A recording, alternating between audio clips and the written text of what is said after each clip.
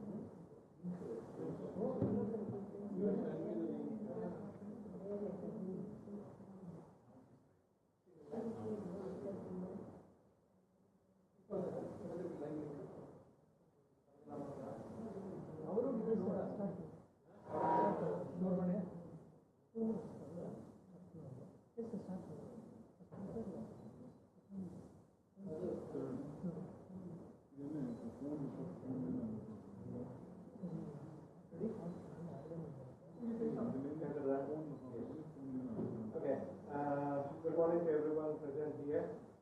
My name is Shridhar and I am the managing trustee of Sri Shankaracharya Trust based in Mumbai. Our trust has completed 2 years and is involved in various spiritual activities, with one of the key areas of interest being study on the life and times of Sri Adi Sankaracharya. We have seen history being manipulated repeatedly and rewritten many times over the centuries to suit the powerful. One of the most controversial areas being the birth year of the Adi Sankaracharya. On the one hand, the 5 Peetams established by Sri Adi Sankaracharya claiming the birth year to be around 509 BC through their Guru Parampara list of more than 2500 years. And on the other hand, the manipulated history books teaching the birth year to be around 788 AD. This huge gap of almost 1400 years shows the extent to which the birth year of Sri Adi Sankaracharya has been manipulated throughout the centuries. We need to re-establish the birth and life of Sri Adi Sankaracharya through various means available. That is, Shankara-Vijayas, then the local village folk stories, archaeological evidences, and reference texts from other literature.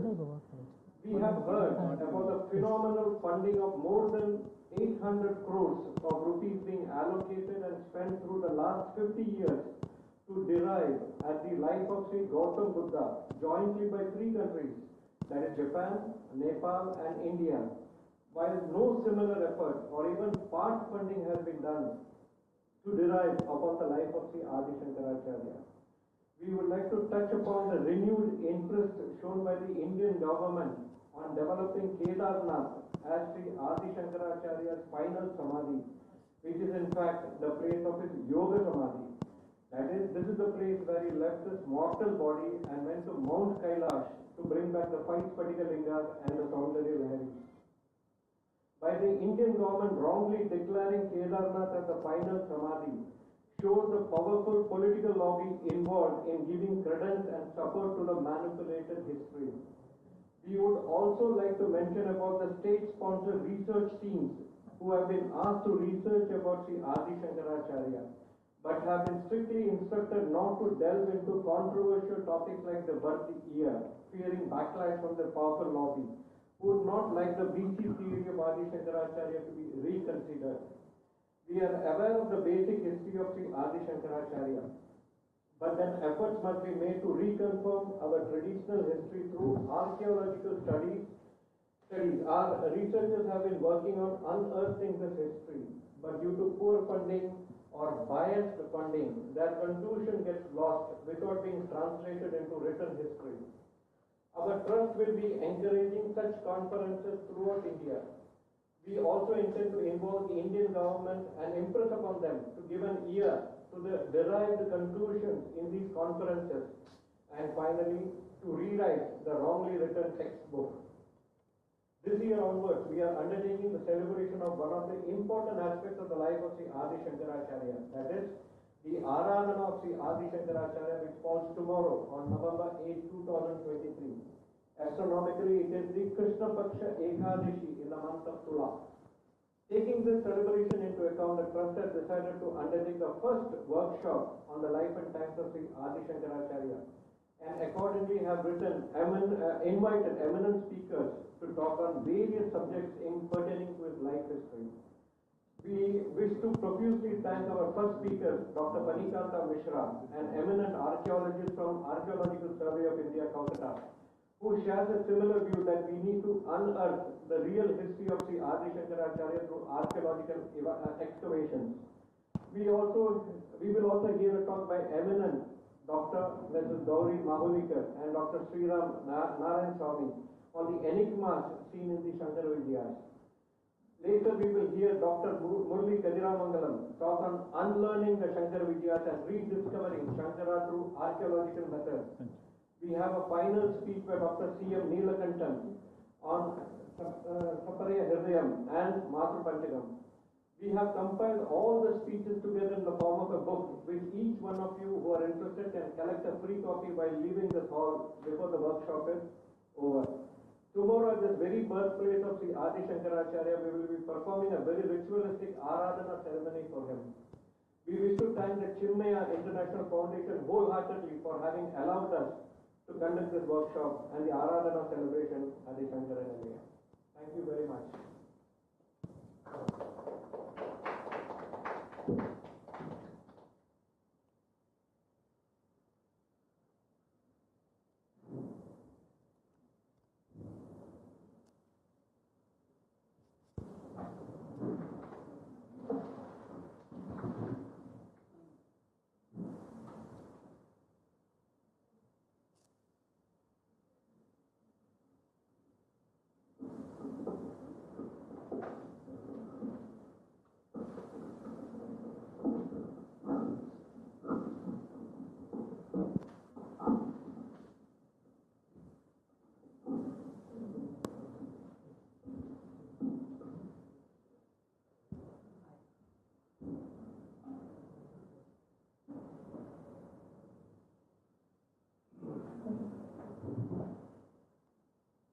Om Shri Gurubhyo Namaha.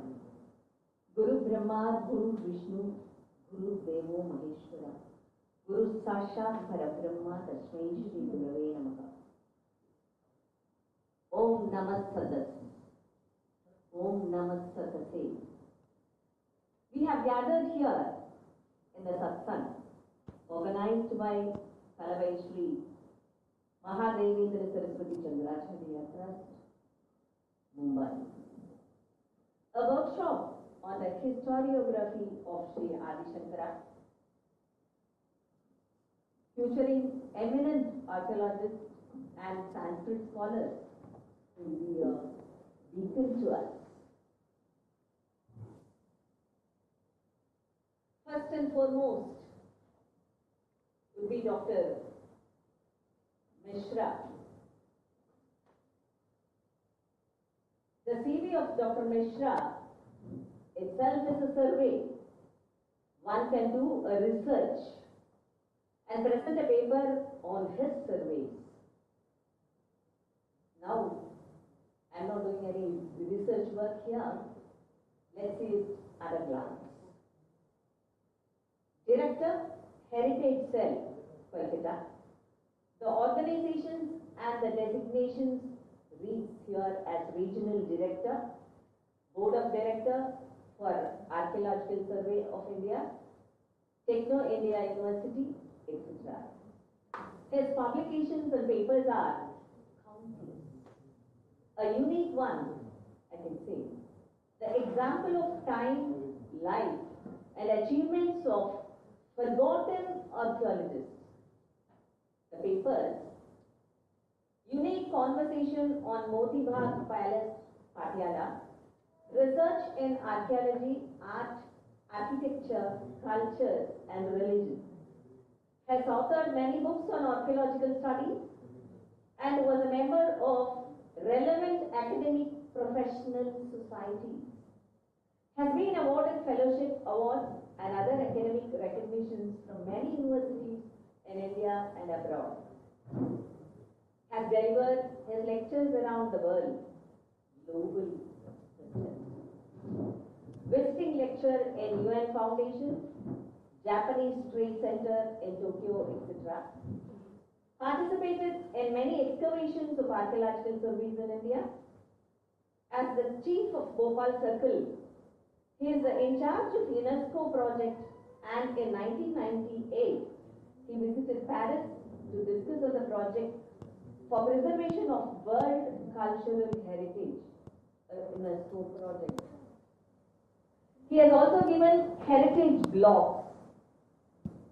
Let's observe his experiential and experienced recitation to have here a wonderful takeaway for us on this auspicious day. Please, sir.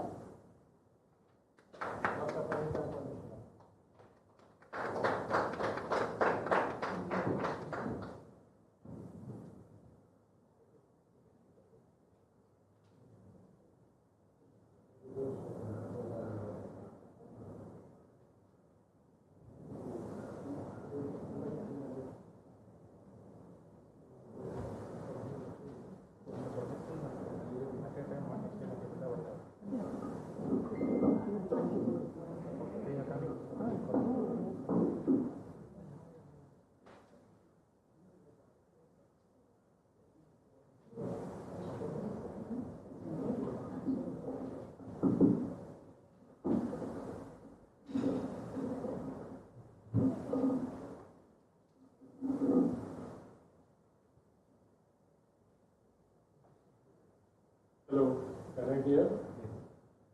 Is it clear? Yes, yes. I will start. Dhyaye nityam mahesham rajat giridibham charu chandravatantam ratna kalpojjalangam parshumrikvara bhitihastam prasannam padmasinam samantata stutmam gane Jagrititim vasanam vishwavadyam vishwavandhyam nikhil bhayaram panchavatram trinitram. Just a stuti of Lord Shiva. I start my deliberation. Before starting my paper, I take this liberty to thank from core of my heart to Kalavai Shri Mahadevendra Saraswati Shankaracharya Trust and its trustee who have been very kind to organize this seminar in a very short notice. This gave me an encouragement to come all the way from Eastern India, Calcutta, to this place. While I was traveling yesterday and I was with Swaminathan, I was discussing so many things. Sometimes God sends you an intellectual to join you in your mission. I was very busy with my work. My wife was also interested to join this, but she had to change her tickets. So many things were there, but Adi Shankaracharya wanted me. Shridhar ji wanted me, so I am before you. Before this, I had talked with Mrs. Mahulikar and other scholars also over telephone. I was wondering, what is the country where we are living? We are not able to fix up a proper date and time of that great saint. This needs to be thought by every Hindu Indian. I don't say Hindu Indian, I say every Indian. Why there is a controversy? What is the reason? That is very important. First we should know. We just listen to the lecture, we just attend the lectures, and then we disappear in our life. we don't go with any conclusion, we don't try to know about it. And so many years have passed, still we are in confusion. 788 AD, I was trying for the last 3, 4, 5 years to study what is this 788 AD, what are the findings, what are the substantiative evidences which the great man has given for 788 AD. Is it Śaṅkara-Vijayas or Belgaum inscription? For your kind information, I want to tell you, you can quote me. The original text of Śaṅkara-Vijayas is not available anywhere. For your kind information, I want to tell you that Belgaum inscription is not available in Belgaum or any of the libraries of Karnataka. I have put my so many colleagues, friends, to get me that inscription's copy. And that inscription was a major source to establish the date of Adi Shankaracharya to 788 AD.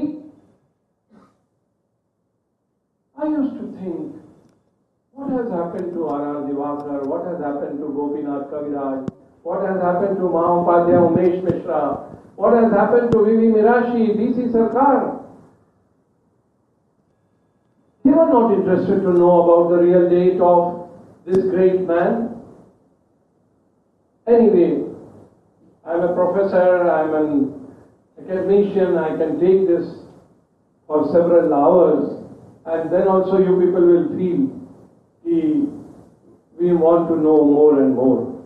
So I will just curtail this introduction.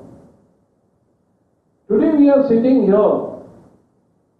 to listen my lecture about the date of Adi Shankaracharya.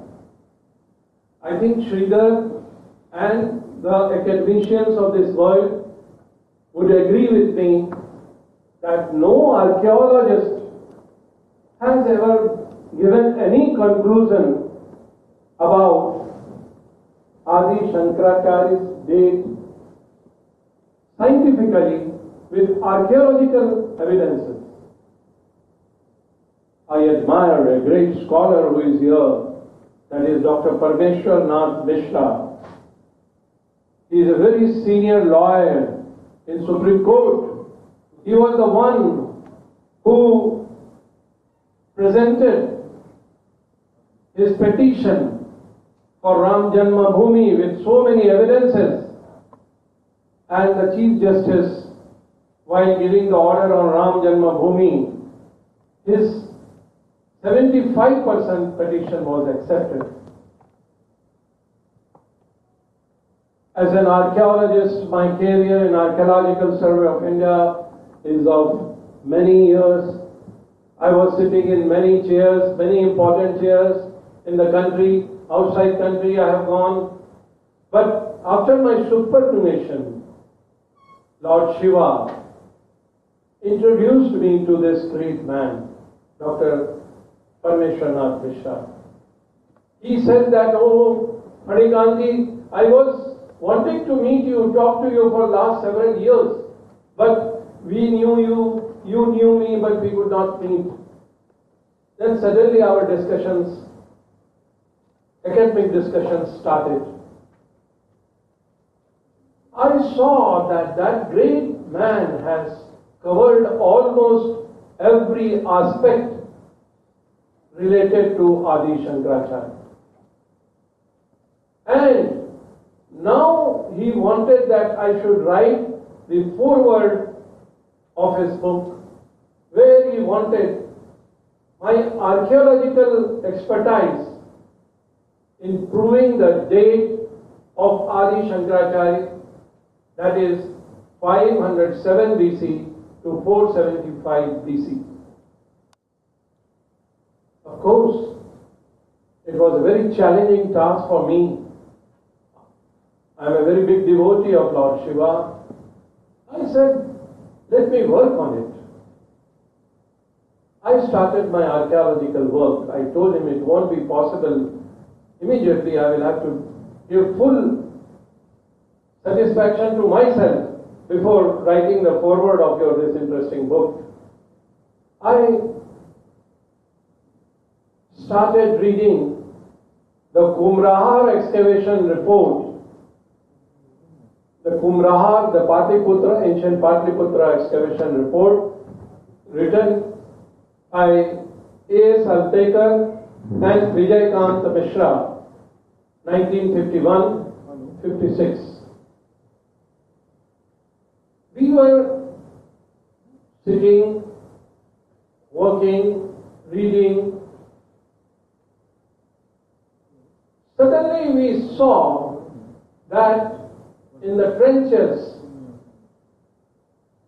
at period 1, you understand, period 1, just above the bedrock. I hope you all know something about archaeological stratigraphy and archaeological periodization. So that is period 1. Period 1 pottery was different. Pottery, I think all of you know very well. The pottery was different.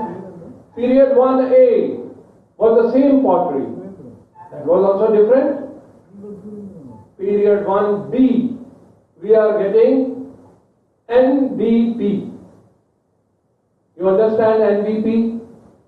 I don't think anybody would, Murali or anyone can understand NBP. NBP is a northern black polished ware. Northern black polished ware is established ware when it is said that Buddha came into Buddhist world. This is established by archaeologists. That NBP pottery is a very shining pottery, and after Ashoka, that pottery came into prominence and it has black slit ware. So in period 1, period 1A, we are getting the pottery that is pink ware. That is pink ware. We are getting a ball with a lid, small balls. That is also pink ware. Period 1, we are getting pink ware. Period 1A, we are getting chocolate ware. And soil of both the places has ash. Try to understand, you people are very few, but you are all intellectuals, highly intellectual people. What does this ash means? During Vedic period, definitely there was some havan or any other activities was already existing at that place. I hope all of you will agree. I am ready to stand at any stage, anywhere, and I want to convince any scholars about this date. I have a research paper which I will be reading, but before that, I just wanted to give you an introduction so that you should know how this archaeologist is claiming this date. I have given on this topic lecture in not less than 14-15 places. University Grants Commission has also organized a lecture in Varanasi where archaeologists and many Sanskrit scholars were there. And I wanted to ask them, come on, you cross-examine me, tell me if I am wrong. There is another site in Haryana, that is Shrugna, Shrugna. Shrugna. The stratigraphy of Shrugna is also same. In period 1 and period 1A, we are getting that pink ware and then ball and ashes, the glaze of ash. Again there is some burn activity or havan or home or some sacrifice must have been done. That I am writing to Government of India that we should go for more researches of the soil of that area. Fortunately, my father is no more. He was Vijayakant Mishra who excavated Kumrahar 1951 to 56. He was one of the very eminent archaeologists of international fame who excavated Hampi, who excavated many sites of the country and outside. So he was the one who has written that report, and Dr. Altekar, who was the senior man, very eminent archaeologist, I think you people know, he writes in his preface that because I am senior to Vijayakant Mishra, but I have not put even comma and full stop in this report. This report is completely brought out by Vijayakant Mishra. He is no more, otherwise I would have asked him so many questions and he would have given me a clarification. I wonder why that time archaeologists were not serious about the date of Adi Shankar. If archaeologists would have been serious, definitely we would have solved this big confusion. But never late than ever. I will request all of you to go for the academic discussion and try to prove the real date of Adi Shankar. Otherwise, we are living in fool's paradise by giving date 788 AD. So I will go through my paper now. Of course, I have to take a lot of, I had very short of time, but Shridharji, I love him. I have seen him here, but I love him so much. Because I was thinking this is a man who is working on Adi Sankaracharya. There is some blessings of Adi Sankaracharya on him. Why is he working so hard? And always he will be telling me, we have to do this, we have to do that, we have to work on it, we have to publish this thing. And continuously on telephone we are in contact. So, my dear Shridharji, I hope your this tireless work and giving respect to scholars, calling him, and that too an archaeologist like me, who is a very small man, and giving me an opportunity to speak at this stage, at this place, which is the birth of Adi Shankar. Is it not a great blessing to me? It is. So I'll be discussing, I just discussed with you the first point, but I have got many points to discuss with you all scientifically. I'm not telling you, I saw this inscription, I saw that inscription, and K.B. Pathak, who was made a scapegoat, I can say, by the British rule. What he says, you know, he says that Adi Shankar was born from a widow by a Asura, and that is Adi Shankar. It is on record. We all Sanatanis are silent. We don't question, we don't ask them how he has written. He says in Belgaum inscription it is mentioned like that.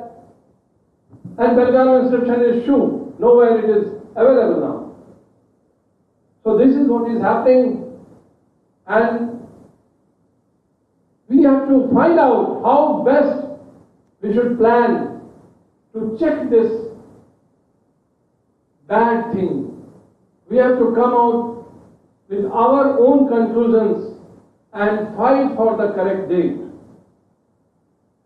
So my topic of today's lecture is Archaeological and Scientific Evidence Shedding Light on Adi Shankaracharya's birth and time. That is 507-475 BC. In an introduction, I spoke to you Adi Shankaracharya, highly revered Indian philosopher and theologian, so far is believed to have lived in the early medieval period by the modern scholars. We cannot deny that modern scholars have accepted without any investigation that he belonged to the medieval period. While his philosophical contributions and spiritual teachings continue to influence Hinduism, there has been a long-standing debate regarding his birthplace, time and life. I hope all of you will agree in this also. This article explores the archaeological and scientific evidence surrounding Adi Sankaracharya's birth and place and time. Historical context, I will discuss with you here. Adi Sankaracharya is traditionally considered to have been born about 2530 years back in 2631 of Yudhishthir era,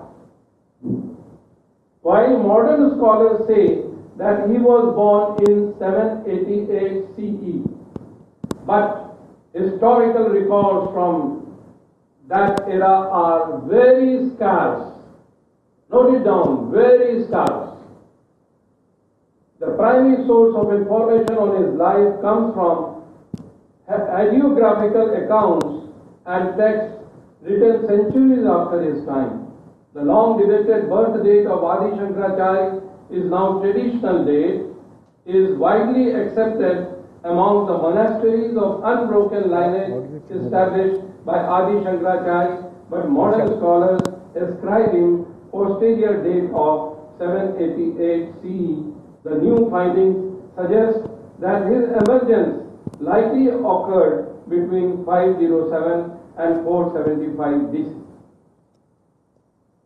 I want to ask the modern scholars, come on, convince, we want the correct date of Adi Shankar. To come out with the proof, evidences, records. We will accept it, we will accept 788. At that time they are silent. When in BHU, the seminar was conducted, so I asked all scholars, come on. No, but yours is convincing. Archaeologically, we have never worked on it. Then why don't you accept? Why you are still mad after 788? So now I directly come to the archaeological evidence which I spoke to you. Kaladi, Kerala. Kaladi in the Indian state of Kerala is universally accepted as the birthplace of Adi Sankaracharya. Archaeological excavations in this region have uncovered ancient temple structures suggesting the existence of a significant religious center. Morning, madam, some student met me and he said, come on, you want to meet madam? I said, yeah, I want to meet madam. So she goes for the Aarti, we will meet her there. So she was busy in Aarti. I put my eyes and ears in the surroundings. I have felt with my experiences that soil is changing. We should do excavation at this place. An archaeological excavation at this place will certainly give us enough evidence of Adi Shankar's birthplace. I am sure if we go up to the bedrock, again the same stratigraphy which we are getting in Kumrahar, we are getting in Shrugna, in period 1 and period 1A, even period 1B, because this place was not covered by the Buddhist rule. So I am sure we will get some evidences. But unless and until we get the evidences, we cannot conclude the thing.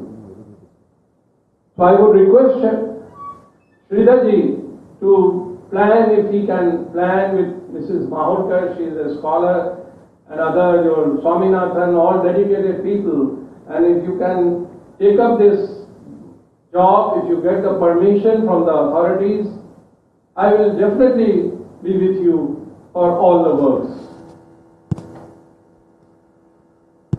While this does not directly confirm his birth, it lends credibility to the traditional belief. Mathas, monastic institutions, mathas established by Adi Shankaracharya exist in various parts of India. Some of these institutions claim to possess ancient records and artifacts related to his life. research into these historical materials may provide insights into his birth and time. The recent researches related to archaeological excavations in Patliputra, Bihar, I already told you, and Shrugna, Haryana, has uncovered many authentic evidences about the period of Adi Shankaracharya. In his commentary on Brahma Sutra, Adi Shankaracharya mentions about Patliputra and Shrugna, Haryana. This is very important to keep in your mind. In the recent researches related to archaeological excavations in Patliputra, Bihar and Shrugna, Haryana has uncovered many authentic evidences about the period of Adi Shankaracharya. In his commentary on Brahma Sutra, Adi Shankaracharya mentions about Patliputra and Shrugna as prosperous cities. I hope you keep it in mind. In my further lecture, I will convince you.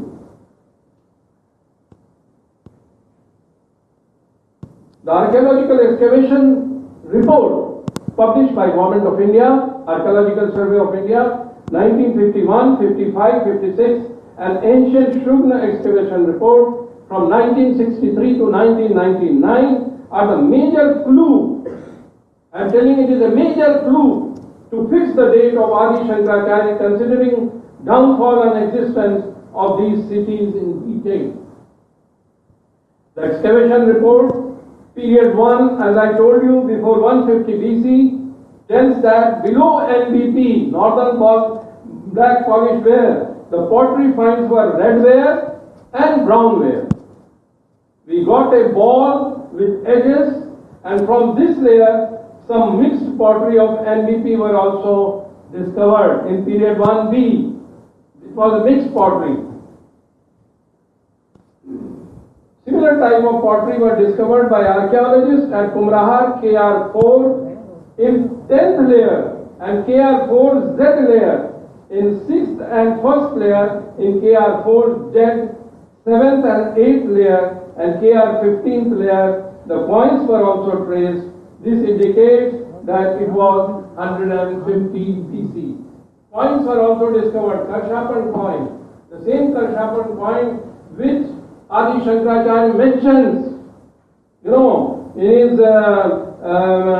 in his Tika, Adi Shankaracharya has referred about these coins. Challenge and controversies. The study of Adi Shankaracharya's birth and time is complicated by the lack of concrete historical records and the overlay of religious and mythological beliefs. Researchers face challenge in separating fact from legend. The research presents convincing arguments regarding the date and time of Adi Shankaracharya flourishes in 507-475 BC.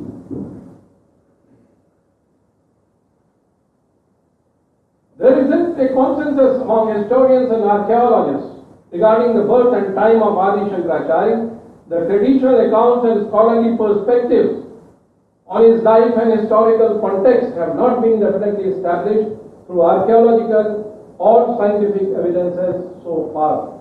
I told you while introducing myself that so far no archaeological evidence have been brought in fixing the date of Adi Shankaracharya.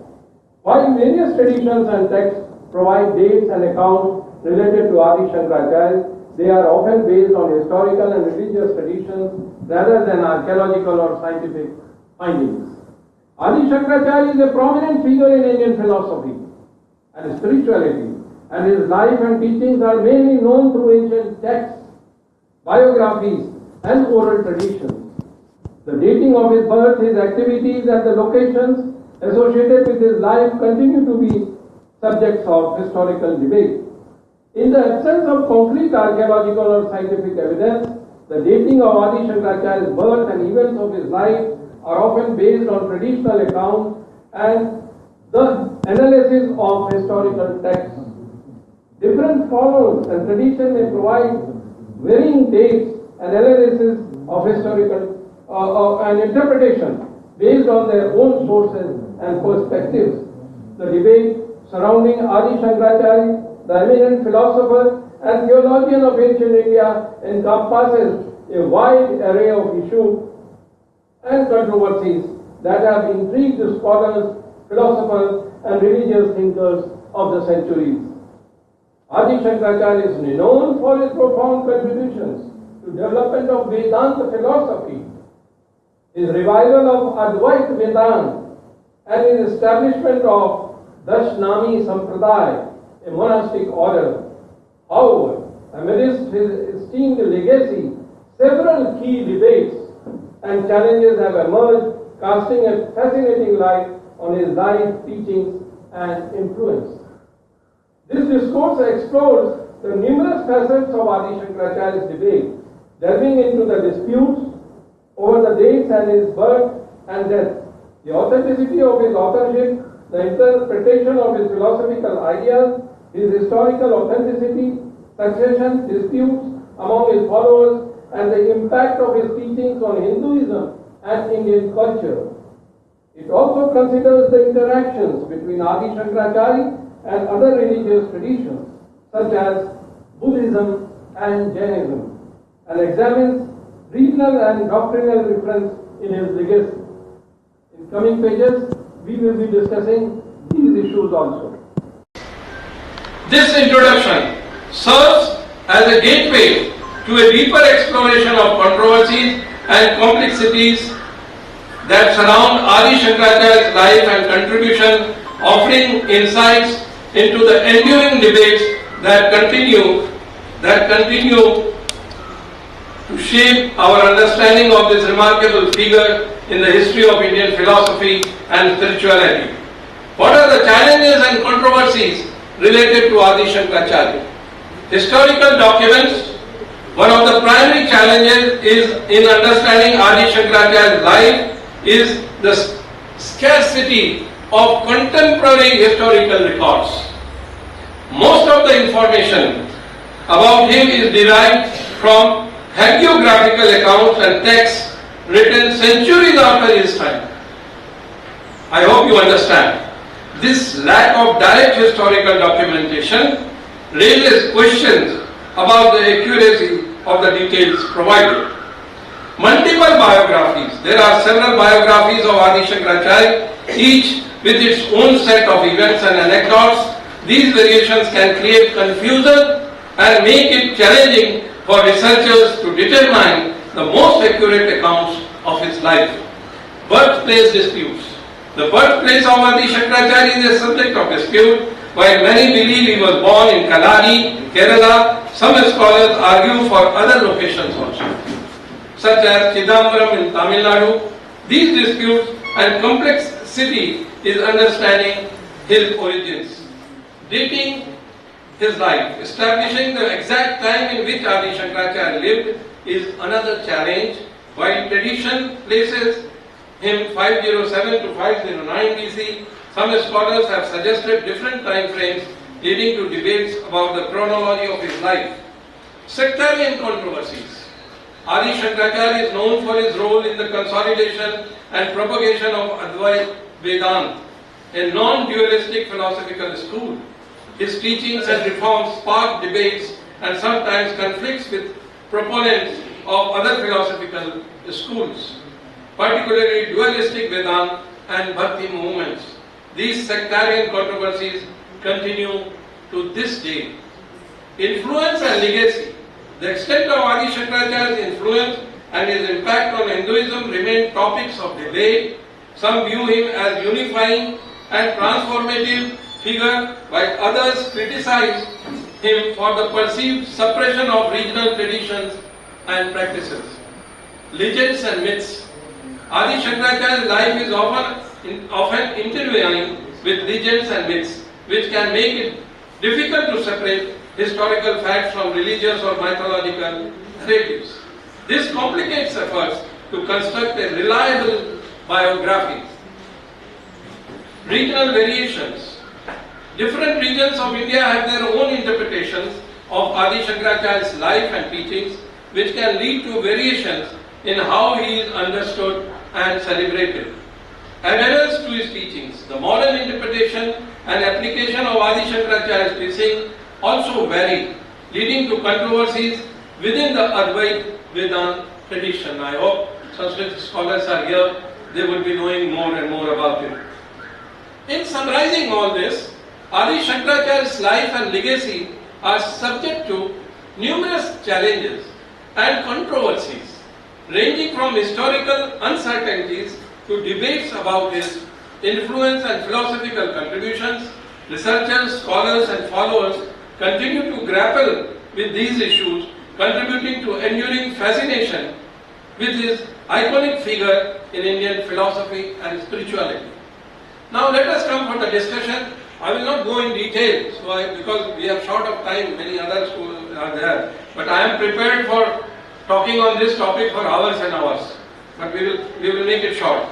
Today we embark on a fascinating journey into the past to explore the flourishing period of a prominent historical figure. While historical records often leave us with fragments of information, new evidence has emerged suggesting that period of this individual could fall 507 to 475 BC. Join me as we delve into the intriguing details and the methodology behind this revised chronology. In this research paper, I challenge the posteriorly accepted date of birth for Adi Shankaracharya, advocating for a revised timeline that places his birth and death 507 and 475 BC respectively. This argument is grounded in an array of compelling evidence derived from rigorous field research, archaeological findings, historical records, and comprehensive analysis of primary and secondary sources. The paper delves into the historical context surrounding Adi Shankaracharya's life, emphasizing the scarcity of contemporary historical records and complexities of dating events from this era. It highlights the traditional accounts, biographies, and religious traditions that have provided the foundation for our understanding of Adi Shankaracharya's life, but also underscores the need for concrete archaeological and scientific evidence to establish a more accurate chronology. Now I will discuss, we will revisit the historical records. Unraveling the true birth date of a historical figure is akin to solving a complex puzzle. Often we rely on ancient texts, inscriptions, and other sources to piece together the past. These sources, though invaluable, can be marred by inaccuracies, loss of damaged records, and evolving calendars. In the case at hand, we have encountered such challenges. Emerging evidence. Recent findings have presented a compelling case for a revised birth date. While the posterior date may have been widely accepted, this new evidence urges us to reconsider. The range of 507 to 475 BC emerges from an amalgamation of several sources, including inscriptions, cross-referencing with contemporary events, and astronomical observations. It is crucial to scrutinize these sources meticulously to validate this assertion. Inscriptions and records. Inscriptions carved into a stone or metal provide us with a tangible connection to the past. These primary sources, when deciphered correctly, can yield critical information about the period in question. Several inscriptions unearthed in recent years have hinted at the revised birth date. Please try to understand that. Revised birth date. The credibility of these inscriptions is currently under examination by experts in the field. Still, I would not say that we have finalized it, but it is under examination. The excavation report from period 1 before 150 BC presents intriguing findings related to pottery and coins that provide valuable insights into the dating of the site. We have discussed enough about it. Below the NBP, Northern Black Polished Ware layer, archaeologists discovered red ware and brown ware pottery. Among these discoveries, a notable find was a ball with distinctive edges. Moreover, some mixed pottery items of LBP style were also uncovered in this layer. This pattern of pottery finds is significant because it corresponds to similar discoveries made at other archaeological sites such as Kumrahar and the layer KR4. The presence of coins, please keep it in mind, the presence of coins is another critical aspect of this archaeological context. The report mentions the discovery of coins in the same layer. Mind it, these coins when analyzed may provide additional confirmation of the dating of the site, as they often bear inscriptions or designs that can be linked to specific time periods. Nowhere it is connecting to 788 AD. In summary, the findings described in the excavation report, including the presence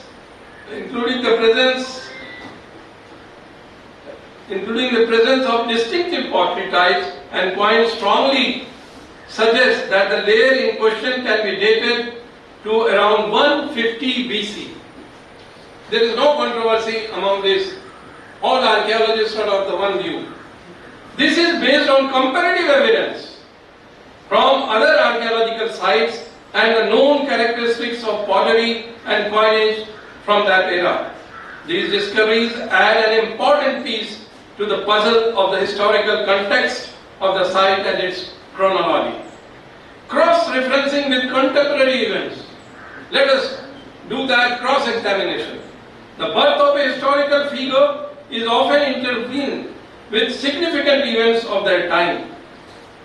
By cross-referencing the purported birth date with documented historical events from the era, researchers aim to validate the revised date. This process involves meticulous comparison and any discrepancies are carefully addressed. Astronomical observations, that is also very important for dating Adi Shankaracharya.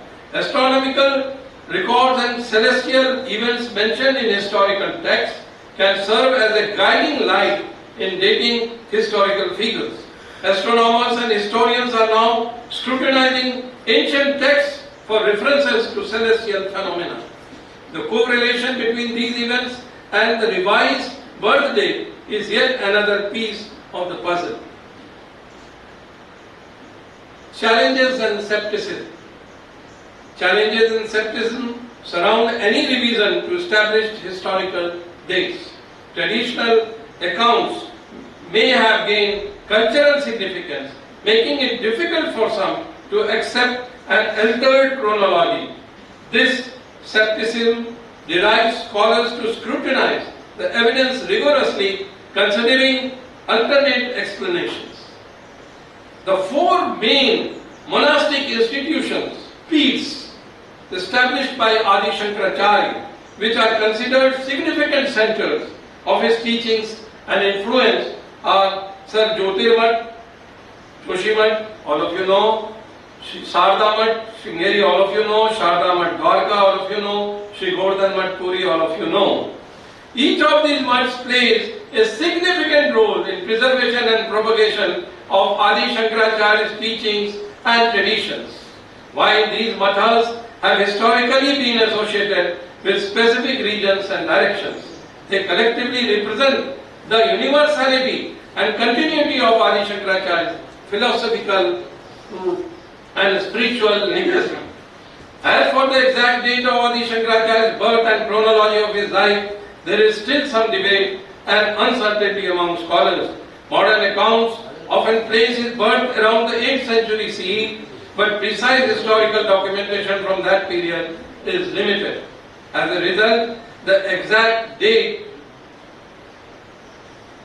of Adi Shankaracharya's birth remains a subject of conjecture and academic discussion. The dating of Adi Shankaracharya's birth can vary depending on different sources and traditions. The Kanchi Mat, one of the very prominent matha, monastic institutions established by Adi Shankaracharya, traditionally holds that he was born in Kali era 2593. I think my friend Shridhar will also know about this, which corresponds to approximately 509 BCE. I hope even our date of birth differs in 2 years or 4 years. That is not a very meaningful.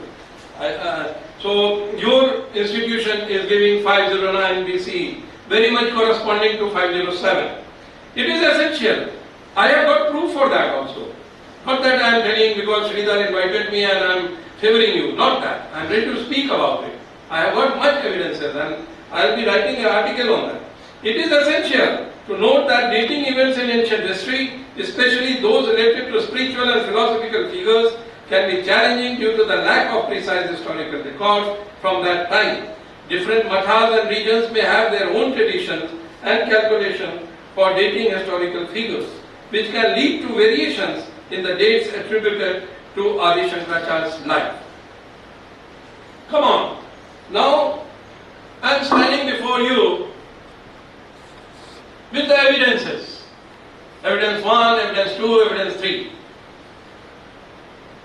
I would request my friend that you give a press advertisement and ask those people to come with evidence who are claiming 788 AD. I think this thing will be solved. I am sure nobody will come. Not a single scholar will come and ask you that it is 788 AD. Only scholars sitting in drawing room or in the library, they say, oh, 788 to fix hai. It is already established. Why these people are changing it? But they don't want to go in detail how it is 788. I am telling you my evidences which I have about this very interesting topic for the Sanatanis and Hindu Dharma. Evidence number 1, the excavation report, which has come in everyone's mind, I think sitting at the last line also. Almost all of you could understand what is the result of excavation report at Kumrahar and Shrugna. I will not discuss that more because it will be very lengthy. I have written quite a pages. Evidence number 2. Evidence number 2 is Mysore inscription. Any one of you who is numismatist would be very well versed with the Mysore inscription. That inscription is dated to 100 Shalivahan Shak, referred by Robert Saville, who was an eminent epigraphist. In Archaeological Survey, it is written and published also in 1884. Not that 788 AD papers are lost. I am telling you it is still available everywhere in Google also. The Mysore inscription dated 100 Shalivahan Shak, referred by Robert Saville in Archaeological Survey of Southern India, published in 1884 CE, provides compelling information regarding Ganga dynasty. All of you know that Ganga dynasty was existing during Adi Shankar's time. This is very common. Vedic texts are also giving you the references. So there is no confusion. And who was the ruler that time? That was Ganga dynasty's king was Sri Vikram, whose date goes to 2nd century AD. It is afterwards. According to this inscription, attributed to Shankaracharya of Sringeri Math, it reveals that Mysore king's Sri Vikram Dev was converted to Shridhar during this time.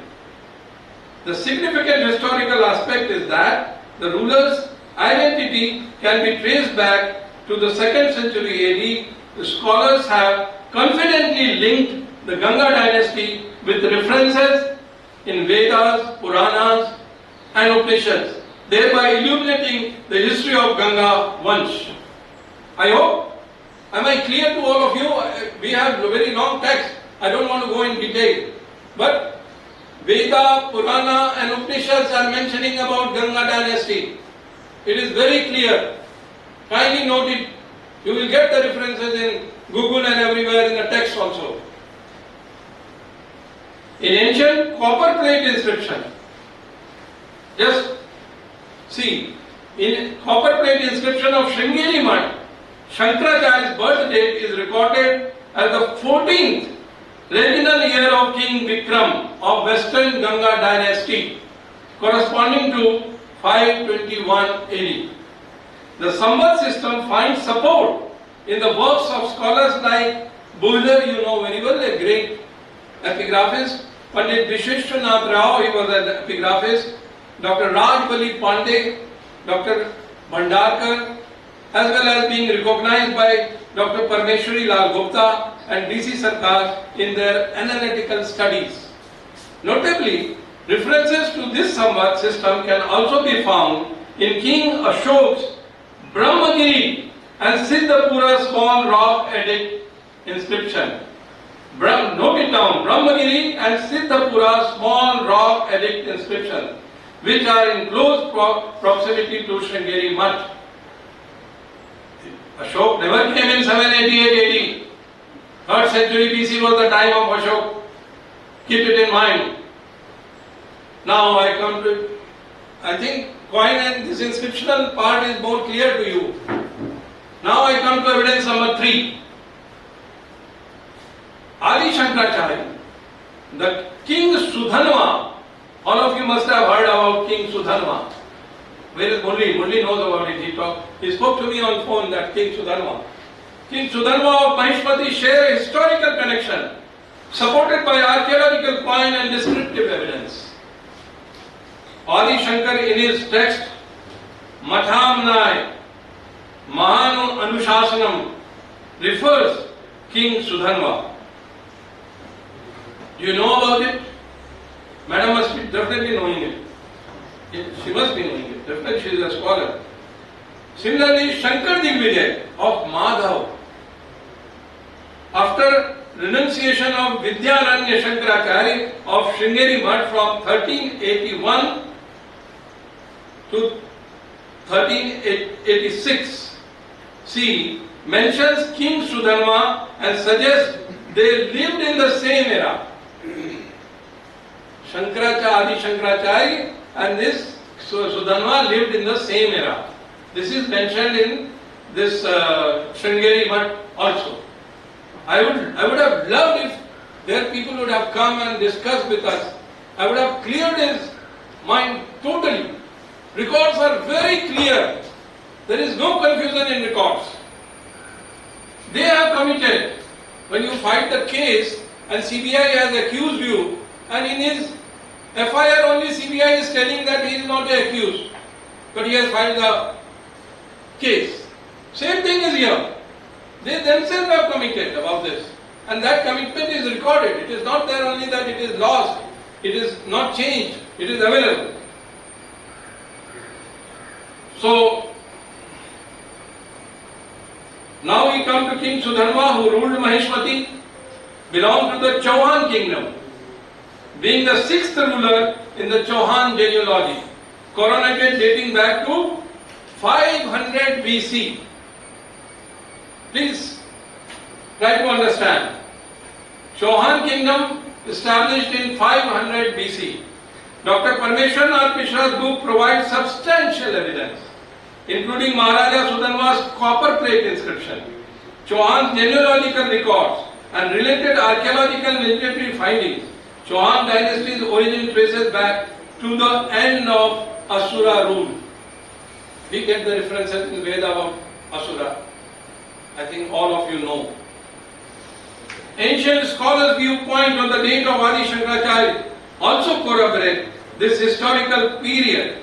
Brihad Shankara-Vijayas of Chitsuka-Acharya, the 2nd Shankaracharya from 447-423 BC of Sharda Pitam Dwarka places Adi Shankaracharya in 2631 Yudhishthira era corresponding to 507 BC. Furthermore, a shlok from the early literary works in Adyar mentions the coronation date of first Acharya of Govardhan Mutt Puri, Sri Padmacharya, as Yudhishthir Shak 2655 Vaishakh Shukla Darshini, aligning with the timeline of Adi Shankaracharya. This date is consistent with other references including Brihad Shankara Vijayas and Chitsukacharya and Vimarsha of 73rd Shankaracharya of Sharda Math, Dwarka, Sri Rajeshwar Shankarashram. The shlok indicates that Adi Shankar was born on a Sunday in the year Kali Samvat 2593, which aligns with his birth date. Sri Madhavacharya, known as Vidyaranya Muni, after taking sannyas, became Shankaracharya of Sringeri Math from 1381 to 1386.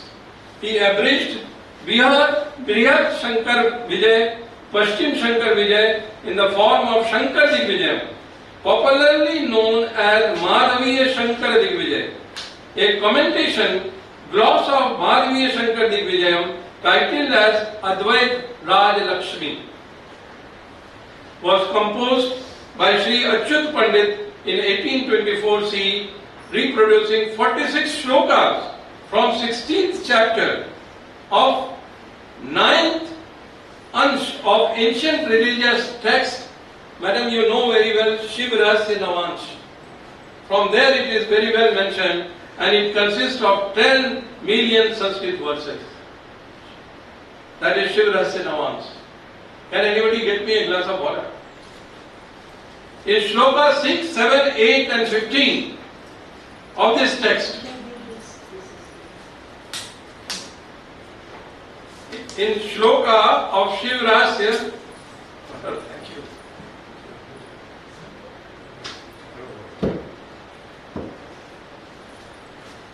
Thank you.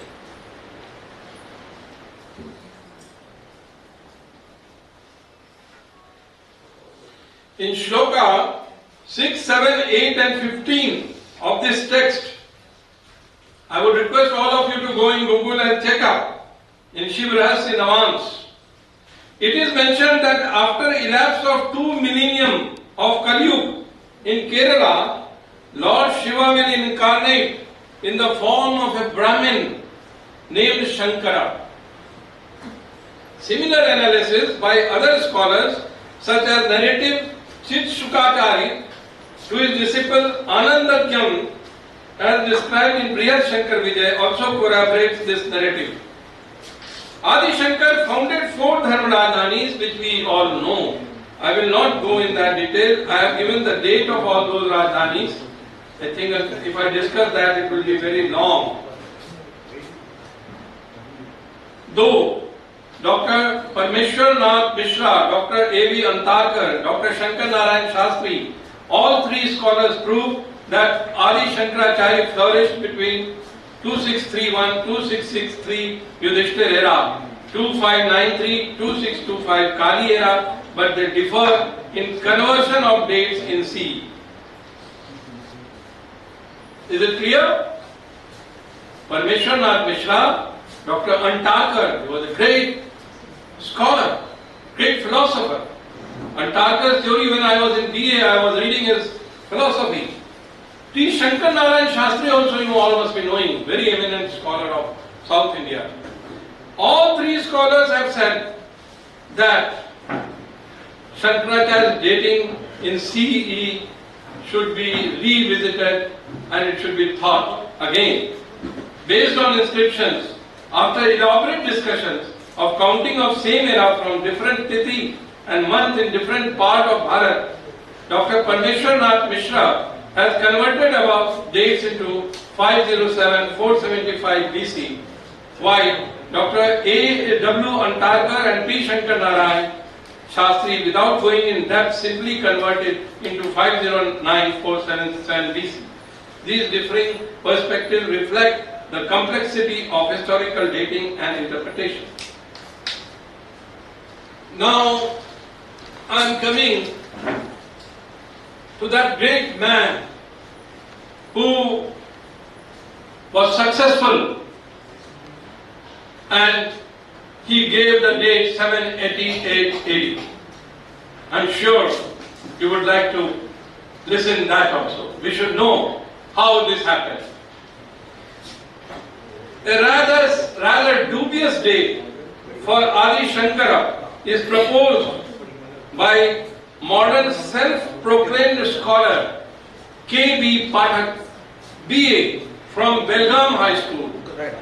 In his article published in 1982 in Indian Antiquary, relying on a so-called book of 3 pages, he suggests that the date of Shankaracharya was 788-820 AD. Despite my efforts to find source book of this article in Belgaum libraries, it was nowhere found. I will at least bless anyone if anyone of you are from Belgaum and any of the libraries if you can find out. You can give a big support to this work. But I did not get it. Despite my effort, Mr. Pathak claims to have based this date on the handwritten manuscript found in the house of Sri Govind Bhatt Yedekkar, who hailed from Belgaum in the present Karnataka state. According to Mr. Pathak, this information was recorded in the Bal Bodh Prasasti. I think you all know it. In a concise form, the relevant shlok pertaining to the proposed date of Shankaracharya is outlined. It is a Sanskrit shlok. In my article it will come. It's long, I don't want to waste long here. Shri K.B. Pathak introduces a highly questionable theory regarding Shankara, referring to him as Kushmandajat. Kushmandajat, I hope you know about it, the Hindi translation or Kerala translation. In his explanation, he cites a shlok from Mani Manjari that suggests Shankaracharya was born from a Daitya, demon, who had committed a heinous act with a widow. Anybody will accept this? But we all are silent. We have a great tolerance. I wonder. Furthermore, Pathak's book asserts that Madhavacharya is the offspring of Madhu Daitya. It is not recorded. The above date suggested by Shri K.B. Pathak has been supported by, and it has been supported by some of the scholars of Indian history. Dr. Hans, he was a Britisher. He supported this view. W. Logan, he was a Britisher. He supported this view. And Dr. R.C. Bhandakar, Sri Sir Jadunath Sarkar, and Mahamandaleshwar Kashikananda Giri, all of them agreed to this. However, it is crucial to emphasize that this viewpoint diverges significantly from established historical accounts and may lack broad acceptance within the academic community, as it is perceived to lack substantial supporting evidence. The key historical sites associated with Adi Shankaracharya's life and era provide a compelling backdrop for understanding his time. Archaeologists, in their relentless pursuit of scientific evidence through archaeological excavations and research, have unearthed significant data. Dr. Parmeshwarnath Mishra's extensive study on Adi Shankaracharya's origin, references of cities and Karshapan currency in the Brahma Sutra Bhashya. The progression and decline of historical, cultural and religious context, placing archaeological evidence reinforced by the accounts of 2 renowned Chinese travelers, Fayan and Huanshan. I would like to seek your attention on this point. This is another very important evidence which archaeologists have brought. Crucially, Huanshan, the Brahma Sutra Bhashya reveals the presence of Patliputra and Shrubna, I told you earlier, solidifying their historical significance in the context of Adi Shankaracharya's life and times. Huanshan visits to Shrubna in 634 AD. Where was it? 788 AD, Pataki. Where was Shrubna? Where was Patliputra? And Wensang mentions in 634 AD he visited. Wensang's visit to Shrugna in 634 AD offers a vivid snapshot of the spiritual landscape during the period.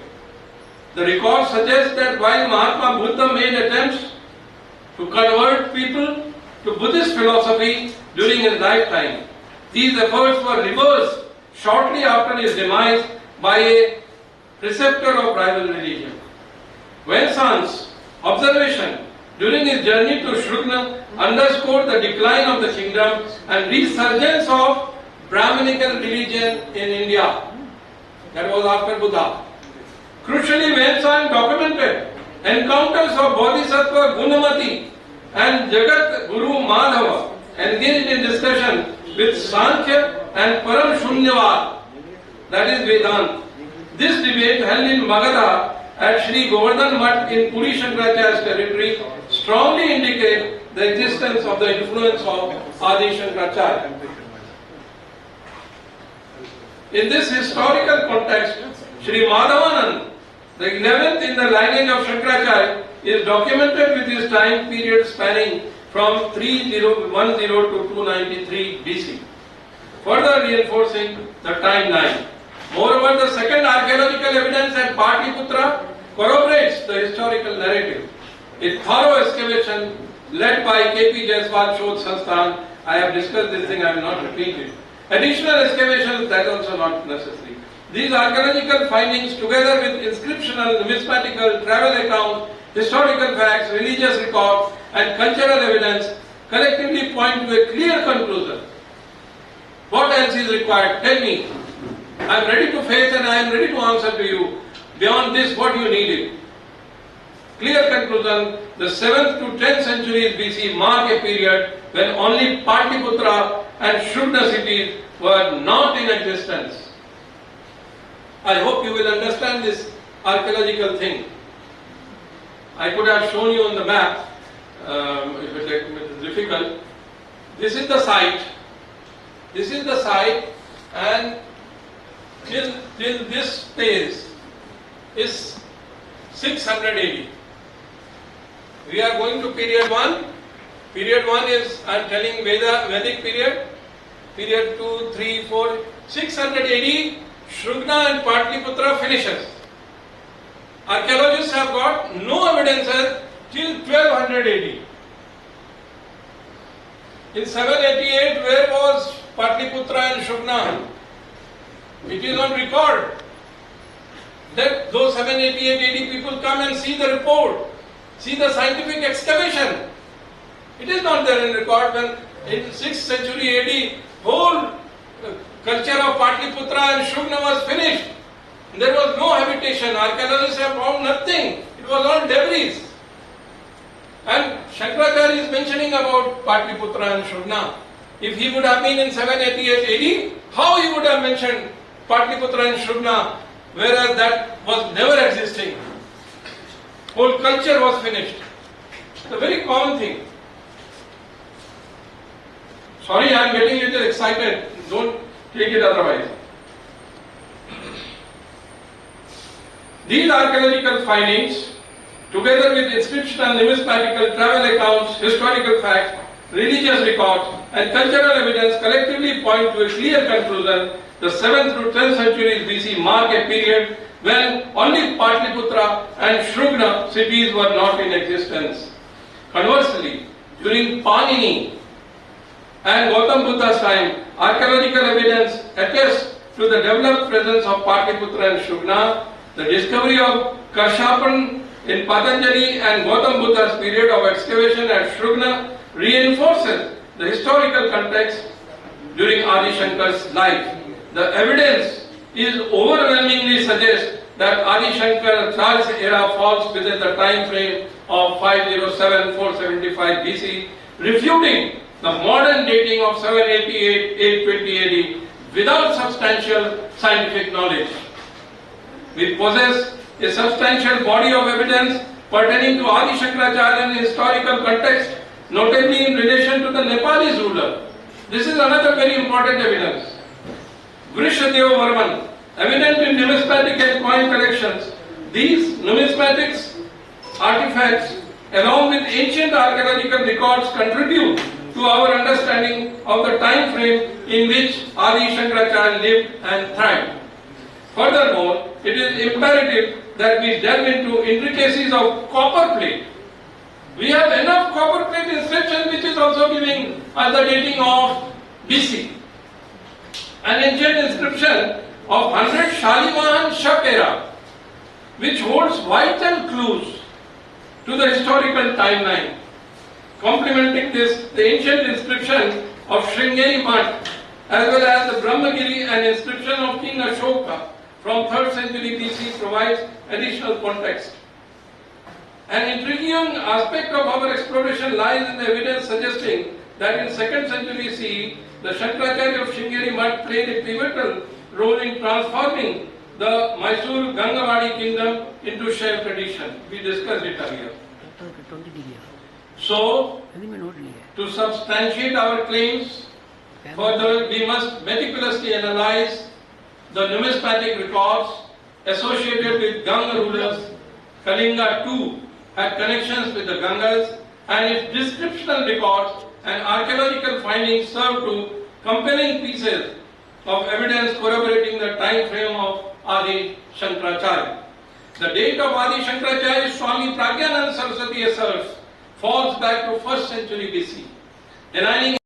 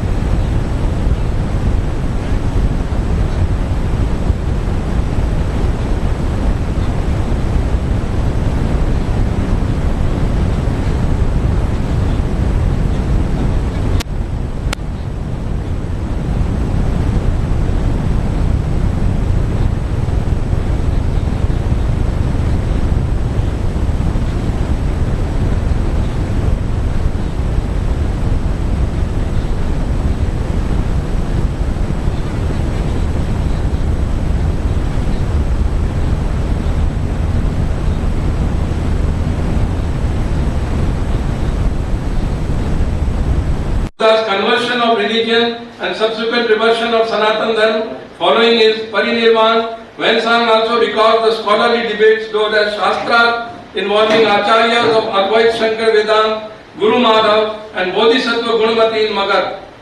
It is important to note that prominent figures within the Indian legal system, such as a special full bench. I think, madam, you understand this also. I would like to suggest another very important thing, that what we are doing.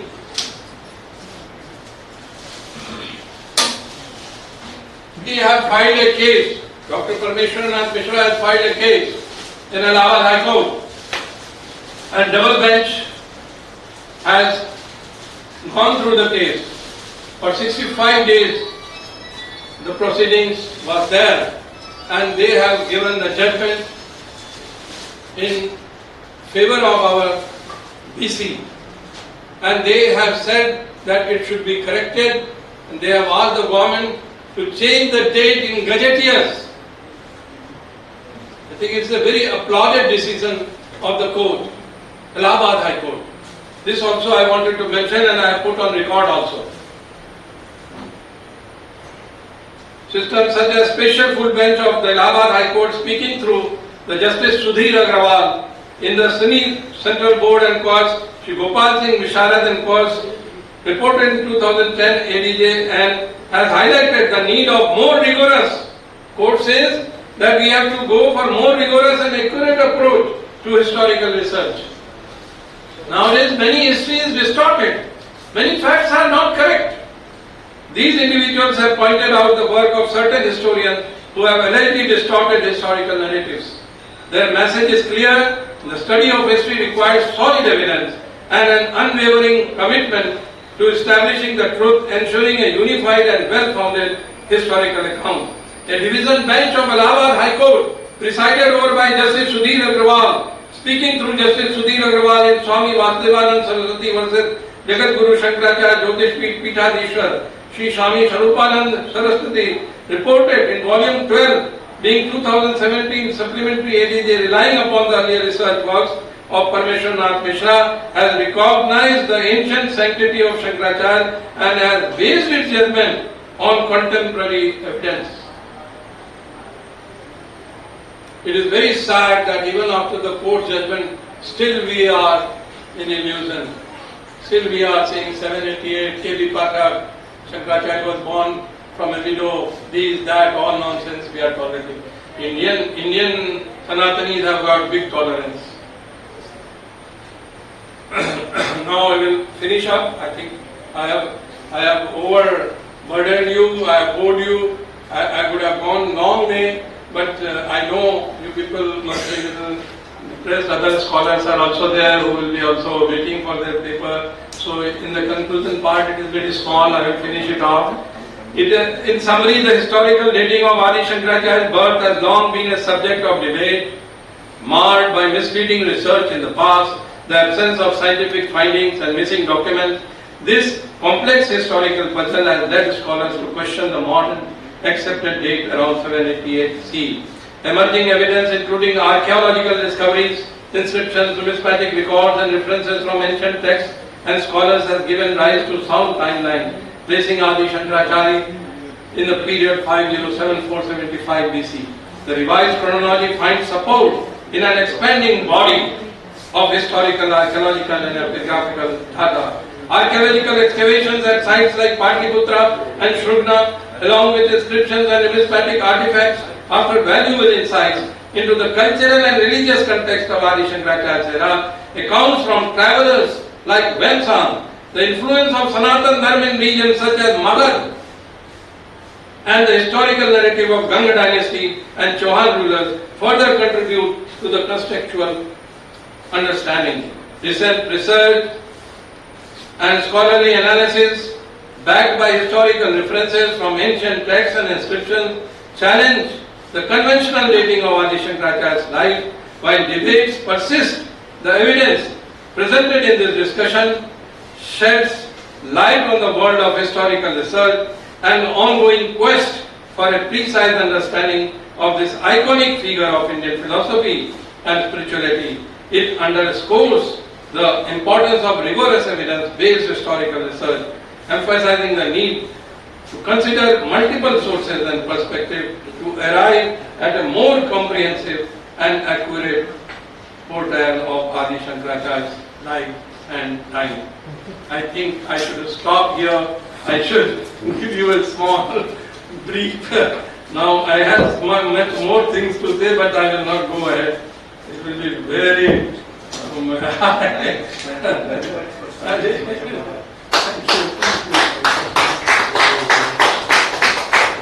behalf of Shridhar and the Mahadevendra Saraswati Shankaracharya Trust,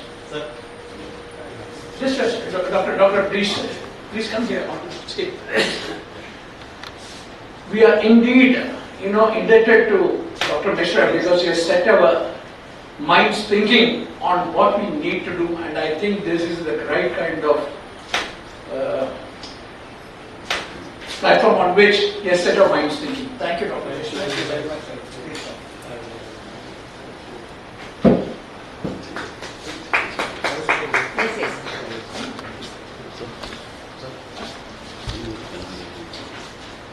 I'm very sorry I have taken a long time. I want to be excused from all of you. Bike.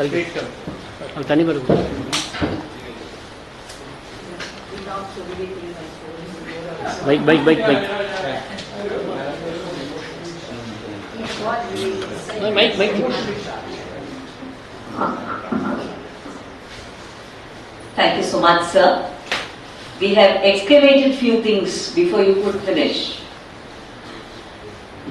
I call upon Dr. Gauri Mahulikar and Dr. Sriram, who is a student of Dr. Gauri Mahulikar. Gauri Amma, a humble lady of simplicity. Here she is. An academic director, Chinmaya International Foundation, Ernakulam, Kerala. Former officiating Vice Chancellor and Dean of Faculty, Chinmaya Vishwavidyapith. Former Head, Sanskrit Department, Mumbai University. Former Head of Gurudev Tagore Chair of Comparative Literature, Mumbai. Published more than 90 research articles in various languages.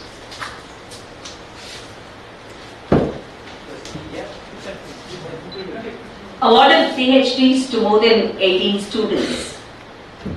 She has been awarded Guru Gaurav Puraskar by Kalasadan, Mumbai. Adi Sankaracharya Puraskar by Shankara Matunga, given by Sri Jayendra Saraswati Shankaracharya of Kanchikamkoti Peetham. Awarded Adi Shankara Fellowship by Acharya Śaṅkara. She has travelled throughout the world to deliver her lectures on different topics.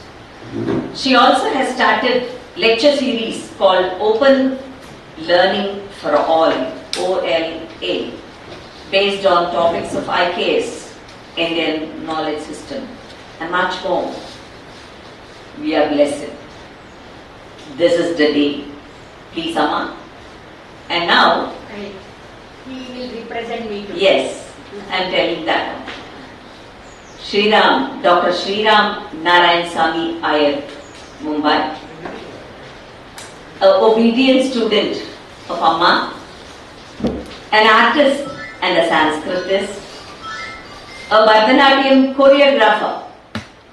Please note, a Bharatanatyam choreographer, a Carnatic vocalist, propagating Bharatiya Sanskriti through their family's pioneer cultural institution, Kalasadan. Student of Dr. Gauri Mahulikar, doctorate in Sanskrit. He involves himself with prestigious institutions like Sanskrit University, Mumbai, the SICES College and SNDT Universities, etc. He is a visiting faculty at the Department of Sanskrit, Mumbai University, and coordinator for Diploma in Bhakti Literature. He has choreographed several rare Sanskrit compositions of Swati Tirunal and Muthuswami Dikshita. He has composed and directed poems such as Uma Harinaya and Sri Śaṅkara-Vijayas and Sri Rajyam. He has published many articles in academic journals and spiritual magazines and delivered lectures. He has participated in international conferences on Hindu religion and culture. Let's enjoy his paper, crisp and crystal clear. Please, Sriram.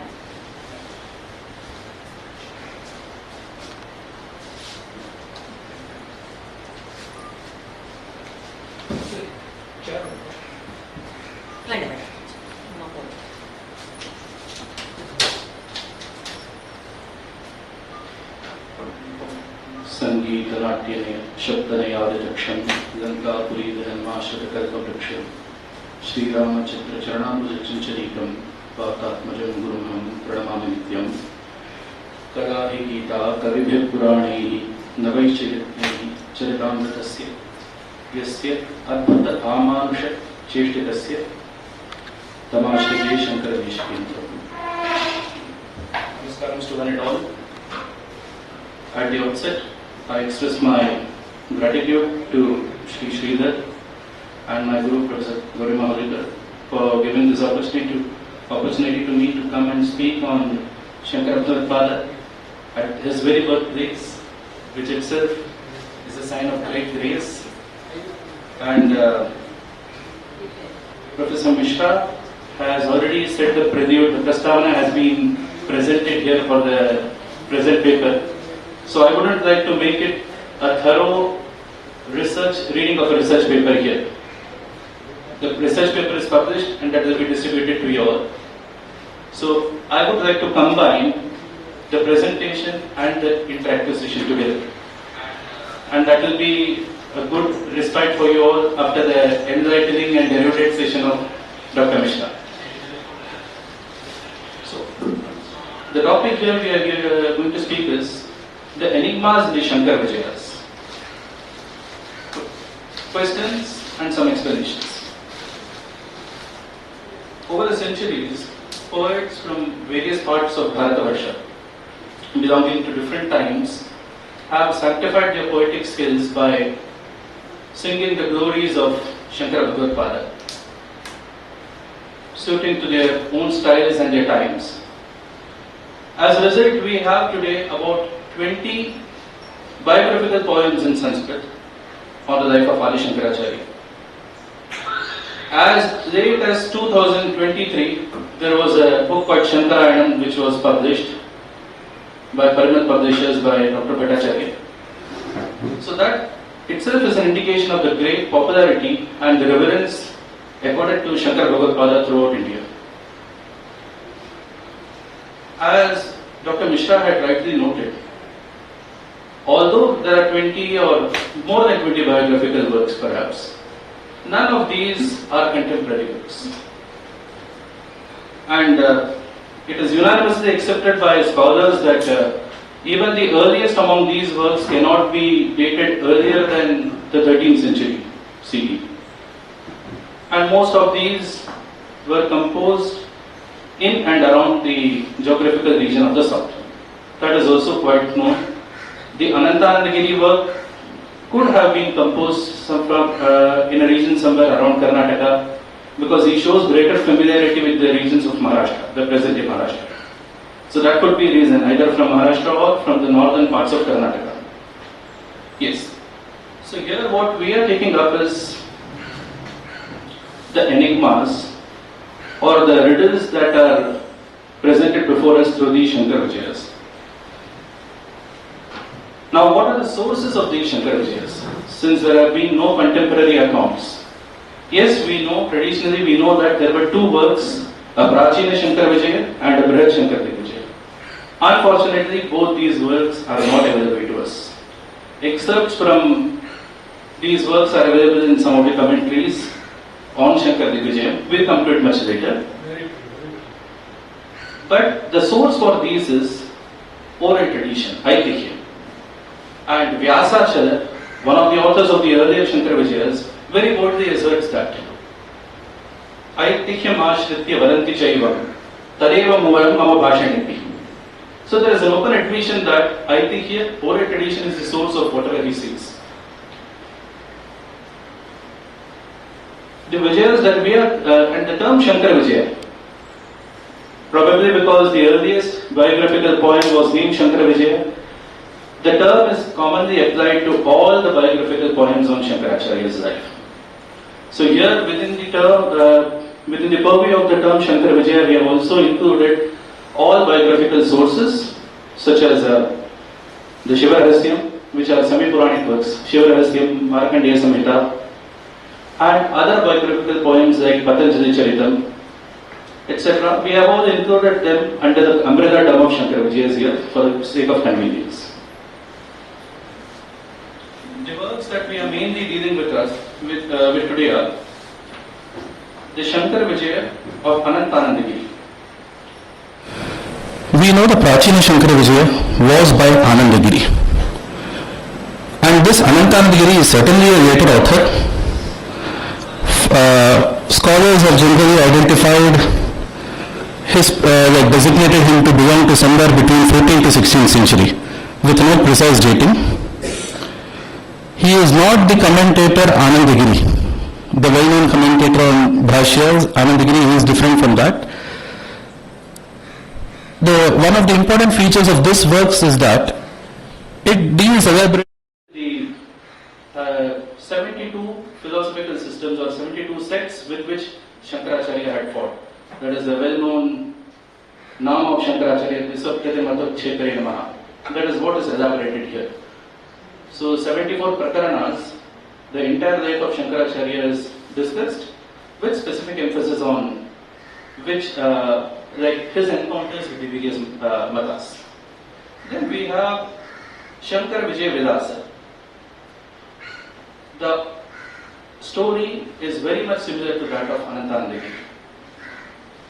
All that we know about this author is he was a follower of the Sringeri Parampara, and he shows a greater familiarity with the geography of Sringeri and the deities installed in the Sringeri temple.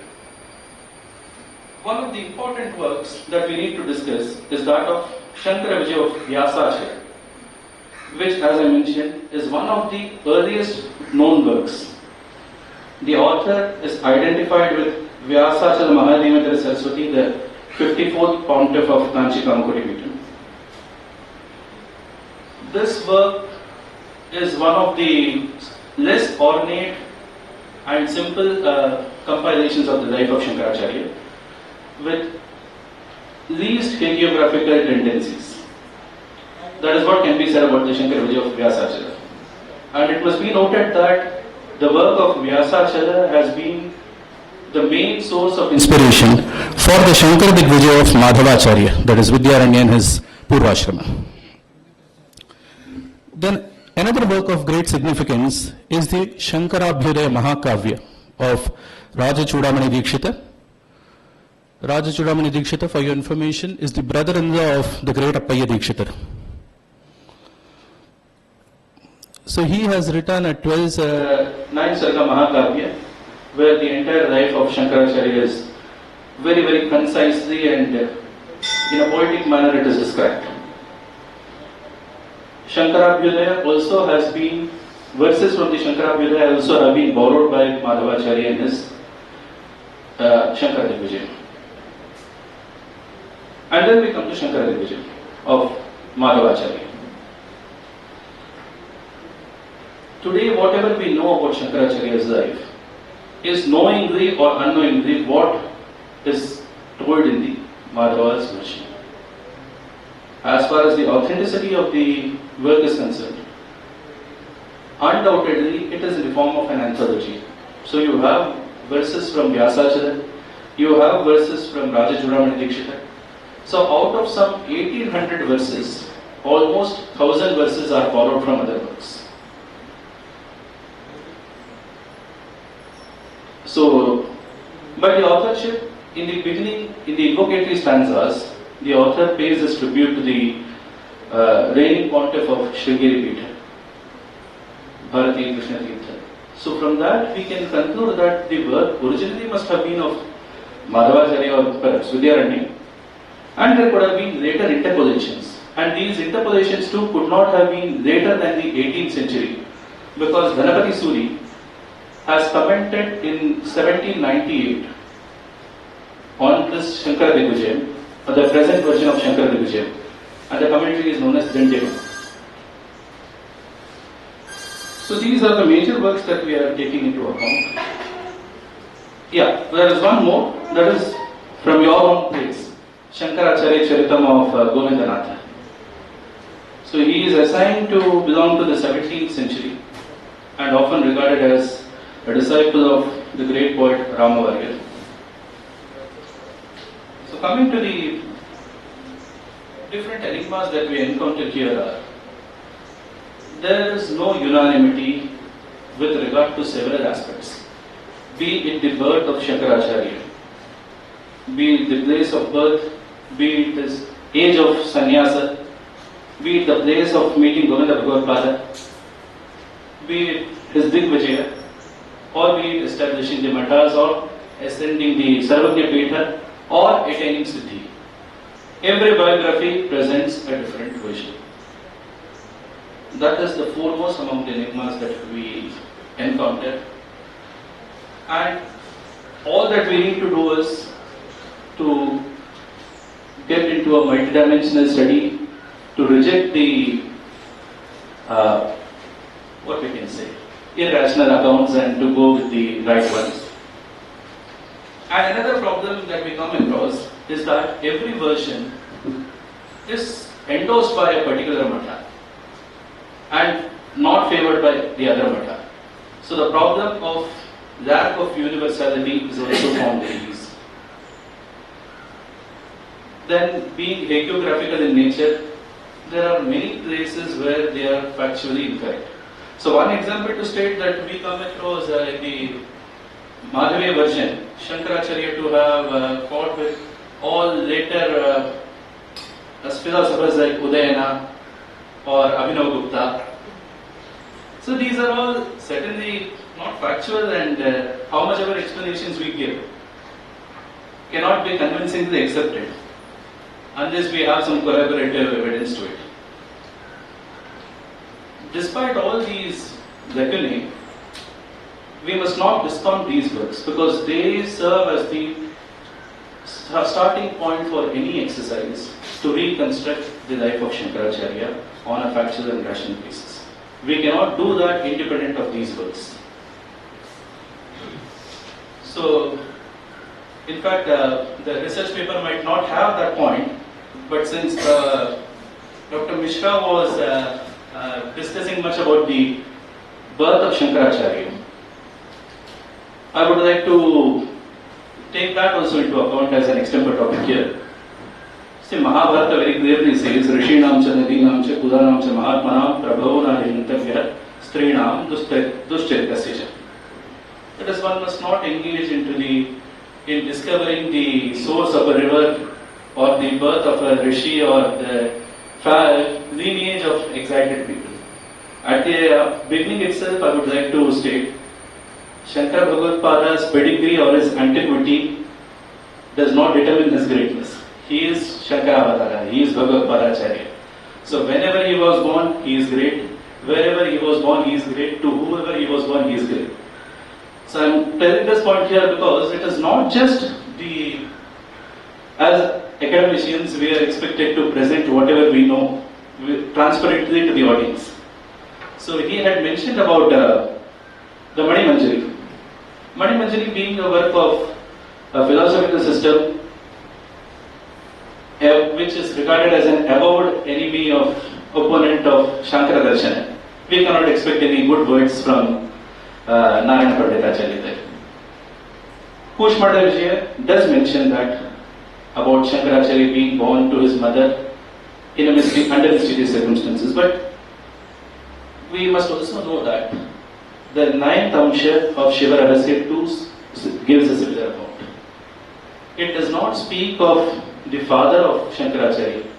It only speaks of Shankara being born in the Shashada Grama to a Dvija Patni. So the Dvija is not mentioned here, it is only the Dvija Patni who is mentioned. So that again needs to be introspected, and Shashada Grama, maybe the place where we stand, could have been called Shashada Grama in earlier times. So now moving to the topics that we have prepared for. The first thing is about Sureshwaracharya. We know that the legacy of Adi Sankaracharya certainly was carried forward by Sureshwaracharya, one of the greatest philosophers, next in rank only to Adi Sankaracharya. So I would just request some interaction.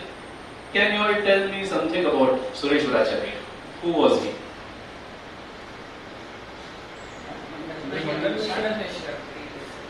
Yeah. So here, the Chit Vilasa, Shankara-Vijayas, Anantanandagiriya Shankara Vijayas. They say that he was Mandana Mishra. Whereas Vyasacharya says he was Vishwarupa. Our Madhavacharya goes to the extent of saying that Vishwarupa, Mandana, Umbekar, all the three are one and the same. So this leads, and adding to the problem, we have a very clear indication, clear reference in the Vyasacharya, where two persons are distinguished. According to Vyasacharya, both Vishwarupa and Mandana were disciples of Kumari the Better. Mandana was a witness to the exercise of self-immolation by Kumari the Better when Adi Sankaracharya met him. He was a witness to that event. And the work says that Mandana received Diksha from Adi Sankaracharya. The work says, Etavadukva Agrarama Shankaram Sabhattanama Maranaya Dikshitara Tat Parshvavarti Viditartha Sangraha Sa Mandanarkhyo Abhijagama Shankaram. So this is about Mandana Mishra approaching Shankaracharya seeking his guidance. And one of the earlier, this is from the 5th Sarga of Shankara-Vijayas of Vyasacharya. One of the previous verses says that Sadavadan Yoga Padam Cha Sampradam Sa Vishwarupa Prathito Mahikale Mahagrihi Vaidika Karmatatpara Pravritti Shastre Niratara Sa Karmatha Nivritti Shastre Na Kritadaraha Swayam Kenapyupayena Vasham Saniyata. So Kumari the Bhatta exhorts Shankaracharya to go and get Vishwarupa to his right. That is to go and make Vishwarupa embrace Advaita Vedanta. He is a person who turns away from Nivritti Shastra and is engaged only in the Pravritti Shastra or the Karma Marga. So the difference is very clear here. And another interesting information is that Anantanandagiri calls Mandana not as a disciple but as a brother-in-law of Kumari the Better. So this, even today the instant response that I got here was Mandana Mishra was Sureshwara. But the great scholar of the earlier century, Mahamahompadhyaya Kupaswami Shastri, with his meticulous study of the Brahma Siddhi of Mandana Mishra and its comparative study with the Naishkarmya Siddhi and the Vartikas of Sureshwaracharya, concluded that the two were distinct. And he has also given dates. According to him, Mandana Mishra belonged to 615 to 695 CE, Vishwarupacharya from 620 CE to 700 CE, and Shankara Bhagavadpadacharya from 632 to 664 CE. These were the dates as per Kupaswami Shastri. But unfortunately, could you repeat those? Yeah, sure. Mandana Mishra 615 to 695. Vishwarupa from 620 to 700. And Shankara Bhagavadpadacharya from 632 to 664.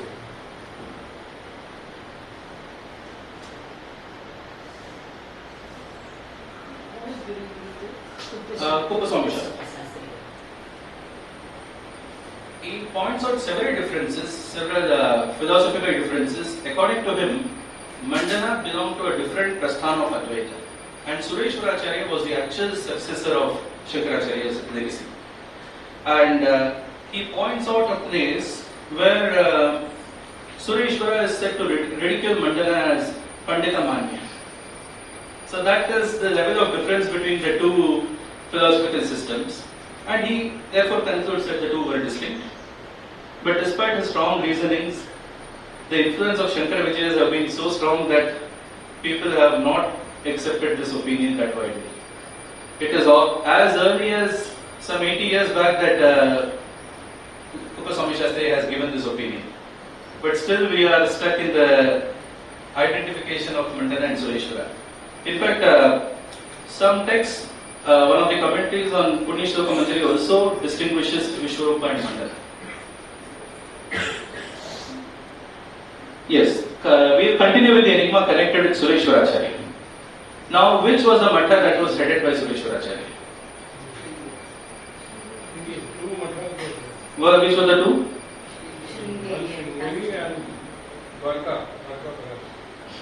Correct. Very true. But there is a very strong contradiction between the Mathamnayas. According to Sringeri Mathamnaya, Sringeri was headed by Sureshwara, Puri by Padmapada, Jyotirpitha by Totaka, okay, and Dwarka by Hastamadika. And this is reversed by Dwarka. A similar thing, at this point, the version which is generally endorsed by the Kanchimata, the Mathamnaya Setu, also gives a similar account where Sureshwara is called the Guru, the first Acharya of Sringeri. So that is an issue where it needs to be resolved. S.V. Radhakrishna Shastri gives an explanation that probably since Hastamalakacharya was an Atmarama person with less interest in involving himself in the affairs of the Matha, Sureshwara could have been the in charge of two Mathas. Maybe so. But the enigma doesn't end there because about Padmapada also we have such differences of opinion. Because one of the biographies, the version of Anantanandagiri mentions that. Now, interestingly, one has to understand that about the Mathasthapana, the biographies are silent. Shankara Vijayas are silent. There are only two biographies where this is spoken about among the earlier ones. Anantanandagiri speaks of two Mathas. The first being at Sringeri, the other being at Kanchi. According to Anantanandagiri, Padmapada was the first Acharya of Sringeri Matha and Sureshwara was that of Kanchi. And Chidvidasa, more or less, he says the same thing what the Mathamnaya of Sringeri says. He agrees with that. So here again there is no unanimity. And this also has, we have to depend on Dr. Mishra and his likes for other evidences because our scope of investigation is confined to literary works.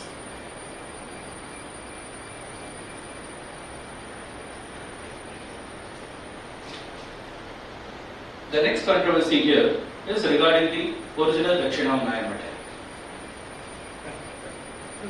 So, we know that there are two Sringeri Mathas.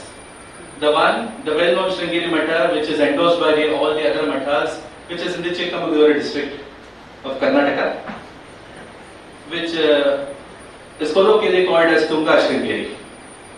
And the other one, which is known as the Kudali Sringeri, situated on the banks of the confluence of Tunga and Bhadra. In the, I think so, the district is Shimoga, yeah, in the Shimoga district. So which is the original Matha? Here again, the Anantanandagiri version mentions that the Matha at Sringeri was established on the banks of Tunga Bhadra, whereas the Matha on the banks of Tunga was established according to this Chidvidasa. Unfortunately or fortunately, we have both the Mathas in possession of enough documents to claim that we are the original Matha. So here also the enigma continues. Both are original. Yeah. See, as Astika, as a person devoted to Shankara, this thing, I do accept that. But then, from a scholastic perspective, if both are genuine, then we have to accept, and that acceptance should be unanimous.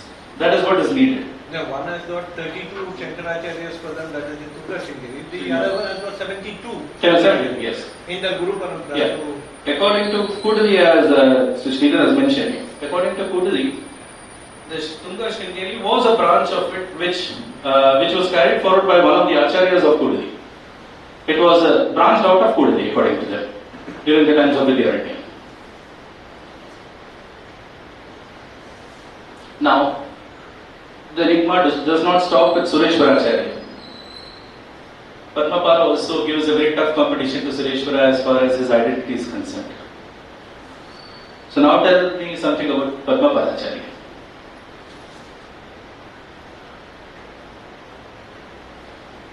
No? Not as popular as Sureshwara? No, Puri is what we understand. Okay. The reason of Puri again is because Padmapadacharya was an Ugra Narasimha Upasaka. Yeah. if you take Puri, that area, you have Atharva Veda as popular and Narasimha is the main deity there. So that is why there could be a possible link to that, that he could be the. Fortunately, there is some unanimity in the Matanayas about Padmapadacharya's connection with Puri. That is there, very true. But this Padmapadacharya came to be known, he was Sanandana. He came to be known as Padmapadacharya because of an incident. Can anyone recollect that? Yeah, when he walked over the river. He crossed the river. Yeah. In response to Shankaracharya's call. Yes. So without even thinking for a moment, he was on the other bank of Ganga. When Shankaracharya called, he just walked over the water and he was supported by lotuses which sprung from the waters. So thereafter he came to be known as Padmapada. Okay, that is one of the most important things, and he was a Narasimha Bhakta which is mentioned in most of the versions, and he was the one who invoked Lord Narasimha to protect Shankaracharya from the Kapalika. This is also a common story that features in most of the biographies. But about his Purvashrama, we have some interesting information. Now, Śaṅkara-Vijayas, there he is mentioned as Vishnu Sharma in his Purvashrama. And his father's name is given as Madhavacharya and his mother's name is given as Lakshmi. And he is said to be a native of Ahopada, the very well known Narasimha Kshetra in Andhra Pradesh. Interestingly, the Guru Parampara Stotra of Puri also says Madhava Sutah Shriman Sanandan iti Shrutah while reckoning the first Acharya. So that is okay.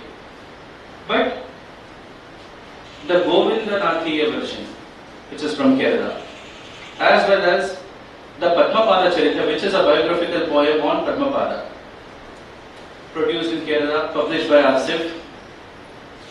It mentions that he was Vishnu Sharma, but not a native of Andhra, of Ahobala, but of Tirukandiyur or Sri Kunda in Kerala. And the description of the city, description of the shrine is almost similar to the temple history being established by Parashurama and all, which tallies with that. Here we can, considering these two versions, the Kerala one seems to be more authentic, considering that Padmapada Charita, the only biography on Padmapada, was not composed elsewhere in India but in Kerala. So that shows a very strong connection that Padmapada had with this land. But very different is the version given in the Śaṅkara-Vijayas of Madhavacharya. There he is called as the son of Vimala, son of a Brahmana called Vimala. And he is said to have introduced himself to the Acharya as a native of Chola Desha, that is Kaveri in Tamil Nadu. Despite all these, the only common feature is his Narasimha Bhakti. So Ahobadaka we can conveniently discount that probably because of his Narasimha Bhakti he was the nativity of Padmapada in Ahobada was rather superimposed because of his Narasimha Bhakti. But Chola Desha needs to be verified. What was his connection with Chola Desha is not known. Again, in the Avatara Krama, that is where in the third Sarga, Śaṅkara gives a list of the Devatas who incarnated as the disciples and allies of Adi Shankaracharya. So the verse says, Kamala Nidaya Kala Nidehe Vimalabhyad Adanishta Bhusura Bhuvi Padma Padam Vadantiyam Savipatyena Vivadinam Yashara. This is about Padmapada. He says he was the son of Vimala, as I mentioned earlier. Whereas a line further mentions Arunaha Samabhur Sanandano Varuno Ajayata Chit Sukha Hoyara. So Padmapada was an avatar of Vishnu, whereas Sanandana was an avatar of Aruna. So are we to assume that Sanandana and Padmapada were different people? Were two distinct disciples of Shankaracharya? That again needs to be addressed. And this conjuncture is strengthened by the fact that Vyasachala does not use the word Padmapada throughout his work. He refers to this particular disciple of Shankaracharya only as Sanandana. Unfortunately, we are in no position to strongly assert that this conjecture is true, because there again the description of so-called Sanandana is the same as the Padmapada of other versions. He is the author of Panchapadika. He is a great Narasimha. He is from Jodhatish. So the enigma continues here too as regards Padmapada. Another enigma connected with Padmapada is mentioned in the Padmapada Charita. There you have a very unusual account about Padmapada. The story of the Nambudri Brahmanas being invited to perform puja at Badrinath is well known. That finds a mention in this particular book. It says that it was Padmapada who invited a Brahmana, Kerala Brahmin called Nilakanta, who was one of his followers, to perform the puja at Badrikashram. Which text is it? Padmapada Charita. It says, Nilakanta Tvayavete Palaniyat Vijottama Atra Sambandhinastepi Jatya Vai Dramidaschate Kanva Shramadisthaneshu Tesham Puja Prashasiti Pitha Patyam Chadatavyam Panchavadyatimevach. That is, Padmapada is saying that the rights to worship at places such as Kanvashrama etc. should be given to the southern Brahmanas and they should become the pontiffs. I don't know Pitha Patyam is mentioned here. But now again we go back to the Mathamaya. If any of the disciples of Shankara had the authority to decide on who would be the pontiff in the northern zone, it should have been Todakacharya, who is unanimously considered as the Pithadipati of Jyotishmati Pitha. So mention of Padmapada here is something weird.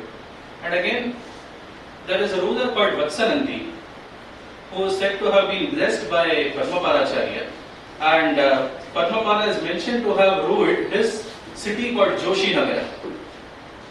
It is not a modern name, it seems to be an ancient capital of the king called Vatsanandi. So Padmapada was the actual ruler of Joshinagara. He was like the kingdom was surrendered.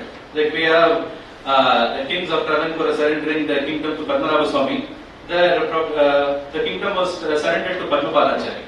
That is another different story that we come across in the Padmapada chapter. The place where Adi Shankaracharya met his guru. Anantanandagiri, yes. Place तो आप लोग को मालूम है, must be knowing?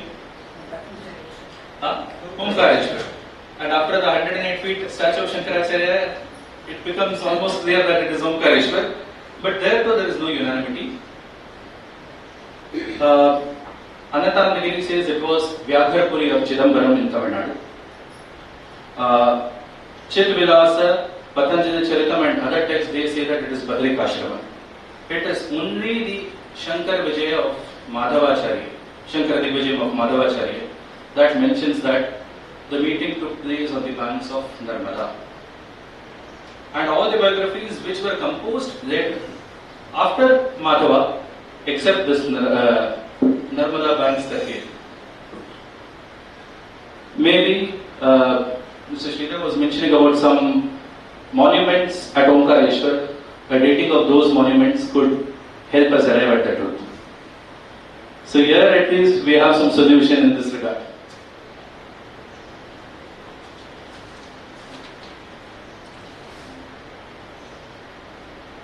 Since I don't want to take a lot of your time, I am not reading the entire thing, only the point wise we are discussing.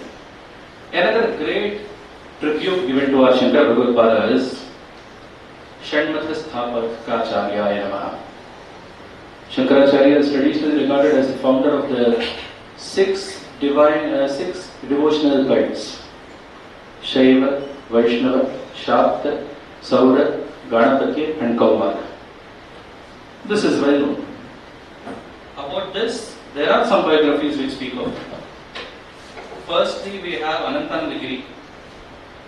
He devotes 6 prakaranas, 6 chapters for the establishment of 6 matas. And Chidvidasa also speaks of the six matas here. According to him, Shaivam, Shaktam, Vaishnavam cha, Sauram, Ganapatam tatha, Kapalam, Shadmatan yatra, Prakhyapaya Yeshonide. That is, the disciples of Shankaracharya approach him with a plea that since the ordinary people, the philosophy of Advaita being beyond the ken of ordinary men, you must propagate these matas. So, it is interesting to note that the sixth mata here is not Kaumara or Skanda, but it is Kapalika. Whereas in the Purana Sara, one of the seminal works of Vidyaranya Swami, he mentions Shaivam cha Vaishnavam Shaktam Sauram Vainayakam Tatha Skandam cha Bhakti Margasya Darshanani Shadevahi. So there it is unambiguously stated that the sixth mata is Kaumara. But here we have in the Anantanandagiri and Chidvidasa that the sixth mata is Kapalika. A later Shankara Vijaya, that is Shankara Vijaya Sangraha or Pushmata Shankara Vijaya, which Sir had quoted, there the same verse of Vidyaranya is quoted. The same verse, verbatim he has used the same shloka over there. So now when did the exchange of the sixth mata take place, we never know. And if we are to go by the works of Shankaracharya, it is very difficult to conclude because Adi Sankaracharya seems to have propagated the worship of both Subramanya as well as Bhairava. He has a Subramanya Bhajantam, he also has a Kala Bhairavashtami. So very difficult to conclude on this. All that we can say is at some point of time Kapalika must have given way to Kaumara. When and why needs to be established. Now Dashanami Sampradaya was also mentioned by Dr. Mishra here. Another epithet of Shankaracharya is Paripraja Shramottharitarayamana, the one who revived the institution of monasticism. Is a title given to Shankaracharya. Is one of his 108 names. That name is connected with his revival and establishment of the 10 names. What are the 10 names of sannyasis? Can anyone? Yes?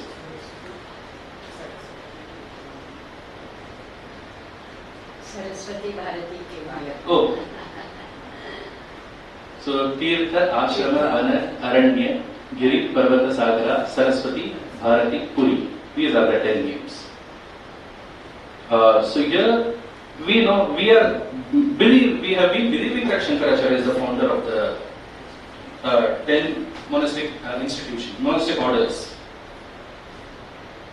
On this, there are again only two Vijayas which speak of.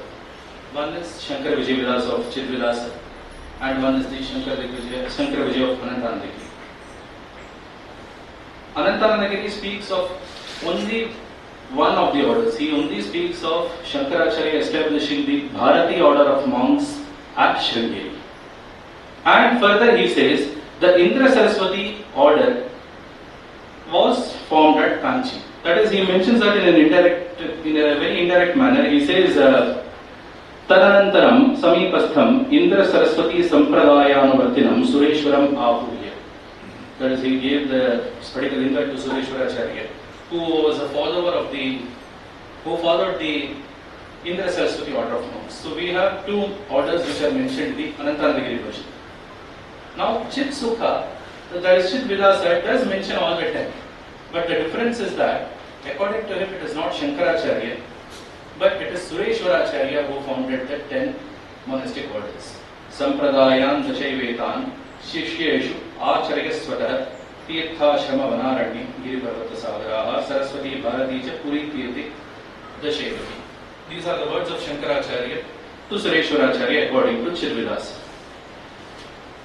As far as what we observe is none of the disciples of Shankaracharya actually used any of the Dashanamas. Shankara Digvijaya mentions that Giri was another name of Edakkattuvayal. But this too is not found in the earlier biographies. So whether Giri was actually a Dashanama name given to Tottakacharya is not reliable. We cannot completely conclude that it was a monastic name. And from the different works on Vedanta, we find that the trend of using the monastic names seems to come into vogue only around the 12th century, when we have different names after Anandagiri. Anandagiri belongs to 9th or the 10th century. After that, he is one of the earliest names to have the monastic title of Giri.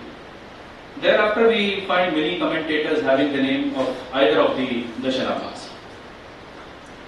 Anandagiri or Anantanandagiri? Anandagiri. Anantanandagiri is the author of this Vijaya. Yes, Shanmata. One more thing I wanted to mention after seeing Professor Mishra, that came to my mind now. He also mentioned about excerpts from the Prachina Vijayas in the commentaries. Although Anantanandagiri mentions of Kapalika as the 6th Mata, right? As we discussed now. But in the Śaṅkara-Vijaya, Dhanapati Suri quotes verses from the original Anandagiri's version. So there are only 5 matas. There is no Shashta Mata at all. So Panchayatana. That is again a point which is worth noting, that Shanmata concept itself could have been a later evolution. Yes, all of us, we agree that as a language, Malayalam must not have been evolved during the times of Shankaracharya. If the BC theory is accepted, then certainly had not evolved. If the AD theory is accepted, then could have been in the earliest phases. So what could have been the mother tongue of Adi Shankaracharya? Was it Tamil or any peculiar language of Nambudri Brahmanas, which is not known to us? Shankara Vijayas shed some hints here. Very, very subtle manner they throw some hints here. Vyasarja says that Bhasham avetha pratama hayana eva bada varnan papatha ida hayana kedviti. That is, in the very first year of his life, Adi Shankaracharya could converse in his bhasha, that is the mother tongue, or the spoken language. So now what is this bhasha? Not known. The same verse is actually, a similar verse is quoted by Shankaracharya Vijayam also. But a clue was given by Raja Chudamani Dikshithar. Again, we cannot say that Tamil has been is the mother tongue, but could have been the mother tongue, because the proficiency of Shankaracharya in Tamil is indicated by Raja Chudamani Dikshithar. He says that in his Śaṅkara-Vijayas he says, Athatatra Sangha-Pradakabhikarino Dravida Prabandha Paradevatatmana Kushadi Kumara Krita Sutra Vartamana Kavayan Gyajeshta Katichit Kavishvara. That is, during his visit to Madurai, Adi Shankaracharya is said to have defeated the Tamil poets of the prestigious Sankapalaga. Sankapalaga is an assembly of great poets. So Madurai has been connected with Tamil literature since times immemorial. So Sankapalaga was an assembly of poets who were recognized by the rulers and unanimously accepted, like something similar to Asarvagya. Those poets were the authority in Tamil. So here it is said that Shankaracharya had composed poetry following the rules of Kalashi Kumara, that is Agastya, in conformity with the rules of Tamil grammar, which were laid down by Agastya. He had composed some poems, and he had defeated these poets. So this verse establishes that Shankaracharya must have been very, very proficient in Tamil. So whether that was his mother tongue or no is yet to be corroborated. Yeah, one more thing that adds to it is the reference to Dravidacharya. The word Dravidacharya twice in the Chitvidasi version. So with regard to the Chaula ceremony of Shankaracharya, and again with regard to the obsequies of Shivaguru, the Dravidacharya is mentioned, probably to indicate that some specific customs peculiar to the Dravida Brahmanas must have been followed. So Dravidacharya, Sankapalagari, Bhasha, all these things add to our confusions. But yeah, there is a strong possibility that Tamil could have been, because historically speaking, even the official language of this region of Kerala was Tamil till almost the 8th or 9th century. From the inscriptions, that is what we know. Temple reforms is another area where Shankaracharya had played a very, very significant role. He had revived, he had reconstructed, and he has established many temples, is known to us. Markandeya Samhita gives a very interesting account. The very well-known shrine of Venkateshwara at Tirupati.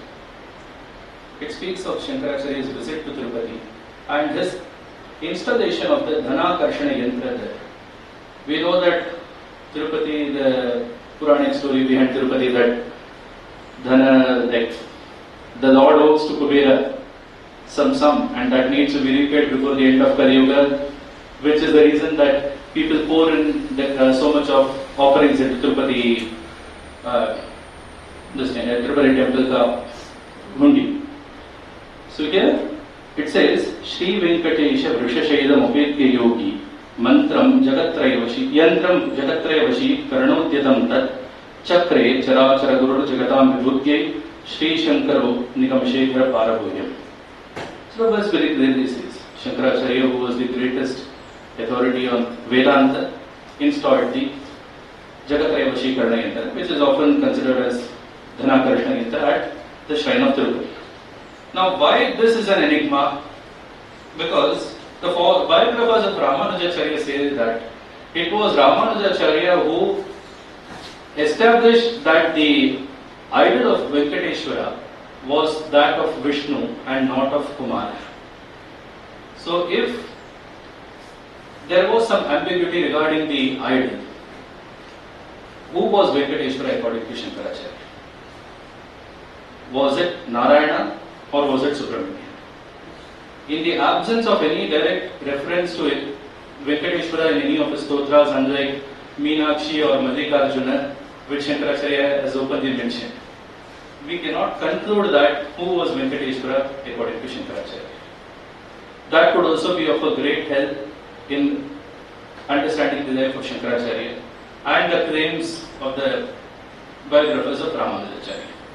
So this we can arrive at some conclusion if we get some temple inscription or some temple records regarding the visit of Shankaracharya.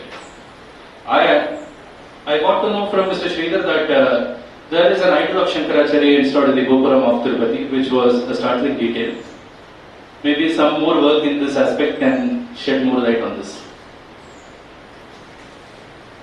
Just before we wind up,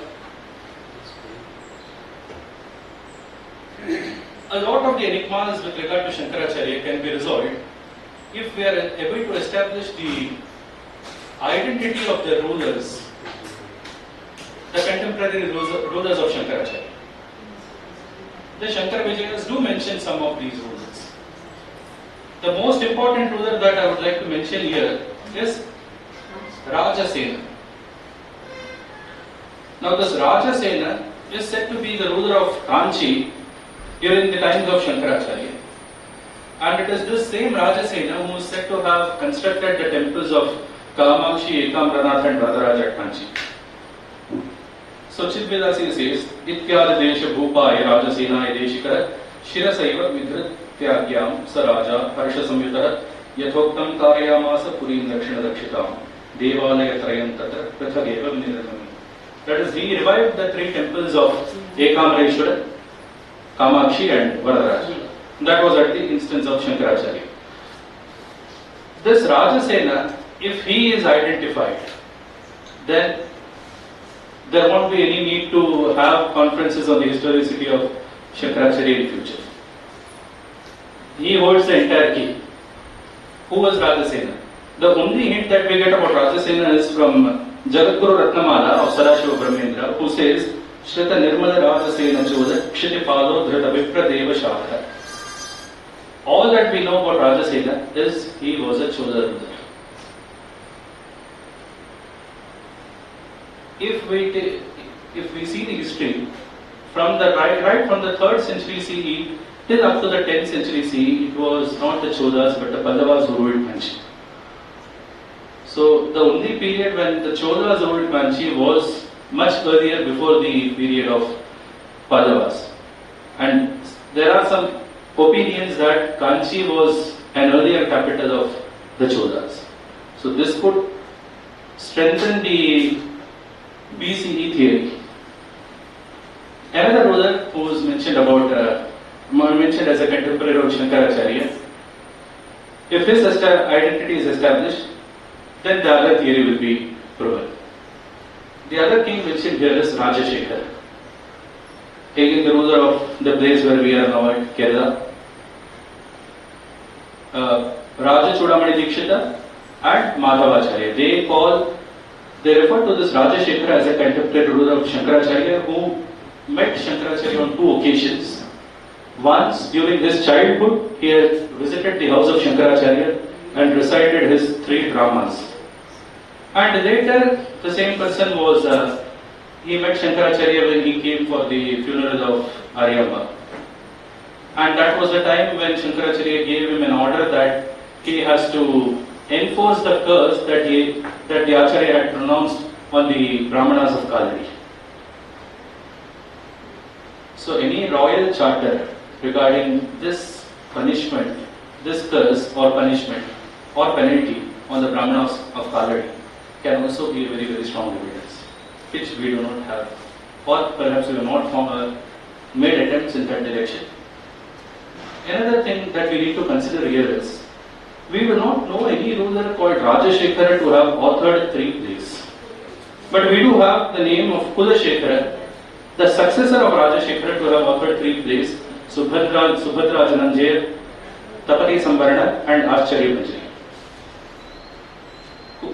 It is possible that Kulashekara is wrongly mentioned as Rajashekhara. But whatever it is, if this theory is established, then the AD theory becomes stronger. And the identification, the mixing up of the identification also is quite possible, because we see Padmapada Charitam mentions that during the time when Padmapada was born, the ruling king of Kerala was Kulashekara. And the kings also being like the immediate successor. This is very much possible, but needs some investigation. And the other rulers that we know are not of much significance. We get references of Bhojasimha and others, which may be fictional names, or we can't comment much on it. About Sudhanva, the problem here with regard to Sudhanva is that the only biography that mentions is the Shankara Vijayas of Mahulikar, where he is regarded as an avatar of Indra, and he is said to have driven out all the Buddhists and Jains out of his kingdom when Kumarila Bhatta had defeated them. So it was in his royal court that the expulsion of the Buddhists and Jains took place. Although not mentioned by his name, a similar account is given by Chidvilasa and Anantanagiri also, that Kumarila Bhatta had challenged the heretic Acharyas in the court of the king and got them punished. The silence of Madhavacharya with regard to the lineage or domain of Sudhanva is the biggest trouble that we have.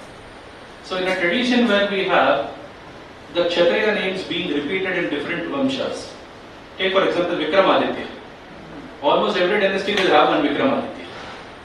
So Sudhanva also being a proper Sanskritic name suitable to a Kshatriya, there could have been multiple Sudhanvas. And no, it is only through other sources that it is assumed that he must have been the king of Madhava region, that is Avanti region, belonging and one of the forefathers of Prithviraj Chauhan. But there too, I would like to mention here, of course, it is not my personal opinion, but it is something that Kashikaranagiri Maharaj says, that the Chauhans belong to Agni Vamsha, whereas the inscription of Sudhanva says that he is a Soma Vamsha Chudamani. So that is the point raised. Of course, Kashikaranagiri's approach was thoroughly dialectical, whereas modern research is based on empirical findings. So I am not taking that into account here. So these are some of the main points that we encounter when we study the life of Shankaracharya. There are many more. There are endless number of things even the Purvashrama of Govinda Bhagavadpada, but there are many good speakers here. I wouldn't like to encroach their time, so I'll stop here with just recollecting the words of Dr. Murali. So when I told him about the topic, Enigmas in Shankaracharya, he was a bit apprehensive. Why the title itself is about problems, should we take? So Dr. Murali, discussing problem is a different thing, and discussing the problem in a place where you can find the solution is a different thing, and this is the latter case. So at a gathering where we have scholars like yourself, Dr. Mahulikar, Dr. Edakkattuvayal, and Dr. Mishra, definitely I believe that at the end of this conference we move at least an inch closer to our objective of unambiguously establishing the historicity of Adi Sankaracharya. As I mentioned, regardless of its antiquity, whatever is the date, it behoves every person born in the sacred soil of Bharatavarsha to know its history, and particularly the life of the greatest Acharyas of Sanatana Dharma. Thank you. Namaskar.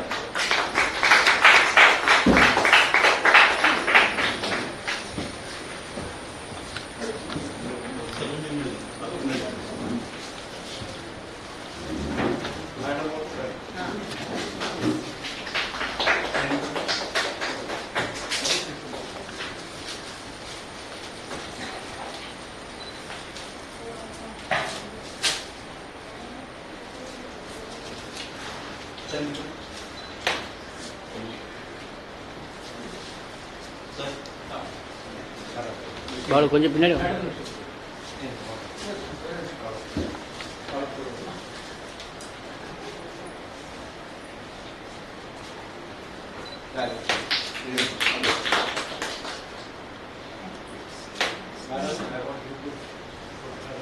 Okay, sure. Oh, Thank you so much.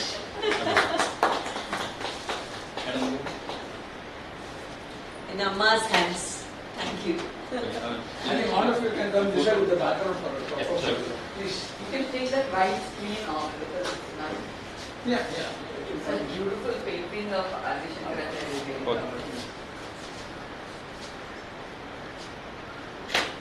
Thank you, sir.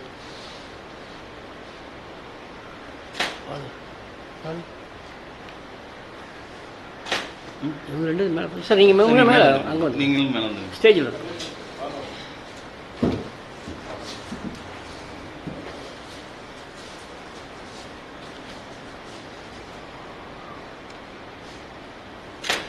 அப்படின்னு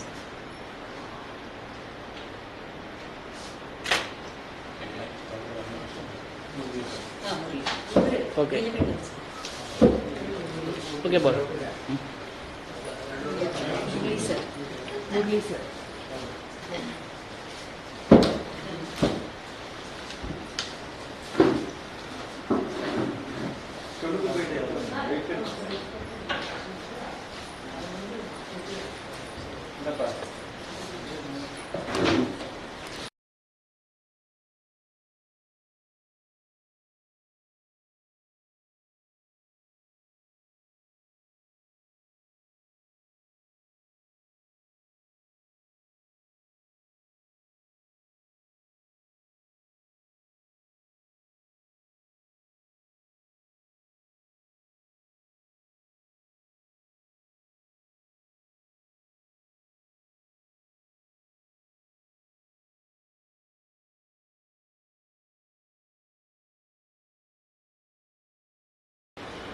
The mechanical engineer applied sciences from New York. He left his job as a managing director in 2016 and started pursuing MPhil in archaeology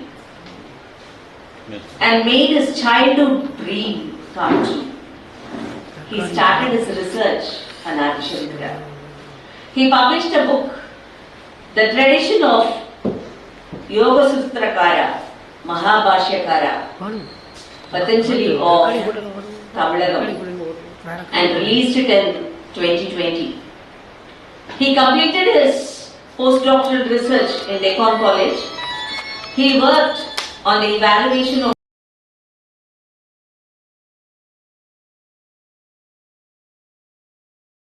which is being accepted by the prestigious journal in Germany. He was awarded Bhandarkar Oriental Research Institute Infosys Fellowship for conducting archaeological field surveys regarding Adi Sankara in Tamil Nadu and Kerala. He is continuing his work till date. Effort and the explorations in Tamil Nadu regarding Sri Adi Sankara. Let's listen to his recent explorations and findings. Please, sir.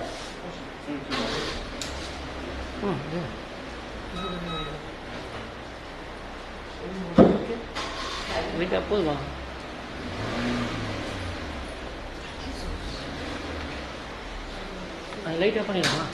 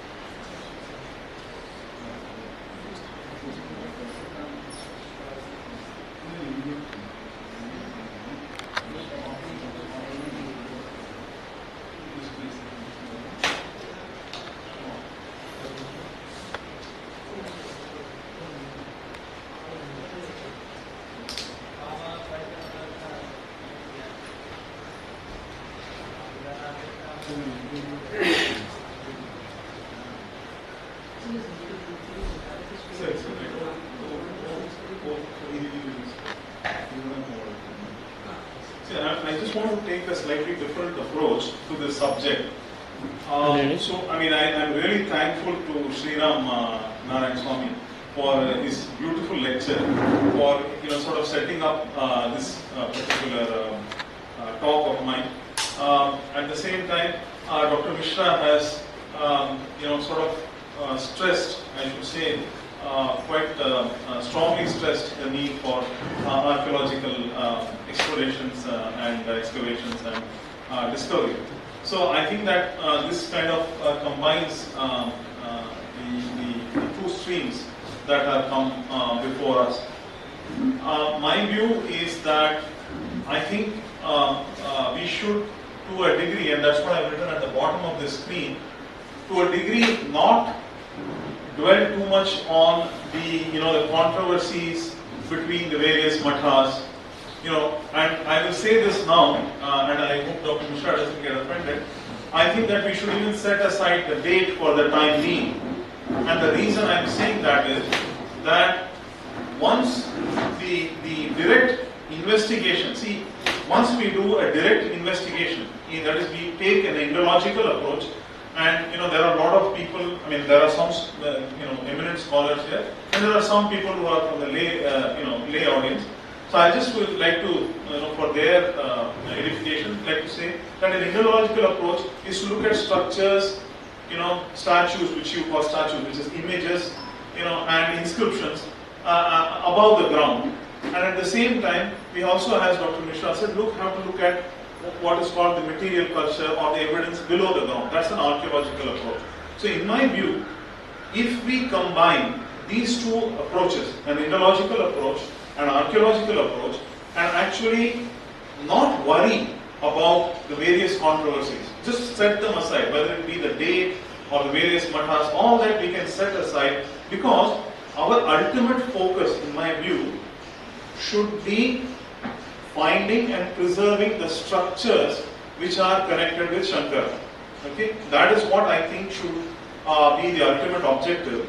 And in that process, while we are going through that process, at least the issue of the date will become crystal clear. We will never settle the controversy between the matas, and it is really not in any way, it does not in any way impact the historiography of the great sage. So I think that if we set aside these controversies for the time being, including the date, and actually diligently work on adopting both an Indological and an archaeological approach, and I think I've tried to explain what these two are. I don't want to use big terms. I think we will get to the answer very, very rapidly, and that is my suggestion to you. See, I will not take too much time, Sriram was very succinct, so I'll try to follow him. I think that what I have done is, I have separated my presentation into two parts. The first part, just to give you a glimpse of the Indological approach, meaning what is there above the ground, and then proposed that we actually undertake an archaeological study. Because the sad thing is that no archaeological study regarding Adi Sankara has been done till date. No direct investigation has been done. And the fact that there have been, the ASI has been in existence since probably the late 1830s or 1850s. For the last 150 years, Shankara has been totally neglected. Right? So I think that has to start, and I think that's where I'm trying to begin.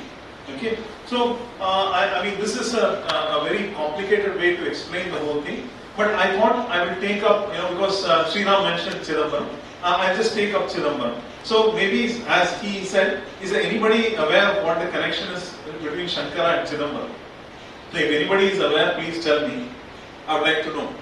Right? Anybody want to volunteer? Okay. So, as you all know, Chidambaram is the temple of the dancing Shiva, and these photographs have all been taken over the years by a colleague of mine and myself. And what you will be quite surprised about is that in Chidambaram, the authority of Chidambaram, that is Anantanandagiri, says that Shankara was born in Chidambaram. Am I right, Sriram? Right. Yeah. So when you go to Chidambaram, one of the versions of Anantanagiri's yes, the Calcutta version. The Calcutta version says that he was born, and in the footnote in Veliyanad's version, he also takes that particular paragraph and goes. Yeah. So I just want to point out to you that I've been trying, right? So in the case of Chidambaram, actually I found a huge confluence of information with regard to Shankara. Anantanagiri says he was born there, right? And then I went and looked at the local text of Chidambaram. And what we find in the local text of Chidambaram is that Umapati Shivacharya was one of the greatest Dikshitas of Chidambaram, 14th century. His date is, it's recorded very clearly. It's somewhere around 1313, I think, if I am not mistaken. His date is very clear. He mentioned Shankara, but he doesn't make the connection to them. He just says he was Vijaya, he was born as avatar of Shiva, etc. And that he came to enlighten people about Advaita. Now for Umapati Shivam to talk about Advaita and to talk about Shankara itself is very great, because the later, after his time onwards, he and the earlier Shankaracharya began the Shaiva Siddhanta. He was a very open person. He was open to all streams of thought. So when you go to Chidambaram, you see this, right? Umapati Shivam talking about it. The next thing you find is that the commentators of Umapati Shivam, they start saying, Shankara was born here, and that, they give, story, his mother, this, that, and they also say that Govinda Bhagavadpada gave him Diksha, that is, he initially took the Upadesha of, Meda Dakshinamurti Sotram. So this is a prakara, inner prakara. This is the entrance of Chidambaram temple, and this is the Meda Dakshinamurti shrine. Shankara was said to have sat there in meditation, not in meditation, actually trying to get siddhi of Meda Dakshinamurti, the shloka. And then after he had attained that, then Govinda Bhagavadpada gave him sannyasa diksha in Chidambaram, and then he went on to the Shivakami shrine, right? This is, this is the this is the outer prakara of the Shivakami shrine. Okay, there is a raised mandapam in the Shivakami shrine, and in that Shivakami shrine, I mean, there is a Sri Yantra. I have photographed the Sri Yantra here, and the Chidambaram Dikshitas will accept that this Sri Yantra is quite old. Now, when you examine the structure itself, the structure, the lower, it's a very elaborate structure. The lower structure is early Chola, no question about it. The upper structure is an extension built during the Vijayanagar period. Okay, so as far as we are concerned, and then I went and tried to trace the history of the Sri Yantra. Sri Yantra is, this is basically quite modern. It's probably, somewhere in the 70s. But prior to that, they had a drawing on the particular wall of the Sri Yantra. Now, the Dikshitas, this particular image of Adi Sankara is a modern image. It is put inside this particular place. So you have the Sri Yantra, Vinayaka, and then this modern image was installed in 70s by Mahaswami. But when you go and look at all the evidences in Chidambaram, the Dikshitas will say that Shankara wrote his Brahma Sutra Bhashya sitting, near this Sri Yantra, basically in the Shivakami shrine. Now the worship is, if you look at the Chidambara Kshetra Sarvaswam, which is the main text that the Dikshitas use, that particular text is, it's like Sri Vidya. Okay? The entire worship is very much Shakta in nature. And they worship both Devi and Shiva there. Chandramureshwara Puja is done, which is quite similar in the sense that all the Shankara Mathas do Chandramureshwara Puja. But the difference is that here they don't do Panchayatana Puja. The Avahana of Devi is done at the base of the Shivalinga, and at the top you have the Avahana of Shiva, Chandramureshwara, and the Puja is done. So when you look at all the things in Chidambaram, you start getting an effervescence, a hue. Okay? And then I was able to connect it back to my earlier work. Okay? And what we all know, I can tell you with certainty today that Patanjali Maharishi, the Mahabhashyakara, taught his Mahabhashya in Chidambaram. I can unequivocally claim that. Absolutely no questions about that anymore. And actually, Shridhar was very kind enough to publish, a revised version of my thesis in which I have written about this. Now, how does this taught to go in the Bhagavad It is claimed that it is taught by Patanjali. My guess is that, the scholarship in Chidambaram was so strong. My guess is that, and Dr. Nagaswamy has given us many clues, not many clues, he has written about the connection of Gauda Desha and Chidambaram, where scholars and Pandits from Gauda Desha came to Chidambaram, and they came to Chidambaram to actually, some of them came to study, but many of them came to actually practice. So there are many Panditas who actually practiced, and they were the gurus of the Cholas there. So it is not, it is quite conceivable that Gaudapada, who came from Gauda Desha, actually came to Chidambaram and learned the Mahabhashya there, because that was probably the main center for the teaching of Patanjali's Mahabhashya at that time.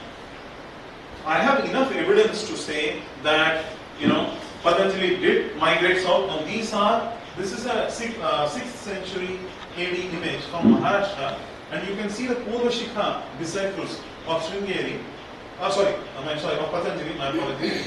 Purvashikha disciples of Patanjali who is seated here, and one of them, if you notice, is actually wearing a yoga patta also. So this is a 6th century image that I have found in Maharashtra, and I've been able to trace the entire, and you see the similarity between this. This is a modern painting from Chidambaram where you can see the Purvashikhas being taught by Patanjali.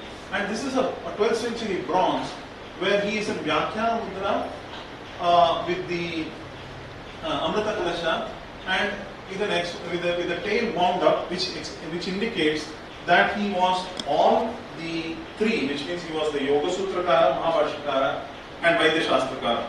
And so what I found is enough evidence, and I'm not going by these paintings or these bronzes, okay, to say that there is enough of a hue and effervescence in Chidambaram which says that Shankara had definitely visited the place, though only few of the Sankara Vijayas mention him visiting. Even Madhavya mentions Padmapada visiting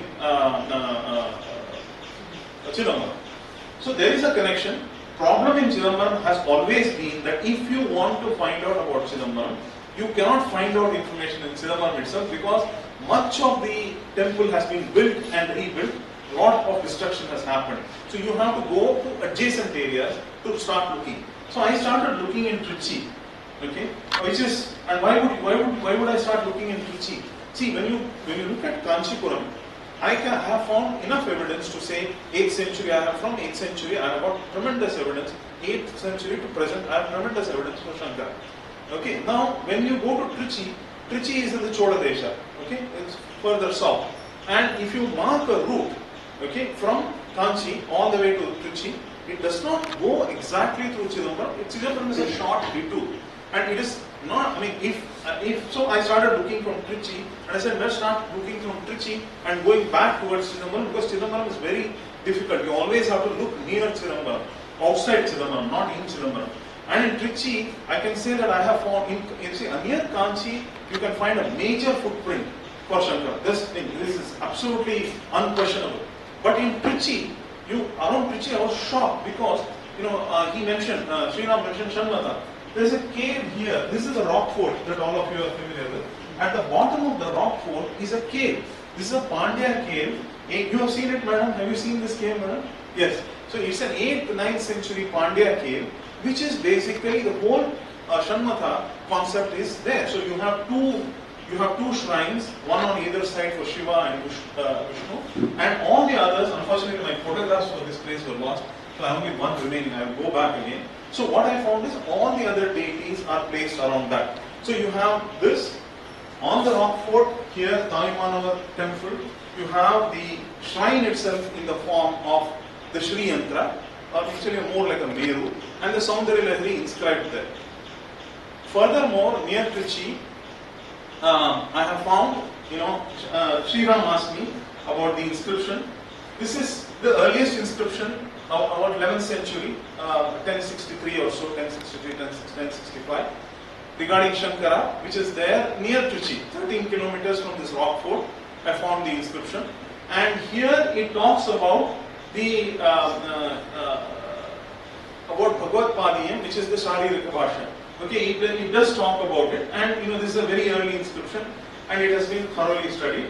It's a actually the temple itself is early Chola, it's Rajaraja Chola period temple. There are other things that I have found in Trichy. I have found an image of Shankara, and if you go along the banks of the Kaveri, which is where I presume that Shankara would have walked as he came from Kanchi to Chidambaram, all along the banks of the Kaveri and reached Trichy. That seems to be the natural route. I found another image of Shankara in Tiruvayar, a very amazing image, a later image, but it sort of gives me, I'm able to see a sort of a continuity. And in Trichy, there's a minor footprint. I would not say major like Kanchi. Kanchi and around, from Tiruvottuyur to Tiruvakkarai south, you find a major footprint. Here, you find another footprint. So, I realize that we certainly can trace the route of Shankara as he has moved along. Okay, so that is sort of the approach that I am taking from an Indological standpoint. Okay, now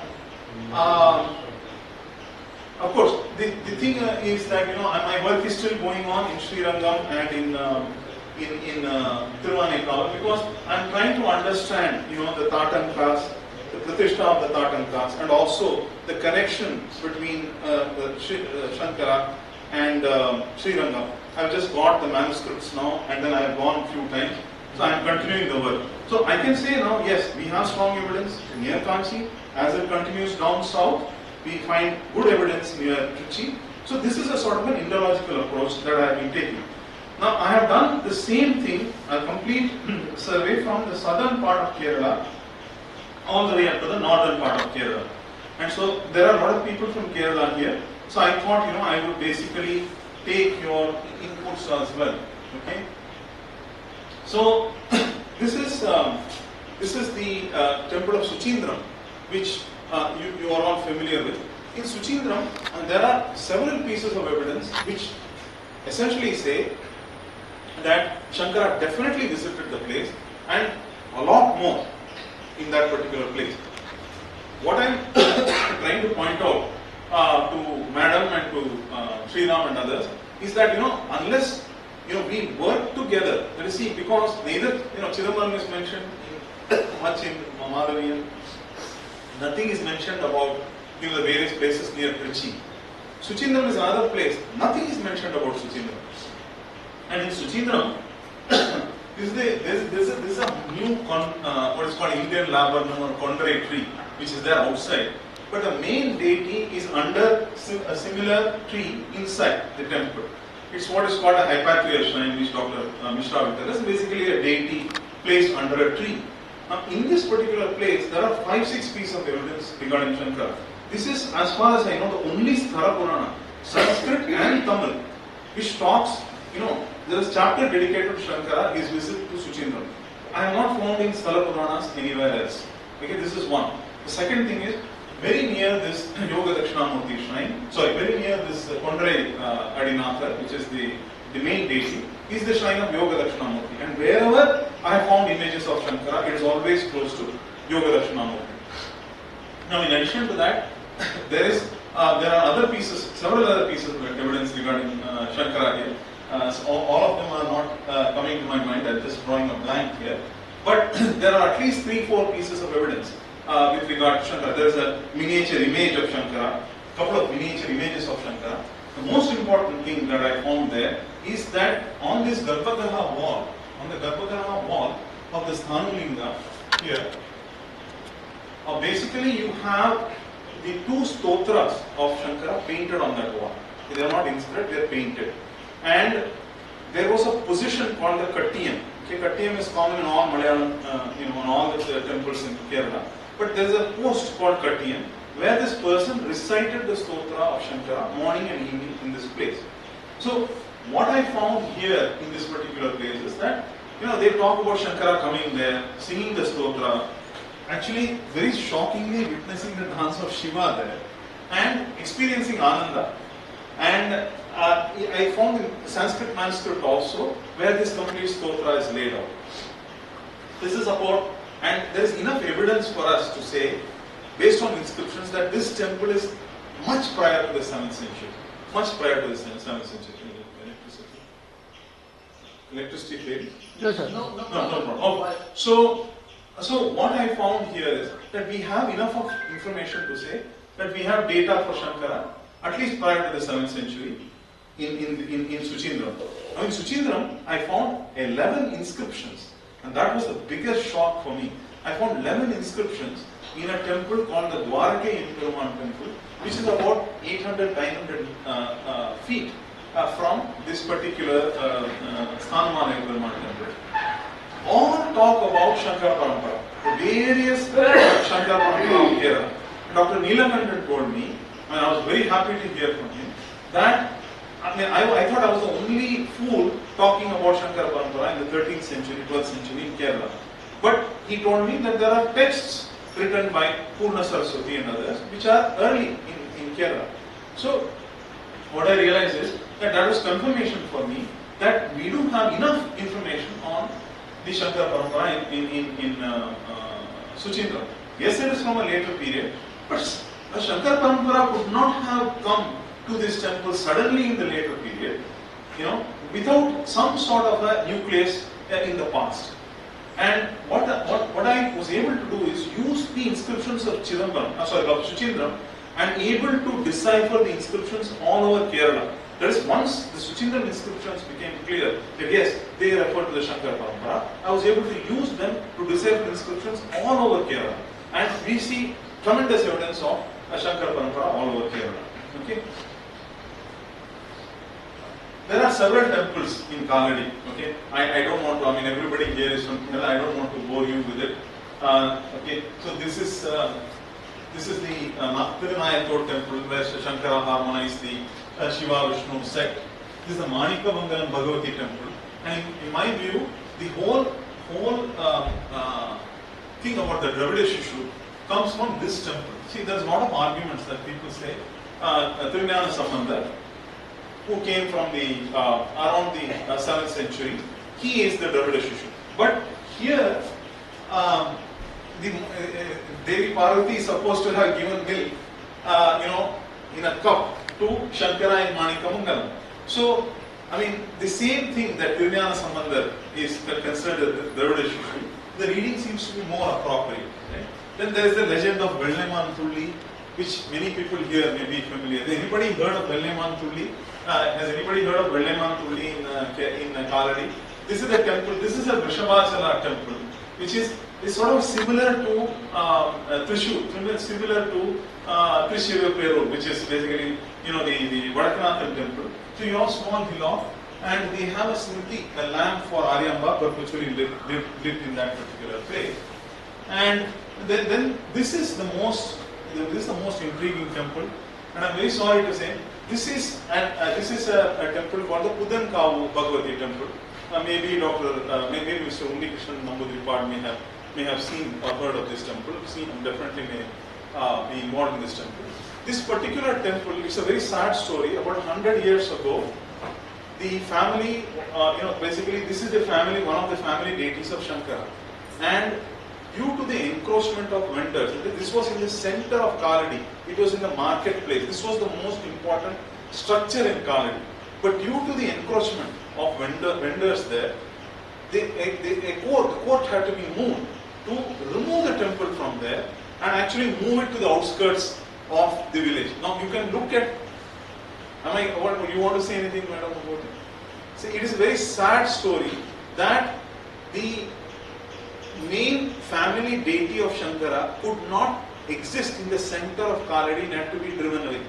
Now what remains here is a fruit market, a vegetable market, a meat market, and underneath that particular surface is the foundation of this temple. And also, as Dr. Mishra, if he went there, you would see there will be a huge amount of material underneath this particular temple, which we, like here, as he suggested, like here, have to excavate. Yeah, because the entire history of Shankara is buried under that particular temple and that place. But we have allowed people to come encroach. In fact, there is a small building, a kacha building, what you call, a temporary, can't call it temporary, a very, sort of a simple structure which they have even built with cement. So essentially we are being driven out.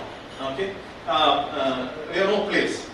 So that is a sad thing as far as Shankara is concerned. Now everybody knows about Guruvayur temple here. I don't have to tell you, that there is a big association of Shankara with Guruvayur.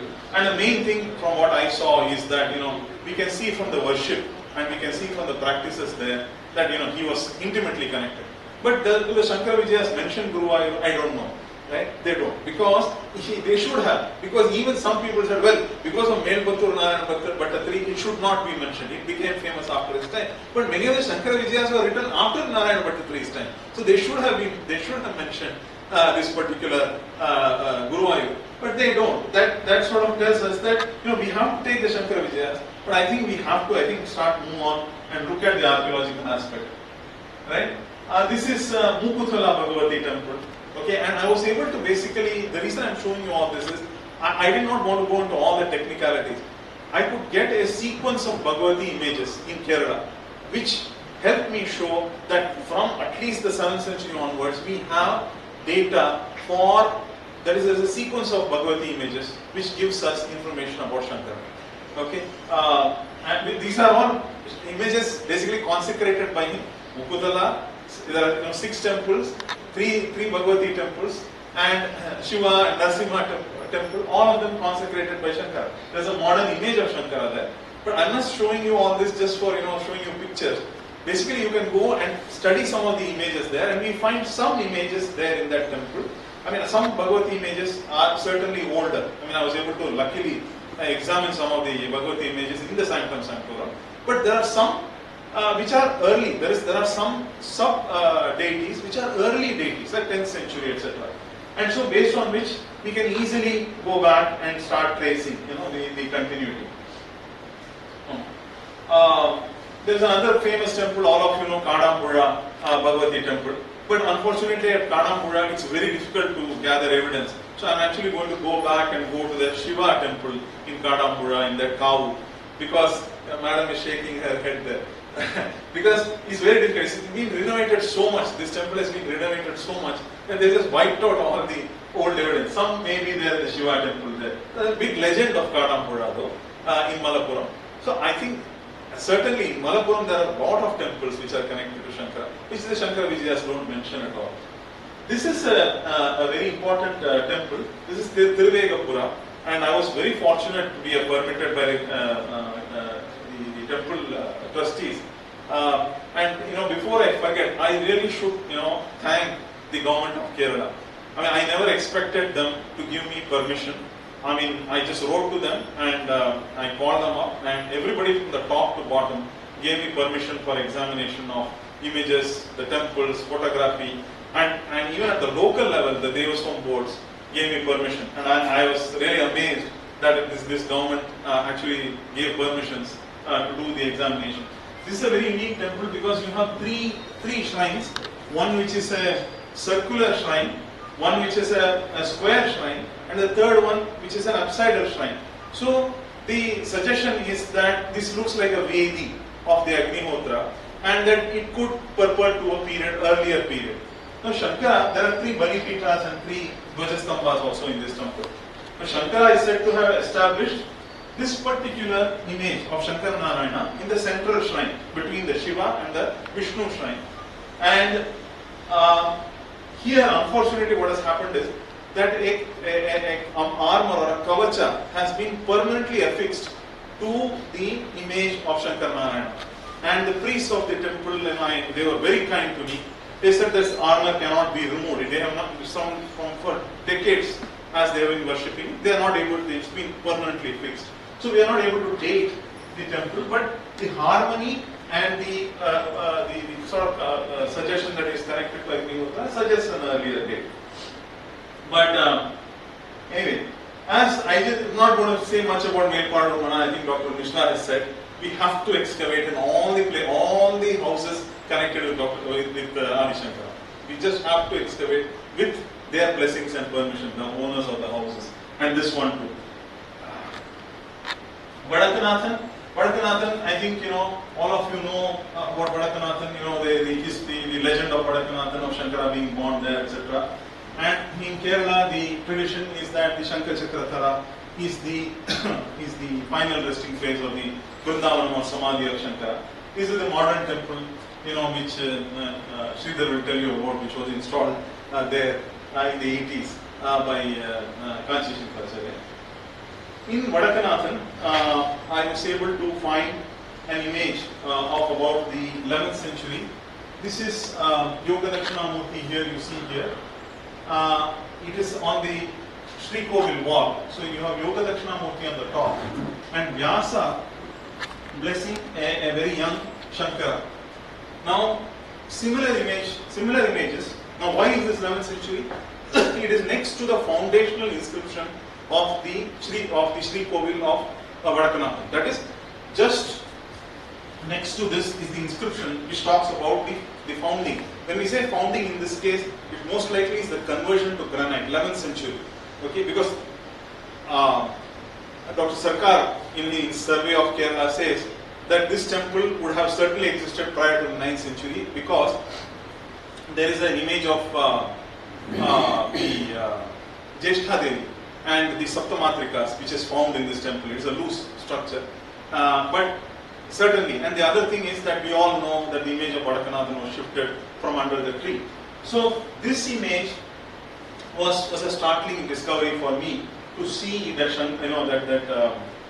there is such a strong connection. And in the Ganapati shrine in Thrissur, I found the earliest inscription of the Shankara Mathas, which is 1150, which talks about the administration of the properties of the temple in the presence of the Swamiyar at that point. And as you all know, Tekke Madam has the rights of her Pushpanjali in Vadakkanathan today. So most likely it must have been Tekke Madam Swami. Now, I just... Dr. Murali, yeah. What is the period of this temple? I just mentioned that. I just said that basically this temple is, see, we know for sure that this temple has been in existence at least prior to the 9th century AD. But the sculptures are not of 9th century AD. No, this they is are later. This is 11th. 11th. If you see closely, you will see that hands are disproportionate, heads are flat, cheeks are flat. All this is the downfall of the sculptural art after 14th century. 13th, 14th century. Sir, this particular, I understand. When you go and look at the, art, when you go and look at the art in Kerala, you see that the art is not, I mean, you will not find the same, the disproportionate. I understand what you are saying. You will not find the, Vijayanagar type period, hands are disproportionate, you have the face flattening, all that. That was the downfall of the... Right, but here, but in this, the same thumb rule, we are not able to apply in Kerala. That I have seen. I mean, I've gone and now seen enough sculpture to say that that particular thumb rule, which we see everywhere, including Tamil Nadu, once we go into the medieval period, we don't see that similarity here. Means there was an error from the Chera period, early Chera period. There was a faster deterioration of the art here. I don't know. It's not going ahead. So, all I would say is that the tradition of Shankara manifests itself by about the 7th century or so in Kerala.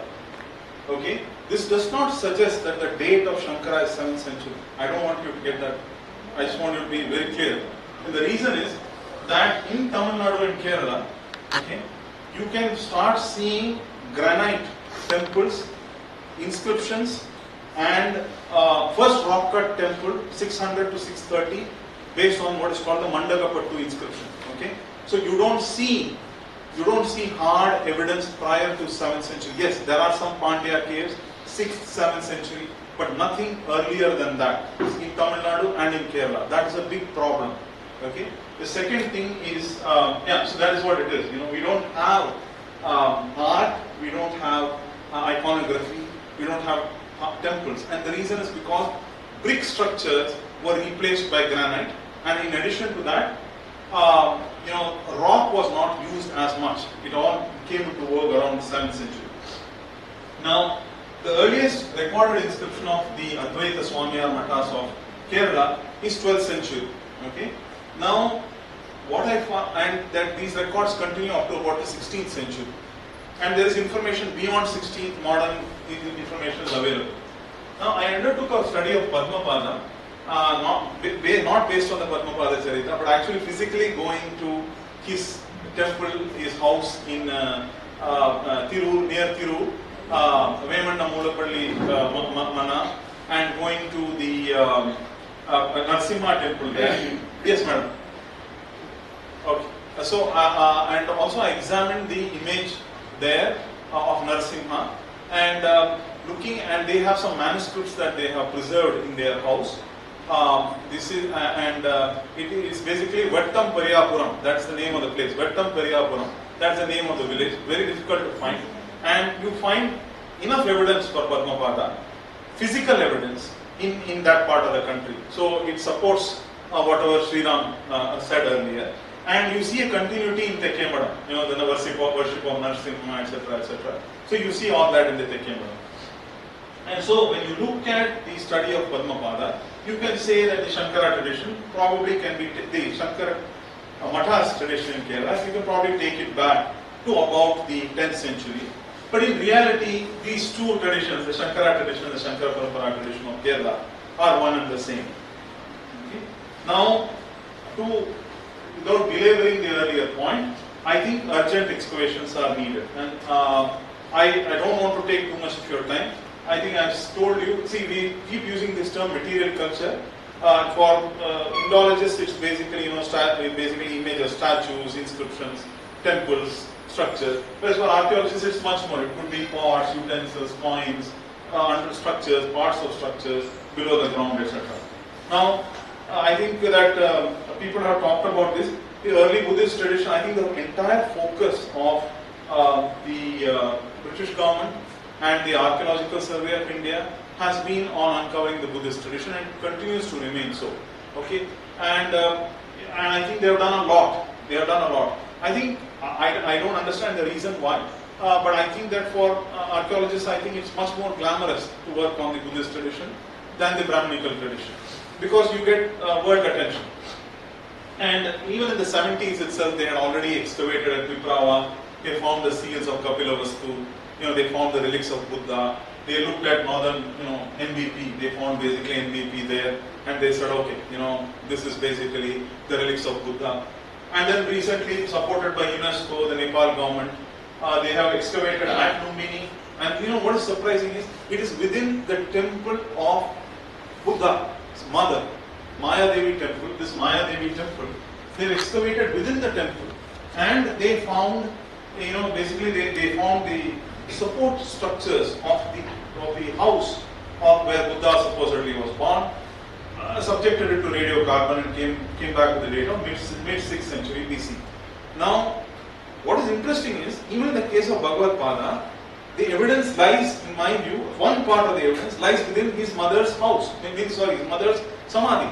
Of course, his mother's house too, but the mother's samadhi in Kaladi. Exactly how it was for Buddha, same procedure has to be done within the Janmabhoomi Kshetra in Kaladi. Excavation has to be done inside, outside. So there are several spots there which are located. Whether we get to do it, I don't know. But here, the whole world has congregated together to be able to get it done. We don't have that kind of luxury. Because in our case, the sites are getting destroyed, okay, one by one.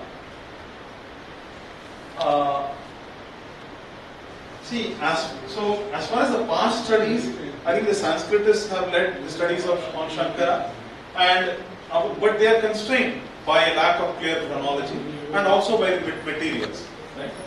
No archaeological studies directly on Shankara have been done so far. Okay, and what is very sad is the sites. You look, I don't want to be critical. Okay, you look at Melpazhur Mana here. Okay, Melpazhur Mana, I don't know how it was 50, 100 years ago, but I'm sure there was just few structures here. But what has happened is many more structures have been constructed here.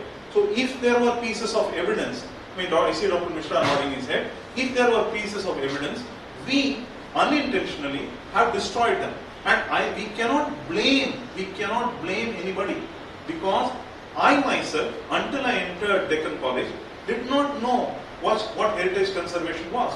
Because, we have not been taught as a society, if you see something ancient, go report it and try to preserve it.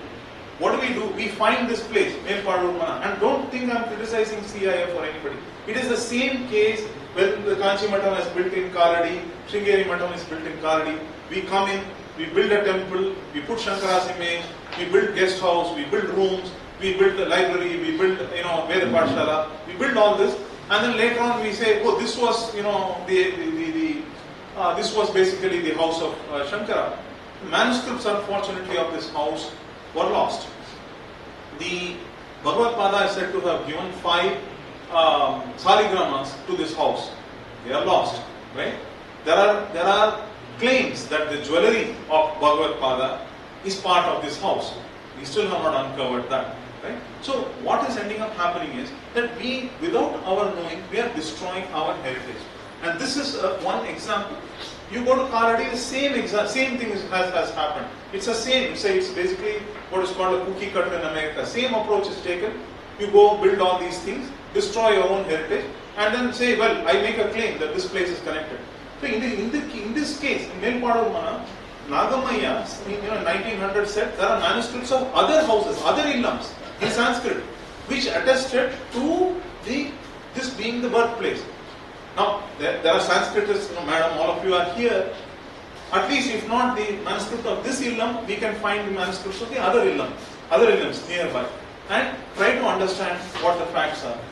But I think that this situation, as I told you, the Bhagavati temple is getting destroyed. Every place connected with Shankara is being destroyed step by step. I have identified 10 sites where, if we excavate, we can find information about Shankara. Right? Now, we have to basically, in addition to that, survey. Okay, first we have to survey. I have completed some amount in Tamil Nadu and Kerala. We have to go to Karnataka. Sringeri is important. We have to go to Sringeri. Not only Sringeri itself, but the whole region, which means the Tungabhadra. There's a lot of influence of Shankara in Karnataka. That we have to find.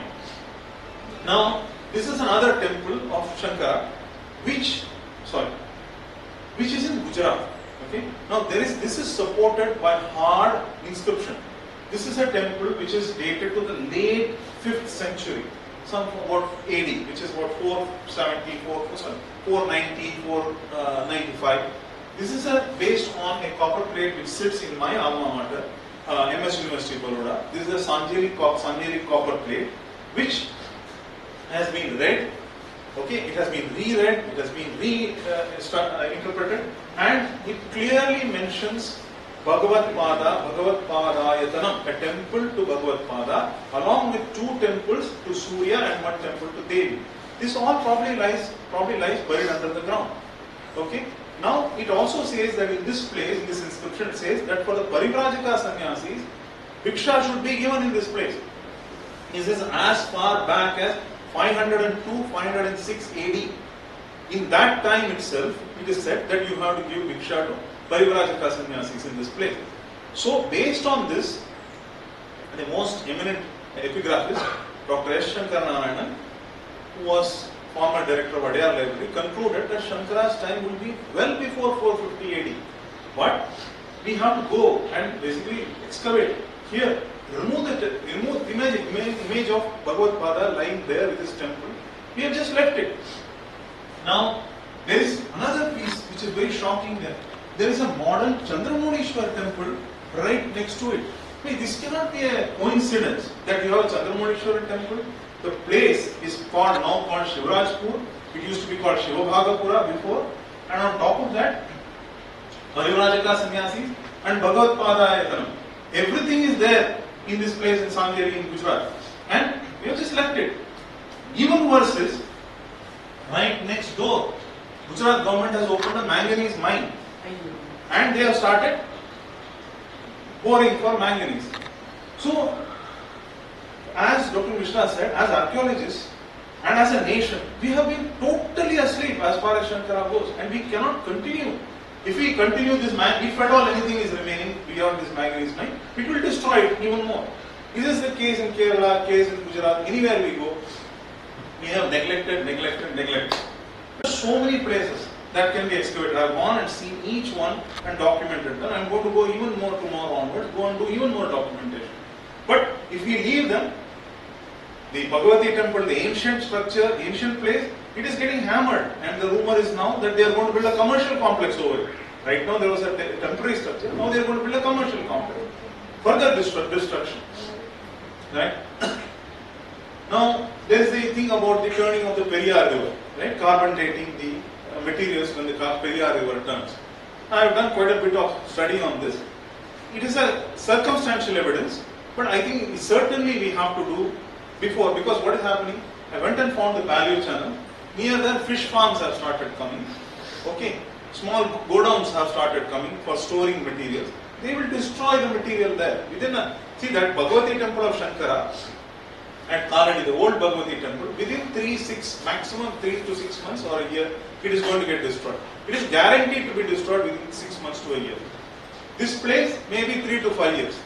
Most of the structures related to Shankara, within 3 to 5 years will all be gone.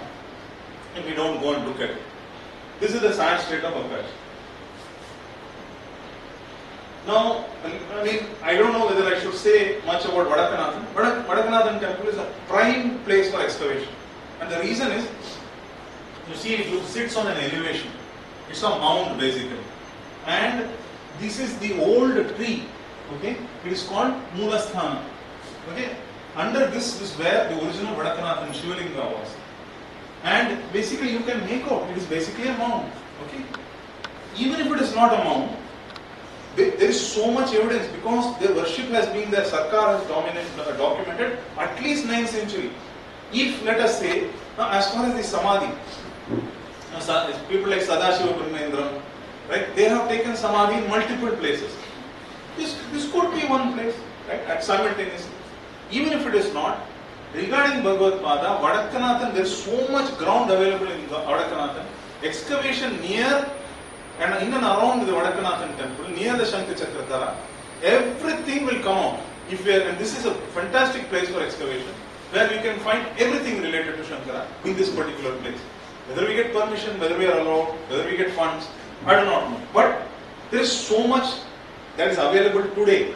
But everything will be gone. This place may not go that fast, but all the others will go within next 1 year, 3 years, 5 years. It's all be gone. So to close, I would say that this is whatever related to Shankara. Basically his structures, his temples. It's a national heritage. Okay, and it should be a matter of pride for us to unearth, either find above the ground or below the ground, find these and protect them for posterity. This is from a historical or ideological and archaeological approach. But for the devotees, I hope that this is much more. Because, for example, if you look at this Melpazhur Mana or look at the house of Shankara, which is buried in Kaladi, the original house of Shankara, like the house of Buddha, buried in Kaladi, that's the place where his family performed Agnihotra for centuries. That is the place where they performed puja for centuries. That is the place where Shankara was, either played there or born here. It is more than the Avatara Sthala, means it is the avatar of Ishvara for the devotees here or in Kaladi. If we just walk over this, see, for me, it is a sin to walk between here and there or drive the car. By necessity, we have to do. But we should not even be walking on this particular place. As Dr. Mishra said, this is the place, these are the kind of places where there is so much to excavate and find. I am sure there are vigrahas of Shankara in this particular four corners. There have to be vigrahas, because if the family was venerated, they were connected to Shankara, the vigrahas should be there at various stages. At least you will find 1, 2, 3 vigrahas, utensils, something you will find which gives us evidence. So we are trampling and walking daily over this and continuing to construct, and that is very sad. And I had hoped, see, the thing is, from a devotee's aspect, they would say, I thought everything about Shankara is established. Everything is known. But the fact is, when you look at it historically, nothing is known. Right? And it is very sad that we are beginning the discovery process, as Dr. Mishra said. We are beginning now. Okay, so many centuries after Shankara, we are beginning now. Okay? Now, it is even more odd. We have to go canvass people to say, hey, come, work with us, participate, help. Let's work together to do this. And people, some very few people say, oh, okay, yeah, who is Shankara, etc. Right? So, very difficult. We have to go beg people to come, let's work.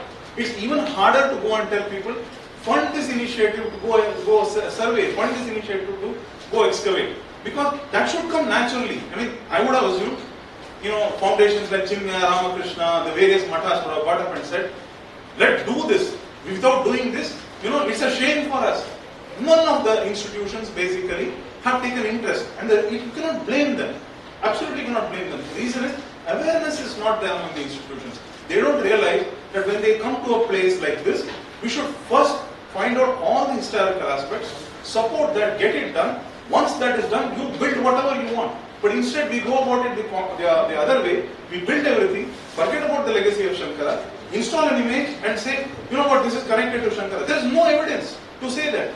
But that has been our way of doing things. And it's not a criticism. I'm not criticizing any one institution. All 5 fingers, and myself, all of us are to blame for the current situation we are in. We go about it the wrong way. We first, even for example, even at Omkareshwar, not a shred of evidence to connect Shankara to Omkareshwar. I sat and dug through all the excavation reports. No single, not many excavations, or not even anything to write about in Khandwa district where Omkareshwar is located. 65 kilometers away, Dr. Sankara did an excavation funded by private people to find out about Maheshwar. Right? He did it in Navdatoli and Maheshwar.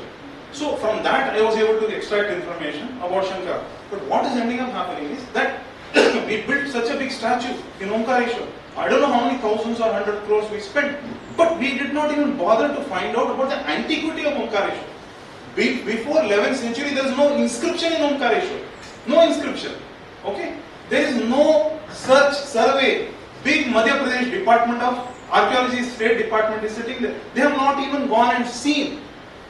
Jürgen Noyes, when he wrote his thesis on Omkareshwar, literally it's tears and tears, saying everything is lying, nobody has studied it. On top of that, connection to Shankara could have been easily found at Omkareshwar. Small amount of money they had spent. They could have gone and found out about the antiquity of Omkareshwar, found out about the connection to Shankara. Nothing was done. Instead, we said, you know what, there must be some reason Shankara is connected. Let's build a massive statue. This is the government doing it. I'm not being critical. It is great that they have done it. They spread the name of Shankara. But at least 1/100% to look at the antiquity in history should be done. Otherwise, you are continuing to construct, destroying whatever evidence is there on the ground. You can't do that. So, all I'm saying is, I hope we don't continue to remain on the sidelines. I hope we can all get together and participate in studying about Shankara, because we need people to come and sit and do work.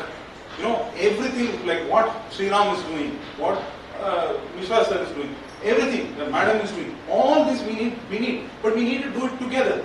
As Dr. Mishra says, we need to work together and we have to go to our end objective to preserve the structures of Shankara.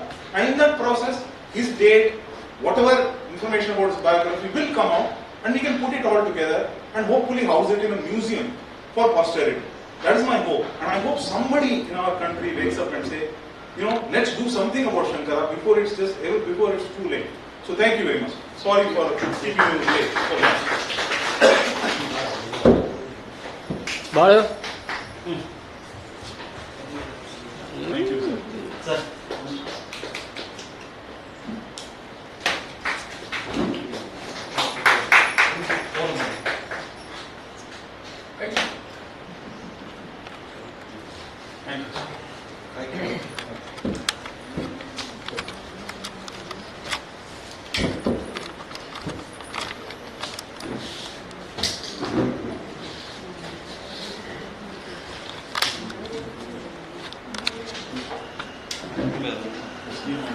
Thank you, Murali sir. Now, Dr. Sriram Neelakandan.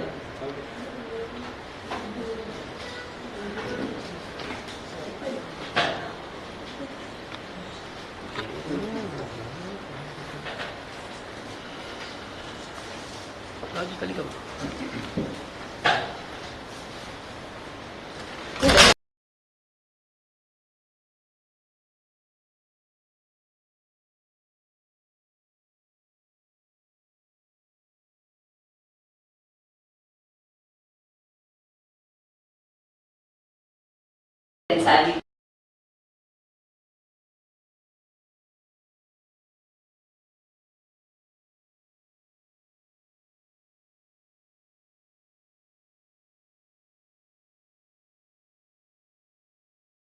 Adi,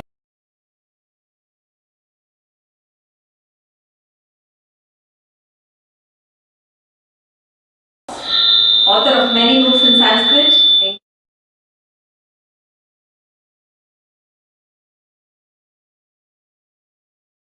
and also presented lectures, workshops.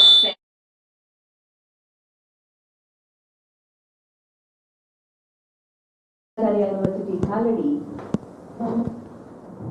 as a complete works of Shankaracharya in 5 volumes, edited and published, revised edition after about 100 years. It's available in Chinmaya International Foundation library here, also available right here. Has done many audios and video presentations, projects on academic like cataloging manuscripts of Kerala. Many PhD students are being guided by him. Now, let him guide us. Sir, please. Waiting to lend our attention even at late hours. Thank you, sir.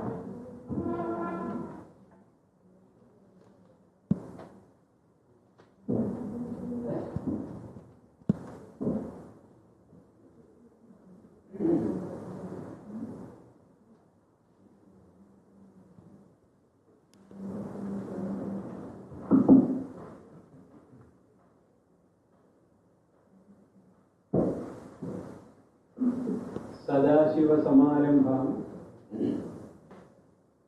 Shankaracharya Madhyama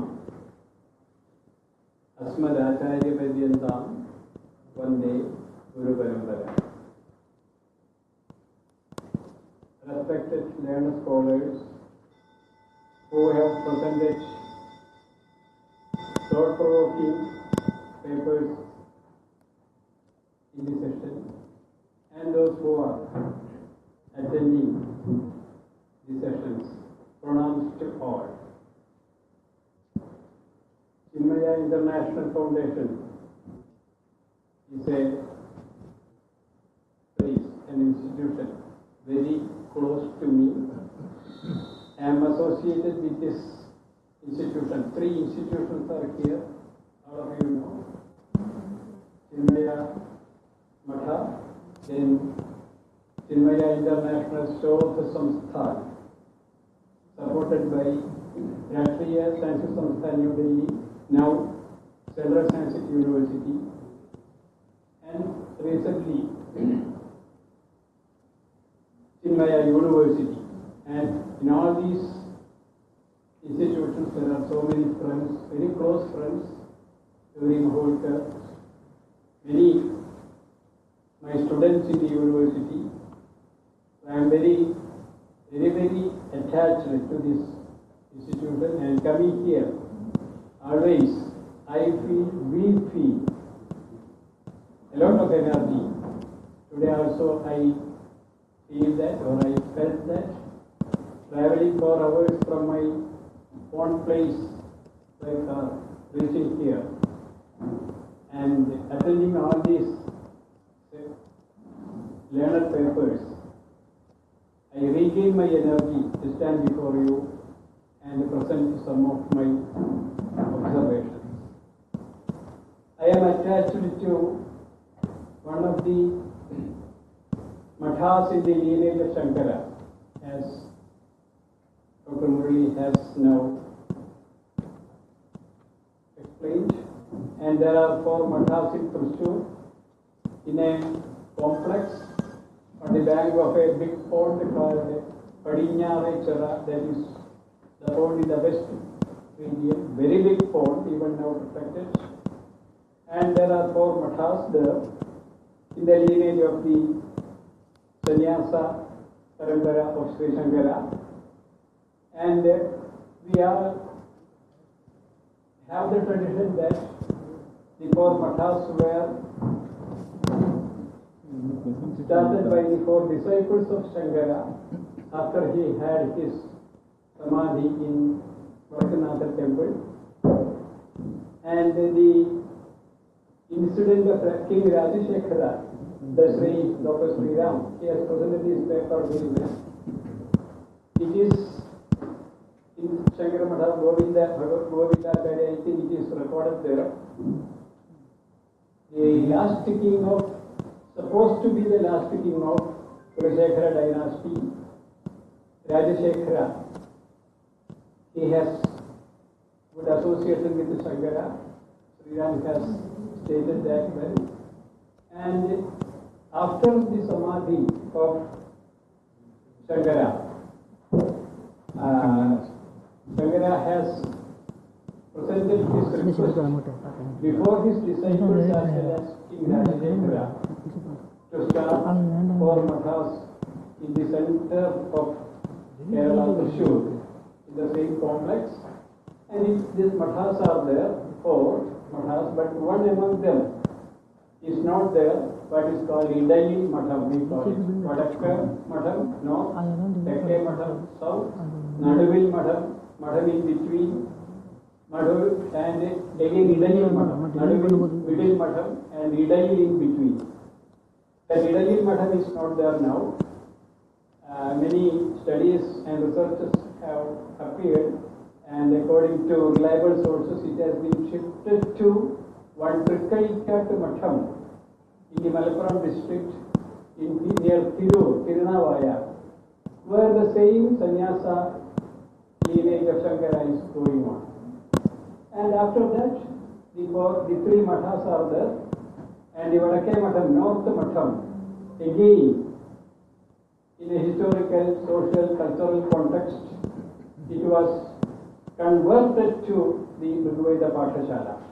Now only two mathas, South Tekke Matham and Middle Nadavil Matham, continue the lineage of sannyasa of Shankara tradition in Kerala in these two mathas. Now it has so many branches. Many records are there related to Pushpanjali. Pushpanjali related to Vadakkanathan already presented here. Pushpanjali related to Sri Padmanabha temple, Thiruvananthapuram. That was started by Veliyanad Swami, great poet and devout sannyasi belonging to the Nadavil Matham, that continues even now.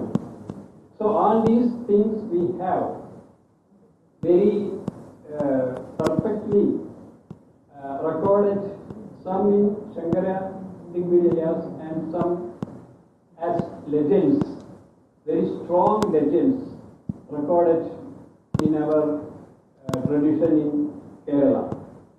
So the relationship with King Adi Sankara, supposed to be the last king of Sankara dynasty, and his meeting Shankara in his childhood, and Shankara requesting his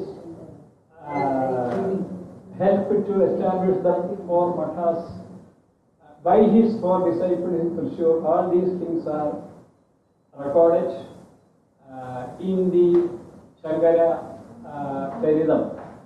And there is recently a very serious book in this direction has been written by a senior advocate, Sri M.N.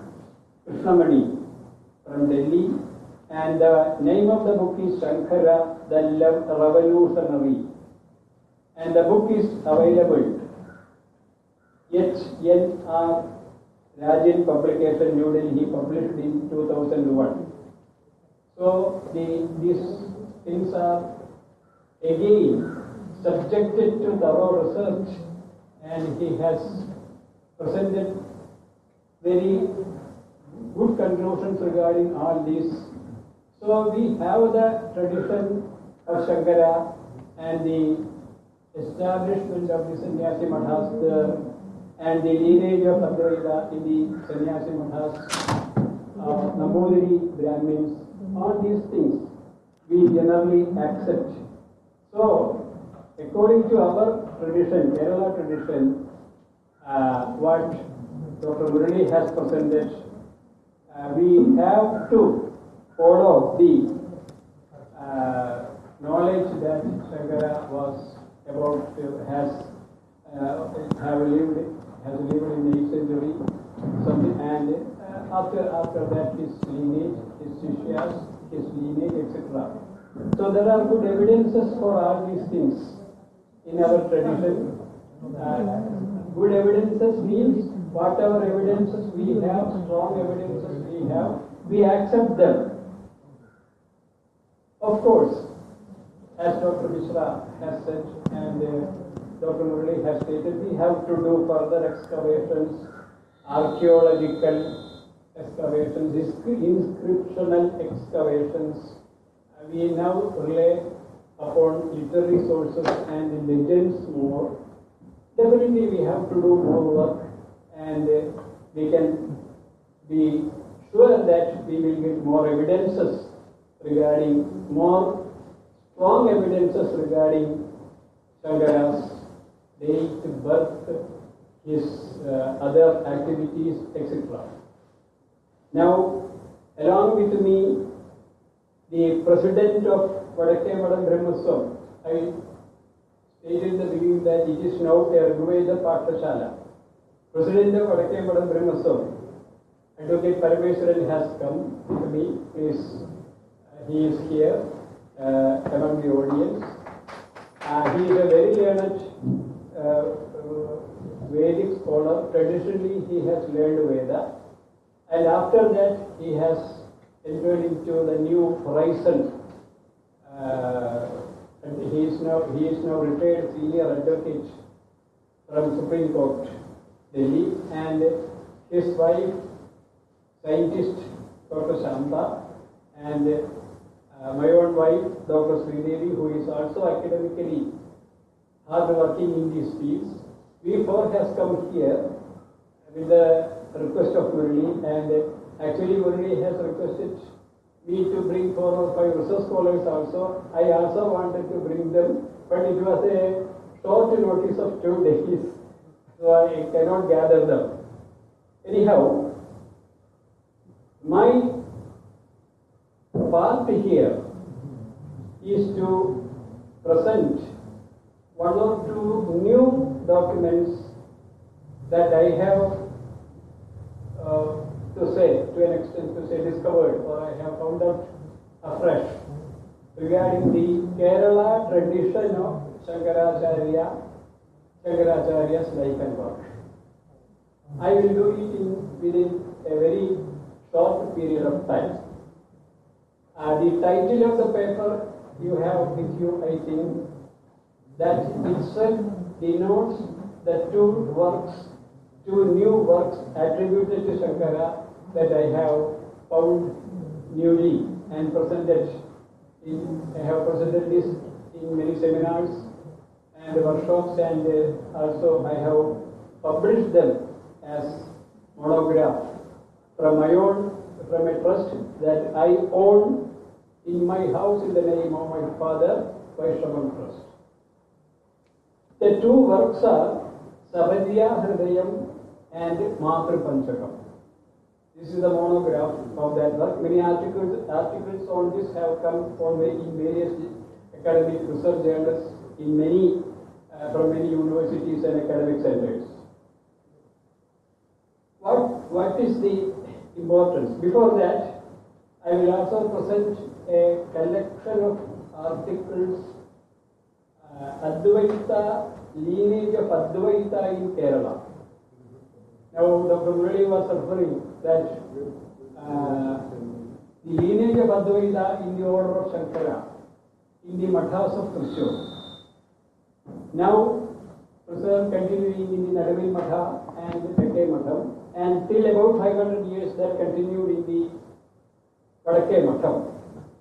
There were very great scholars who were sannyasis also.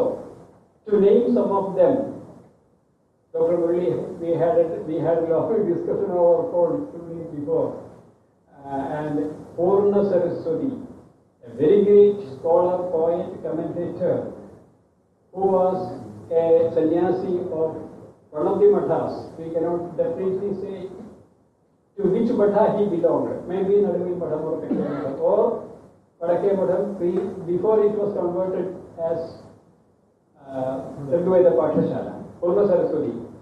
His name was Vishnu in his previous ashrama, what we call Purvashrama, before he accepted the order of sannyasa. Many works, he is a very great scholar. He has written commentary on Meghasandesha, Anargha Raghava, Vishnu Padali Kesha Stotra, so many very learned commentaries and independent works he has written. Another great scholar is in the lineage of sannyasa of these mathas is Raghavananda. Raghavananda is a Vijayamavila is there.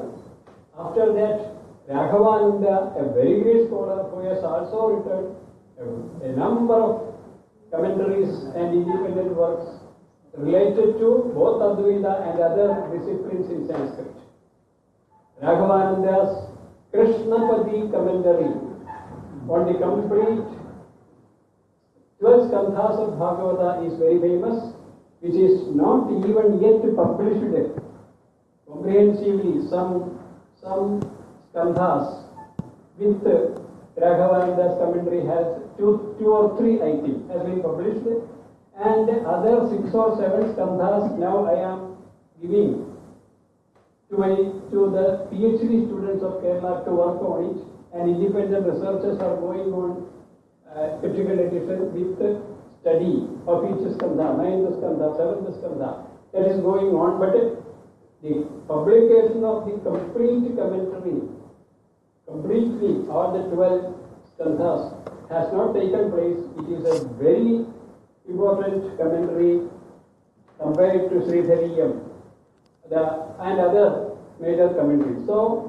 this in 2017 we have conducted a very serious seminar on the topic Lineage of Advaita in Kerala. In the now we are having a Vedic research center also in Varakkam. Gauri, Mahulikar and all other scholars know very well about the activities. So in 2017 we have organized a very serious seminar on the lineage of Advaita in the Sannyasi Mathas of Kerala with the financial support of ICPR, Indian Council for Philosophical Research, and the proceedings, essays, articles presented in the seminar has been brought out as a publication. One copy is with me and one copy of this Savadya Hridayam brought out by Savadya Hridayam and Madhur Panchakam brought out by me as monograph is with me. Again, my paper is very short. Again, before coming to the reading of my paper, I will introduce a very difficult task that I could carry out in Shankaracharya Science University, Kalani, where I was professor and after retirement for 2 years, publication director. Please, one copy of that, please. Please take one copy of that, please. So, after my retirement, I was there for 2 years as publication director. Then we had a project of publishing complete works of Sankaracharya. And this is the size of the volume, more than A4, in 5 big volumes.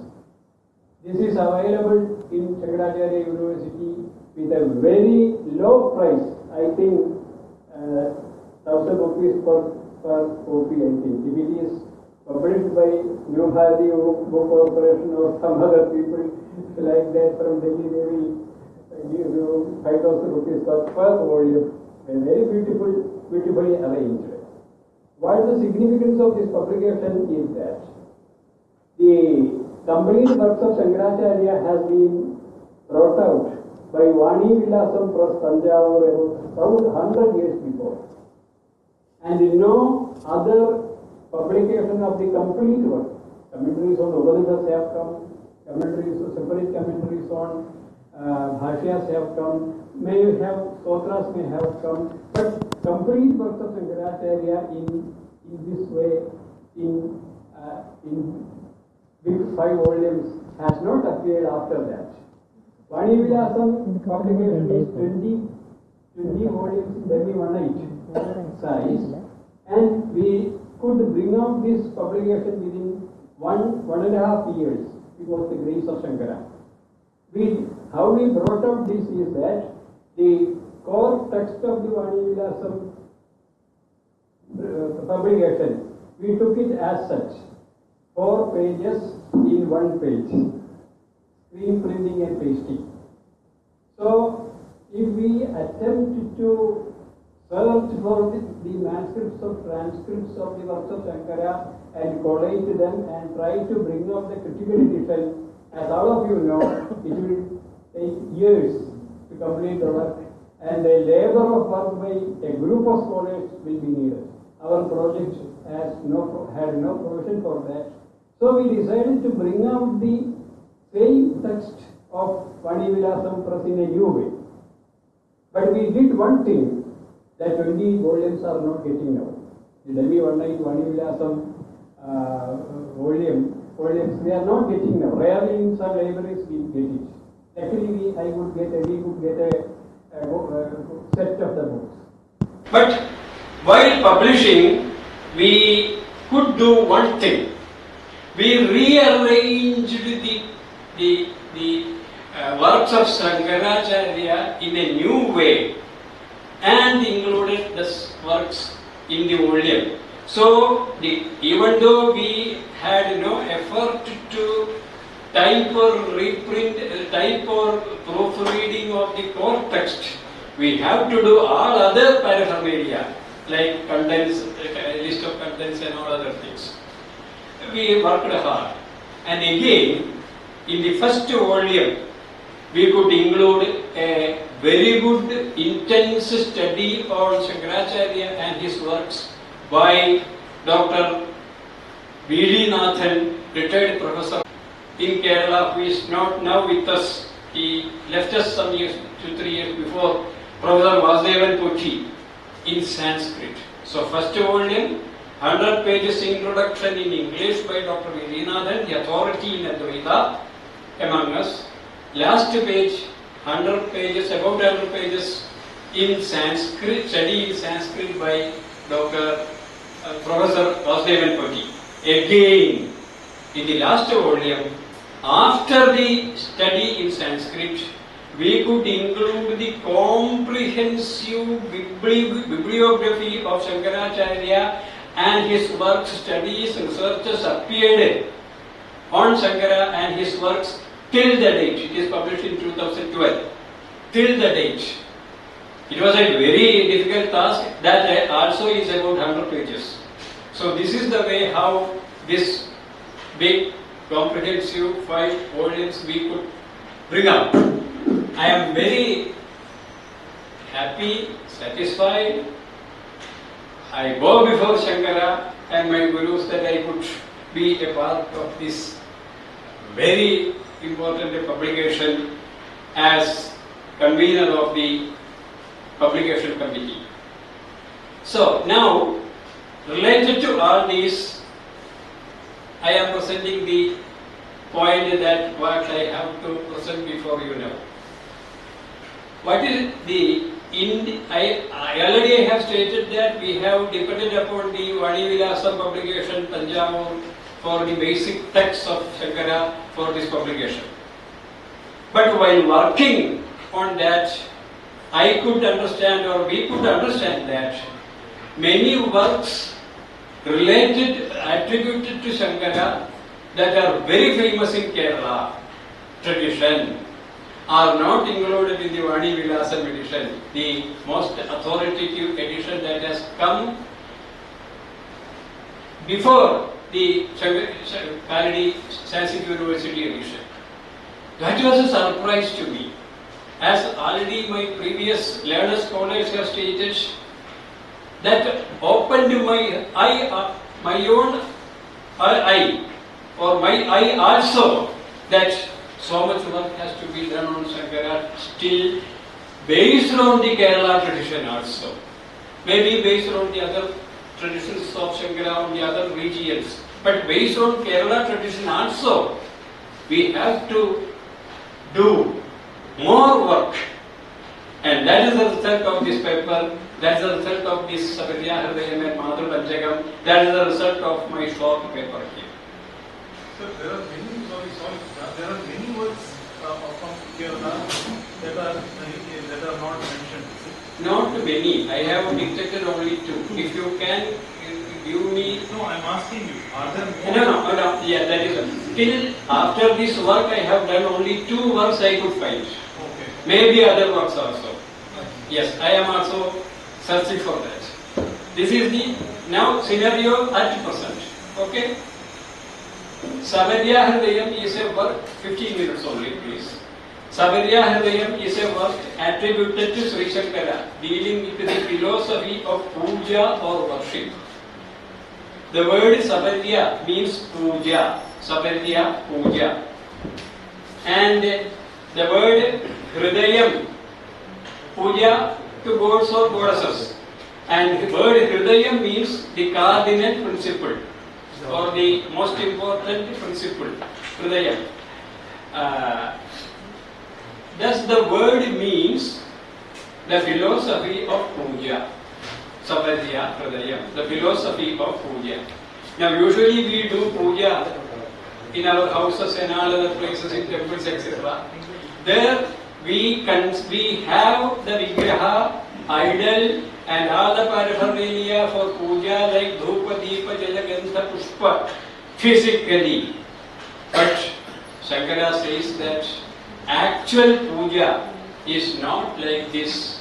It is, actual puja is to be manasa puja, where no physical idol or vigraha for all this paraphernalia for puja, dhupati, pajila, gandha, pushpa, adi are not needed there. You conceive all these things in your mind and do the puja with your mind only. That is what is the highest philosophy. Actually, we all know that this is the highest philosophy of puja, that common people cannot do that. So he has written totras and all other things. He has constructed temples, established temples, mathas, etc. That we know. I am not going to that history of Shankara, which is very interesting, socio-cultural, anthropological, psychological, philosophical dimensions for his work. Many studies have come.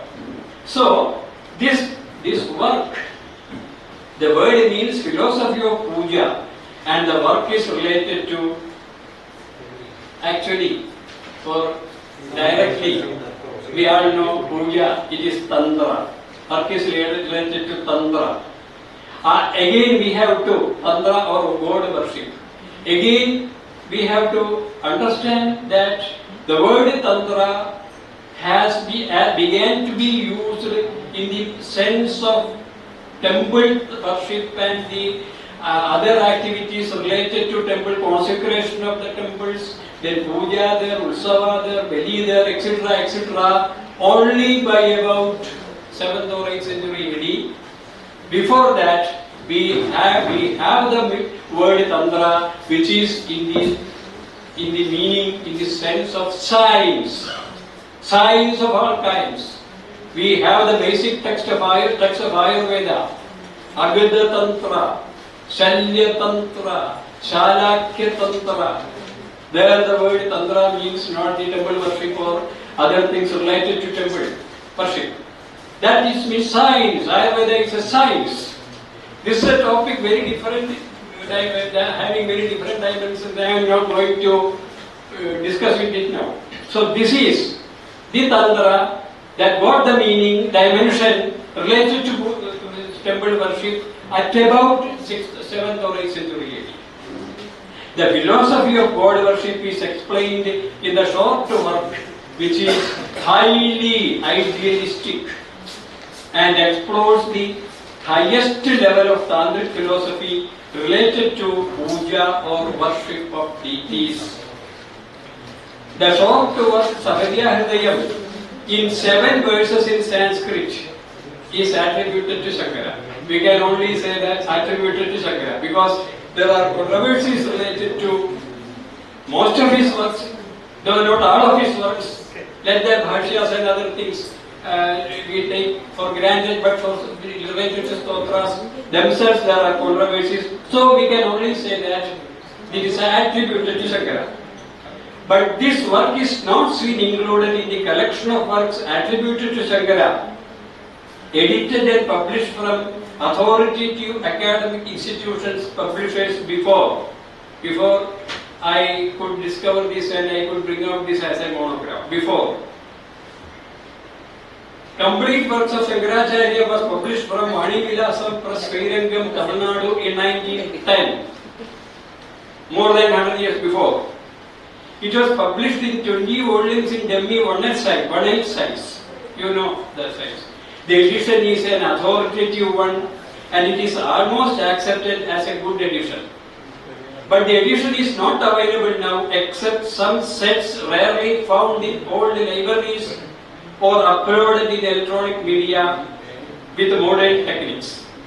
After this, some editions of complete works of Shankaracharya has come out, which are mere reproductions of Sriram editions with no any improvements of any kind, academic improvements of any kind, completely copy the Manivilasam edition.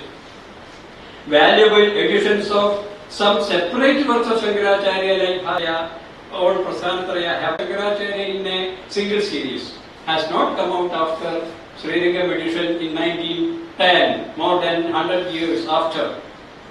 It was in 2012 that Shankaracharya University of Science in Kalani brought out an improved edition of complete works of Shankaracharya, which I mentioned now. The edition was based on the Sriram edition with the arrangement of works attributed to Sri Shankara contained in the Sriram edition in a new way. The arrangement of works, topics have been reconstructed in the SSUS edition, Sri Shankaracharya University of Sanskrit, in 5 volumes, larger than in size than A4, containing an average of about 500 pages in each volume. 5 into 5, 2500 pages totally. It is here. The copy is in the Chinmaya International Foundation library. I have requested my friend in the library, Jaya, to bring a copy to show before you.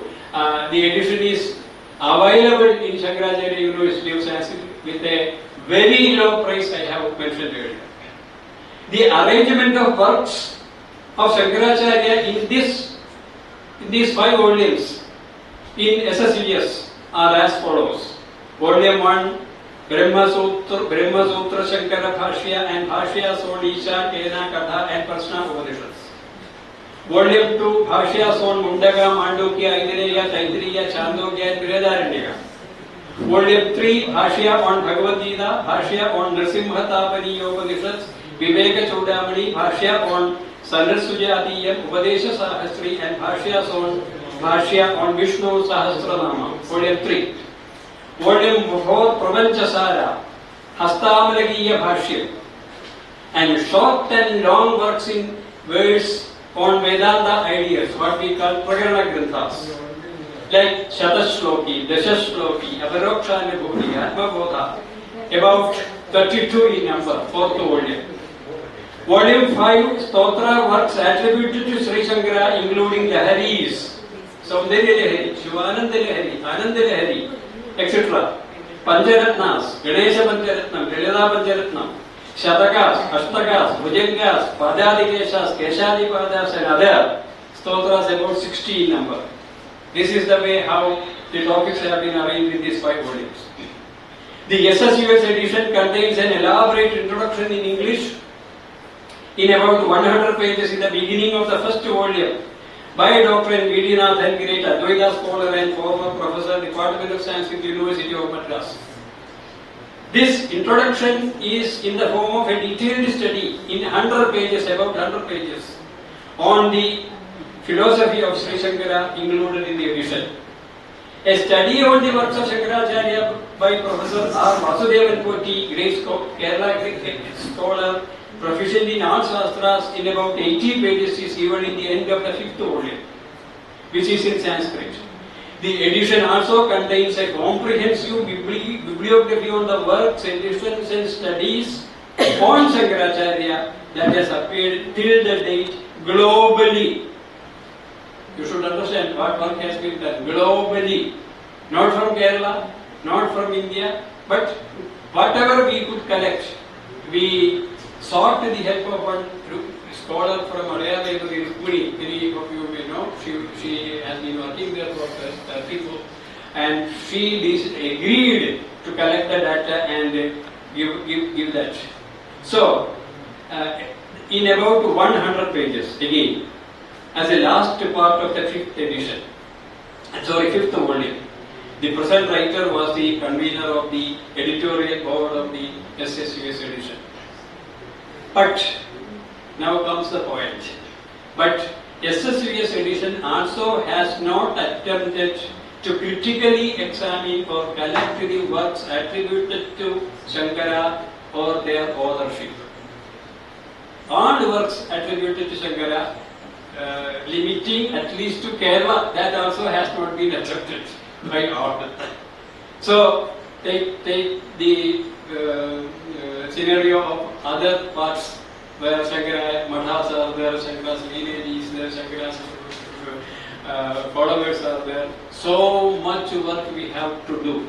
Again, my dear friends, when we were working on Prapanchasara, etc., after bringing out this comprehensive edition nationally, internationally, myself with a team of other scholars and young scholars tried to bring out the Malayalam translation of all the works included in all these volumes. A very combined effort was started, and luckily we could bring out 2 volumes. We decided to start it from the last because stotras that are very popular. It will be accepted very soon. Stotras, Prakarana Granthas. 2 volumes we could bring out. And the third one, the Tantra works. But I was also involved with that effort. But what we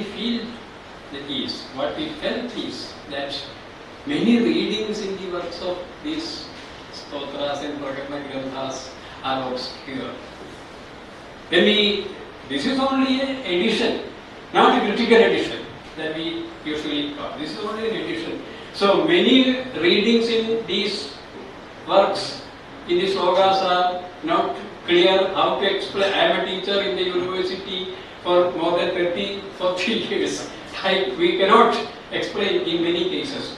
So we have to do more work on the more intensive effort to collect the basic data, maybe they're kept in these Sannyasi Mathas of Siberia and all other places where Shankaracharya is there, maybe to collect them, to correlate them, to collate them and bring out critical editions, meaningful editions of these works that we felt when we were working, when we worked in the field. But SSES edition also has not attempted to critically examine or collect the works, all works attributed to Shankara or their authorship. Many discussions are here, like his date, his authorship also is controversial. Even Saundarya, etc., many scholars argue that it is not written by original Shankara. Many things are there. Whatever works were collected in Sriram edition were included in SSUS edition with the new methodology of arrangement distributing them in 5 volumes, which already I have explained. No effort was made to examine or include other works attributed to Shankara in SSUS edition, because though I was a convener of the editorial board, we have only limited time, so we just at least could be able to bring out such a comprehensive edition. It is to be noted that the most famous words of Sri Shankara saluting his mother, very famous in Kerala tradition, I think not so famous in the traditions of other regions, is not included in SSES edition because it is not included in Vani Vyasam edition. The words everyone knows, full of emotion and devotion to motherhood, glorifying the dignity and unique status of a mother that is beyond the limits of words. Astam Tavariyam Prasoti Samaye Guruvara Shulavyatha Nairuchyam Tanishoshanam Malamayi Shaya Samvatsari Egasya Picha Garbhabhara Bharadaklesasya Yasya Akshamo Dadum Nishkriti Unnadovitanaya Tasya Janani Nama. This is the expression of love, reverence and devotion of a son toward his mother. A son, though he has a highly reputed and dignified status in the society, is not at all capable of repaying for the debts towards his mother, for the hardships of many kinds she has undertaken to bear him in her womb, for the troubles she had in the period of pregnancy, for the severe bodily pain, Shulavyatha, pain she had at the time of delivery that is equal to the piercing of the body by a spear, for other hardships like the lack of appetite, Nairuchyam, and emaciation of the body, Tavisoshanam, for the lying down in the bed and clothes after delivery which is full of excretia and urine of the kid, Alamayi Shaya, for 1 year. It can be said that this prayer for mother, eternal and unique, composed by the great Guru, I strongly think that this is composed by Shankara only. No other great sannyasi, great poet, you see, according to our Sanskrit is some Rishi and poet, everybody knows. Nan Rishi Kavi Tuktam Rishi is equal to Kavi and Kavi is equal to Rishi. Only Shankara can write such a poem week prior. No, it has no parallel to this words in the whole literature, yet appeared in the languages in different countries of the world. I can strongly present before you. But this rare and unique verse is seen missing in the standard edition of Sriram, which is missing in the Shankaracharya SSUS edition also. This is how I became excited to inquire. In some editions of the works of Sankaracharya brought out in Malayalam script from Kerala, there is a work called named Madhur Panchakam included. This contains 5 verses in Sanskrit in praise of Mother, the first of which is the famous one that I have recited now, Astam Savadiyam. But it seems that the other 4 verses are not written by Sankara, which are included in the Madhur Panchakam.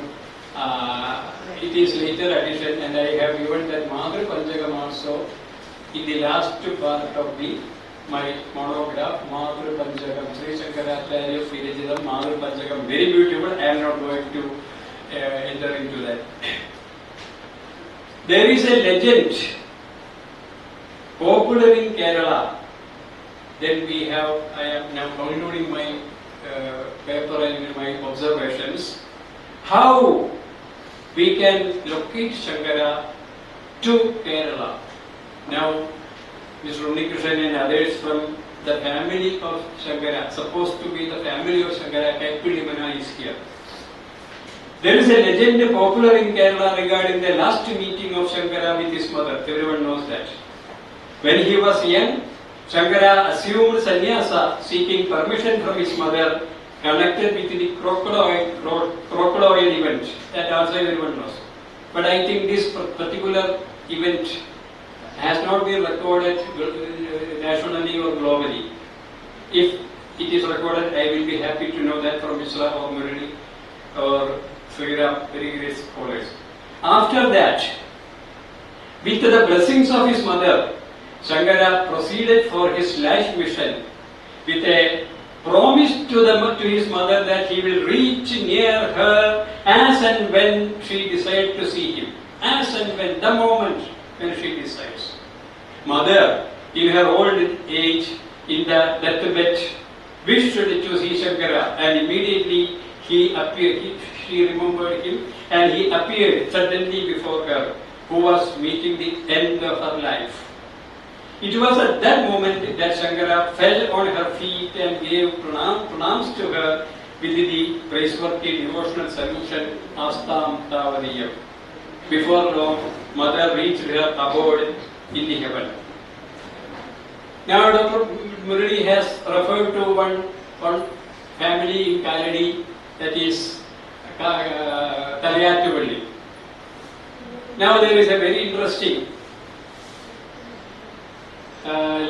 tradition. All the Nambudiris of nearby families who were present there to witness the occasion were gathered there. The dead body has to be taken to the funeral pyre for cremation. Usually, all gathered there assist to prepare the pyre for cremation and for the funeral rites. That we all do. When there is a death, we all go there and do all the help. But the Nambudiris present there did not come forward for any assistance, as they have actually outcasted Shankara for propagating Jnana-kanda against the Karma-kanda. It is very, very strong tradition here, because only now, after Shankara became very famous all over India and all over the world, then only even we could recognize his importance and greatness. So at that time, he was teaching Jnana-kanda, so he was negating Karma-kanda, Sandhya-vandana, Pujas, and all. He has written Sandhya-vandana. So great a man. So Nambudiris were not ready to assist him because they have actually outcast Shankara for propagating or depending upon Jnana Kanda against Karma Kanda, which they cannot digest. They were adhered to Mimamsa rituals and the like that they were practicing, Shodasha Kriyas and all other things, which they could not accommodate in any way. The highest Advaita, even now we cannot conceive that. That is the contradictory aspect of Shankara's Advaita. So no one cooperated him. At last Shankara decided to do all the funeral rites by himself without any help of others.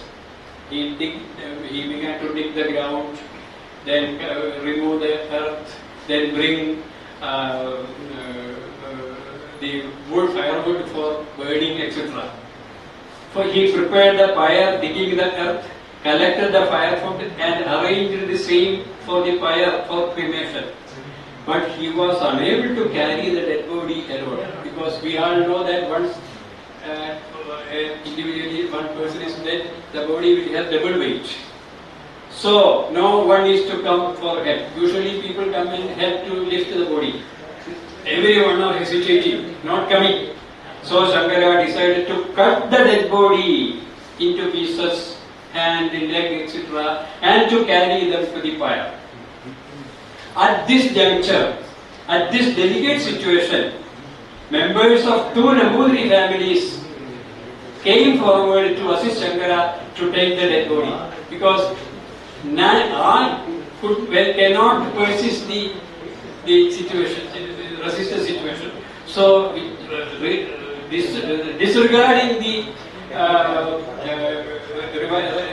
the protest of others, two families came.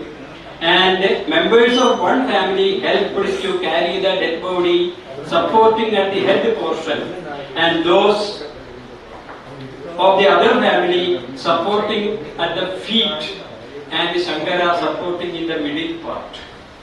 The legend goes that the rigid Nambudiris who supported Shankara in the head portion and leg portion were also outcasted. Anyhow, I am concluding my paper. Anyhow, in Kaladi, Ernakulam district in Kerala and nearby places, there are three Nambudiri families even now existing, reminding the legend, incident explained here. One is Kaipilli Mana, the birthplace of Shankara, the descendants are here. The other, where Shankara has believed to have taken birth. Another one is Talayattuvayal, Dr. Murali has referred to. Tala means head. Talayattuvayal, the family that helped Shankara to hit the head portion. Talayattuvayal, it is even now in Kaladi. There is in Kaladi. That is believed to have helped Shankara to carry the dead body of his mother supporting the head portion. Tala in Malayalam means head. Third one is Kappulli, that family is also there. Near Purnanadi, Kappulli, that have supported the body, dead body at the feet side. Kala means feet. The family then. So we have the tradition Kaipulli, Mana, Talayattuvayal and Kappulli. Again, we have the tradition of Kanakadharastavam, very famous stotra of Shankara, which is related to one Nambudiri family about 20 kilometers from Kaladi, that is Swarnattumana. That family became famous as Swarnattumana, having all properties, all riches, all wealth, getting the gooseberries of gold showered by the grace of Shankara. That family is also there now. So, the families Swarnattumana of Nambudiris also exists. Even now there nearby Kaladi, which is related to the incident of showering golden gooseberries connected with the famous Kanakadhara stotra attributed to Shankara. So this we have to take into account very seriously. Kaipulli Mana, Talayattuvayal Mana, Kappulli Mana, Swarnattumana. So, this is Madhur Panchakam. Like the unique prayer towards a mother mentioned in the Madhur Panchakam or in the Stotra to mother, Savarya Hridayam is also a work attributed to the authorship of Sri Sankara in the Kerala tradition. But the work was not available in manuscript or transcript or oral tradition till very recently. It was a great Sanskrit scholar and teacher from Kerala, Sri Pundottam Shankaracharya Nambudiri. He is our Guru, who for the first time located a transcript of the work Savarya Hridayam with a Sanskrit commentary in verse and another Sanskrit commentary in prose. The transcript was located in the collection of books of the famous Tantri family Edakkattuvayal Mana at Muthutala near Pattambi, Palakkad district in Kerala. The basic text Savarya Hridayam contains 7 slokas only. The commentary, you see, it is given in this monograph. If we read the 7 slokas, even a scholar in any branch of Sanskrit with a profound background in all Shastras will not be able to grasp the meaning in the first level. Maladhatu rasadhidhanametat Prithvi vanhi jalatmagam jaladyam Upahara vidhanam atpradeve Rasa evanjali panjabhuta sukshma. First sloka. Like this there are 7 slokas. Even then the commentary in Sanskrit in verse is anonymous, which is also discovered, which contains 35 slokas, which is named Upahara Prakashika. Then the commentary in Sanskrit in prose is also found, which is written by the famous scholar of 19th century, Kodungalur Godavarma, as is clear from the colophon. So 7 slokas Savarya Hridayam, 35 slokas Sanskrit commentary in verse, which also we cannot understand in a first reading, but when we go through the prose commentary of Kodungalur Godavarma, we will get some idea of the philosophy. The commentary has the name Artha Prakashika. The work was published in Malayalam script from a local publication in Kerala. Everyone knows Panchaga Pustakashala Kundankulam in 2006 and the second edition in 2015. With the text Savarya Hridayam, Sanskrit commentary Upahara Prakashika and Sanskrit commentary in prose Artha Prakashika in Malayalam script. The present writer has brought out the edition of the work in Devanagari script for the first time, with an introduction in English, which is published from Vaishnav Trust Shognur, my own, that was owned by me in my house in the name of my revered father in 2018. Savarya Hridayam is a work that contains the highest tantric philosophy connected with the puja or worship of gods and goddesses. It is not only philosophy but highly scholarly also. Those who are well versed in Sanskrit will not be able to understand the deep inner meaning of the 7 verses of the basic text. Even the commentary in verse in Sanskrit is not easy to understand. Some idea of the meaning and philosophic implication of the work can be understood only from the prose commentary of the text by Kodungalur Godavarma. The total idea or philosophy explained in the work is that Savarya or puja as we perform with dhupa, deepa, jala, gandha, pushpa, nivedya and the like, conceiving the deity or the idol consecrated, is not the real puja in the right spirit and philosophical purport. It should be manasa puja in its right perception. The objects of puja like dhupa, deepa, jala, gandha, pushpa are to be taken as symbols only. The idol of the deity should be Sakala, is in the Sakala form. In its highest level, in Manasa Puja, it should be Nishkala. This is Sakala, sorry. It should be Nishkala to be contemplated. Also, the power of the so-called god or goddesses is not the power anything external from the devotee.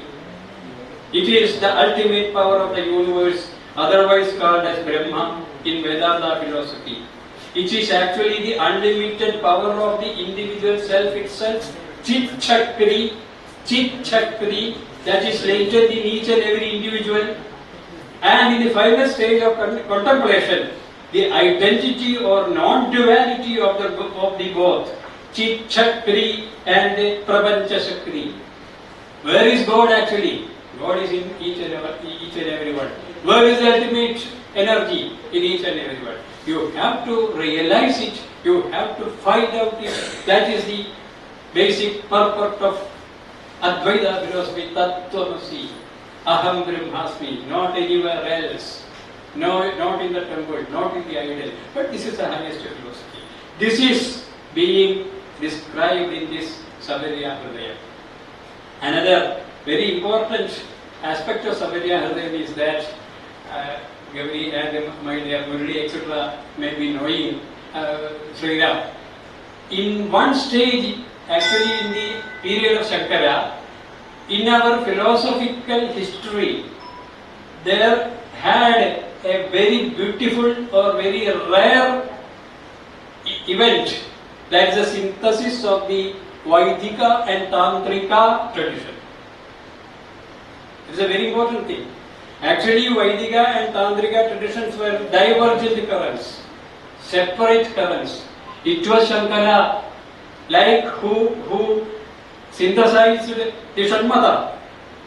Like that, he could synthesize, or he synthesized for the first time, we can say, these two divergent currents, Tantrism and Vedic cult. And this is a rare work for their synthesis also. Actually, we, in our history of Indian philosophy, we determine Tantrism. Now, in the research field, Tantrism, Vedic religion, now we discuss about Vaidika Tantrika. Now in the pujas, we have Tantric rituals and the Veda mantras. Very great. So this is the rare example of such a great work. I am very happy, though it is very late. I am very thankful to you for time to complete. Pranam to all.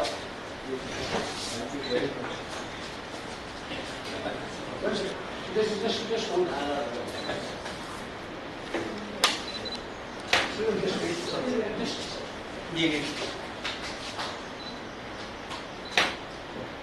Now I request all the other speakers to just join for one common program. Everybody.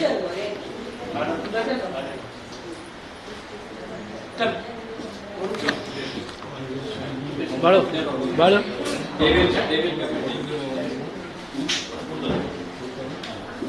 Shri Gurubhyo Namaha. Thanks everyone. Now, the final, why the avatara?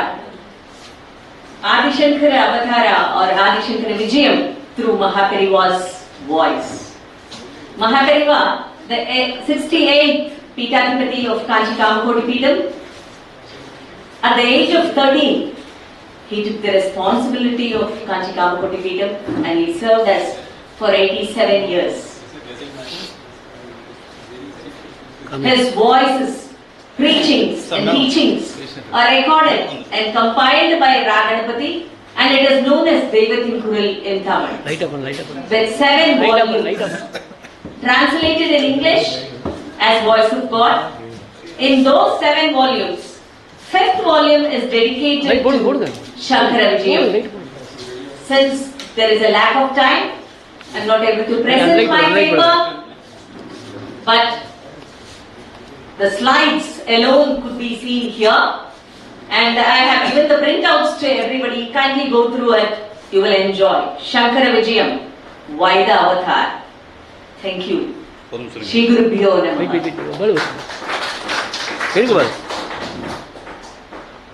Bodium edutalla. Board on the mic here.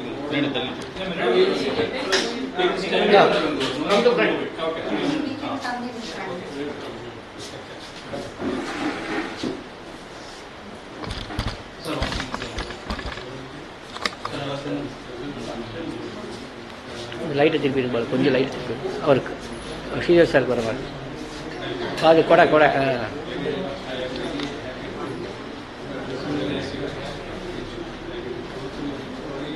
Sir இங்கே பாருங்க sir.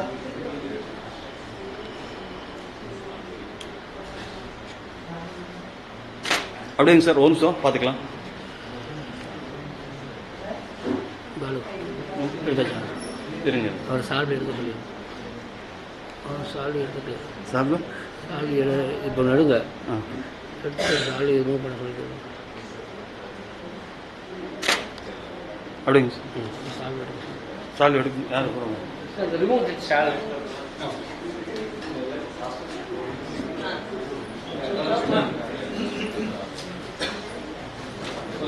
Please have yours come to lunch, please. Sir இங்கே பாருங்க, அதை வச்சிருங்க sir. Audience also, please இங்கே have வைங்க your lunch. Sir. கொஞ்சம் முன்னாடி சார், கொஞ்சம் முன்னாடி அப்படிங்க சார். இங்கே பாருங்க. One second sir. ஒரு நிமிஷம் இங்கே பாருங்க. மொபைல் கொடுங்க ஒரு photo. Let us go. That's why he is keeping us in this age.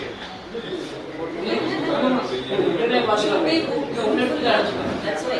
God beautiful now. So don't want to be that page is gone. He will let go. He is forever.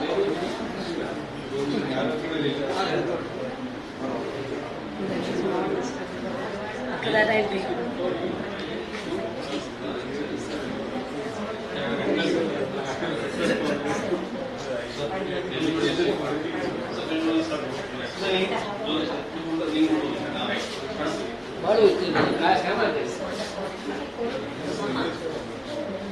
Sir இங்கே பாருங்க.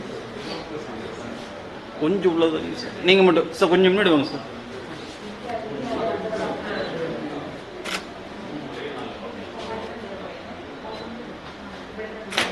அப்படிங்க sir.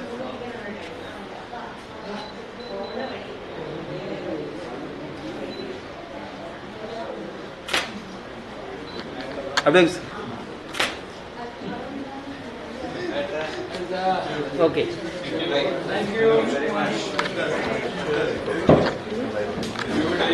சரி sir, கொஞ்சம் தெரியுங்க sir. அவர் எடுத்துட்டு இருக்கேன்.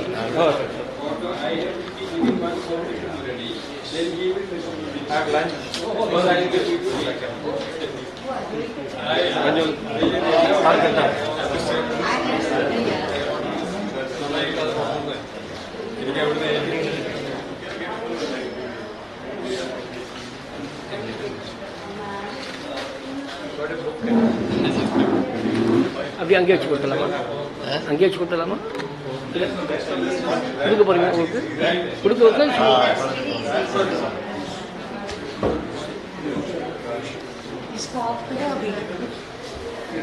Of பண்ணிக்க வரும்.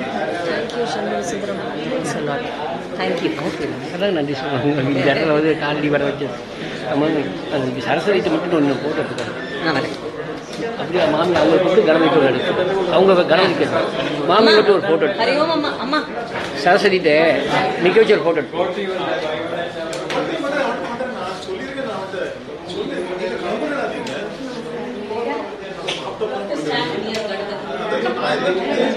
lighting the lamp. So you will stand.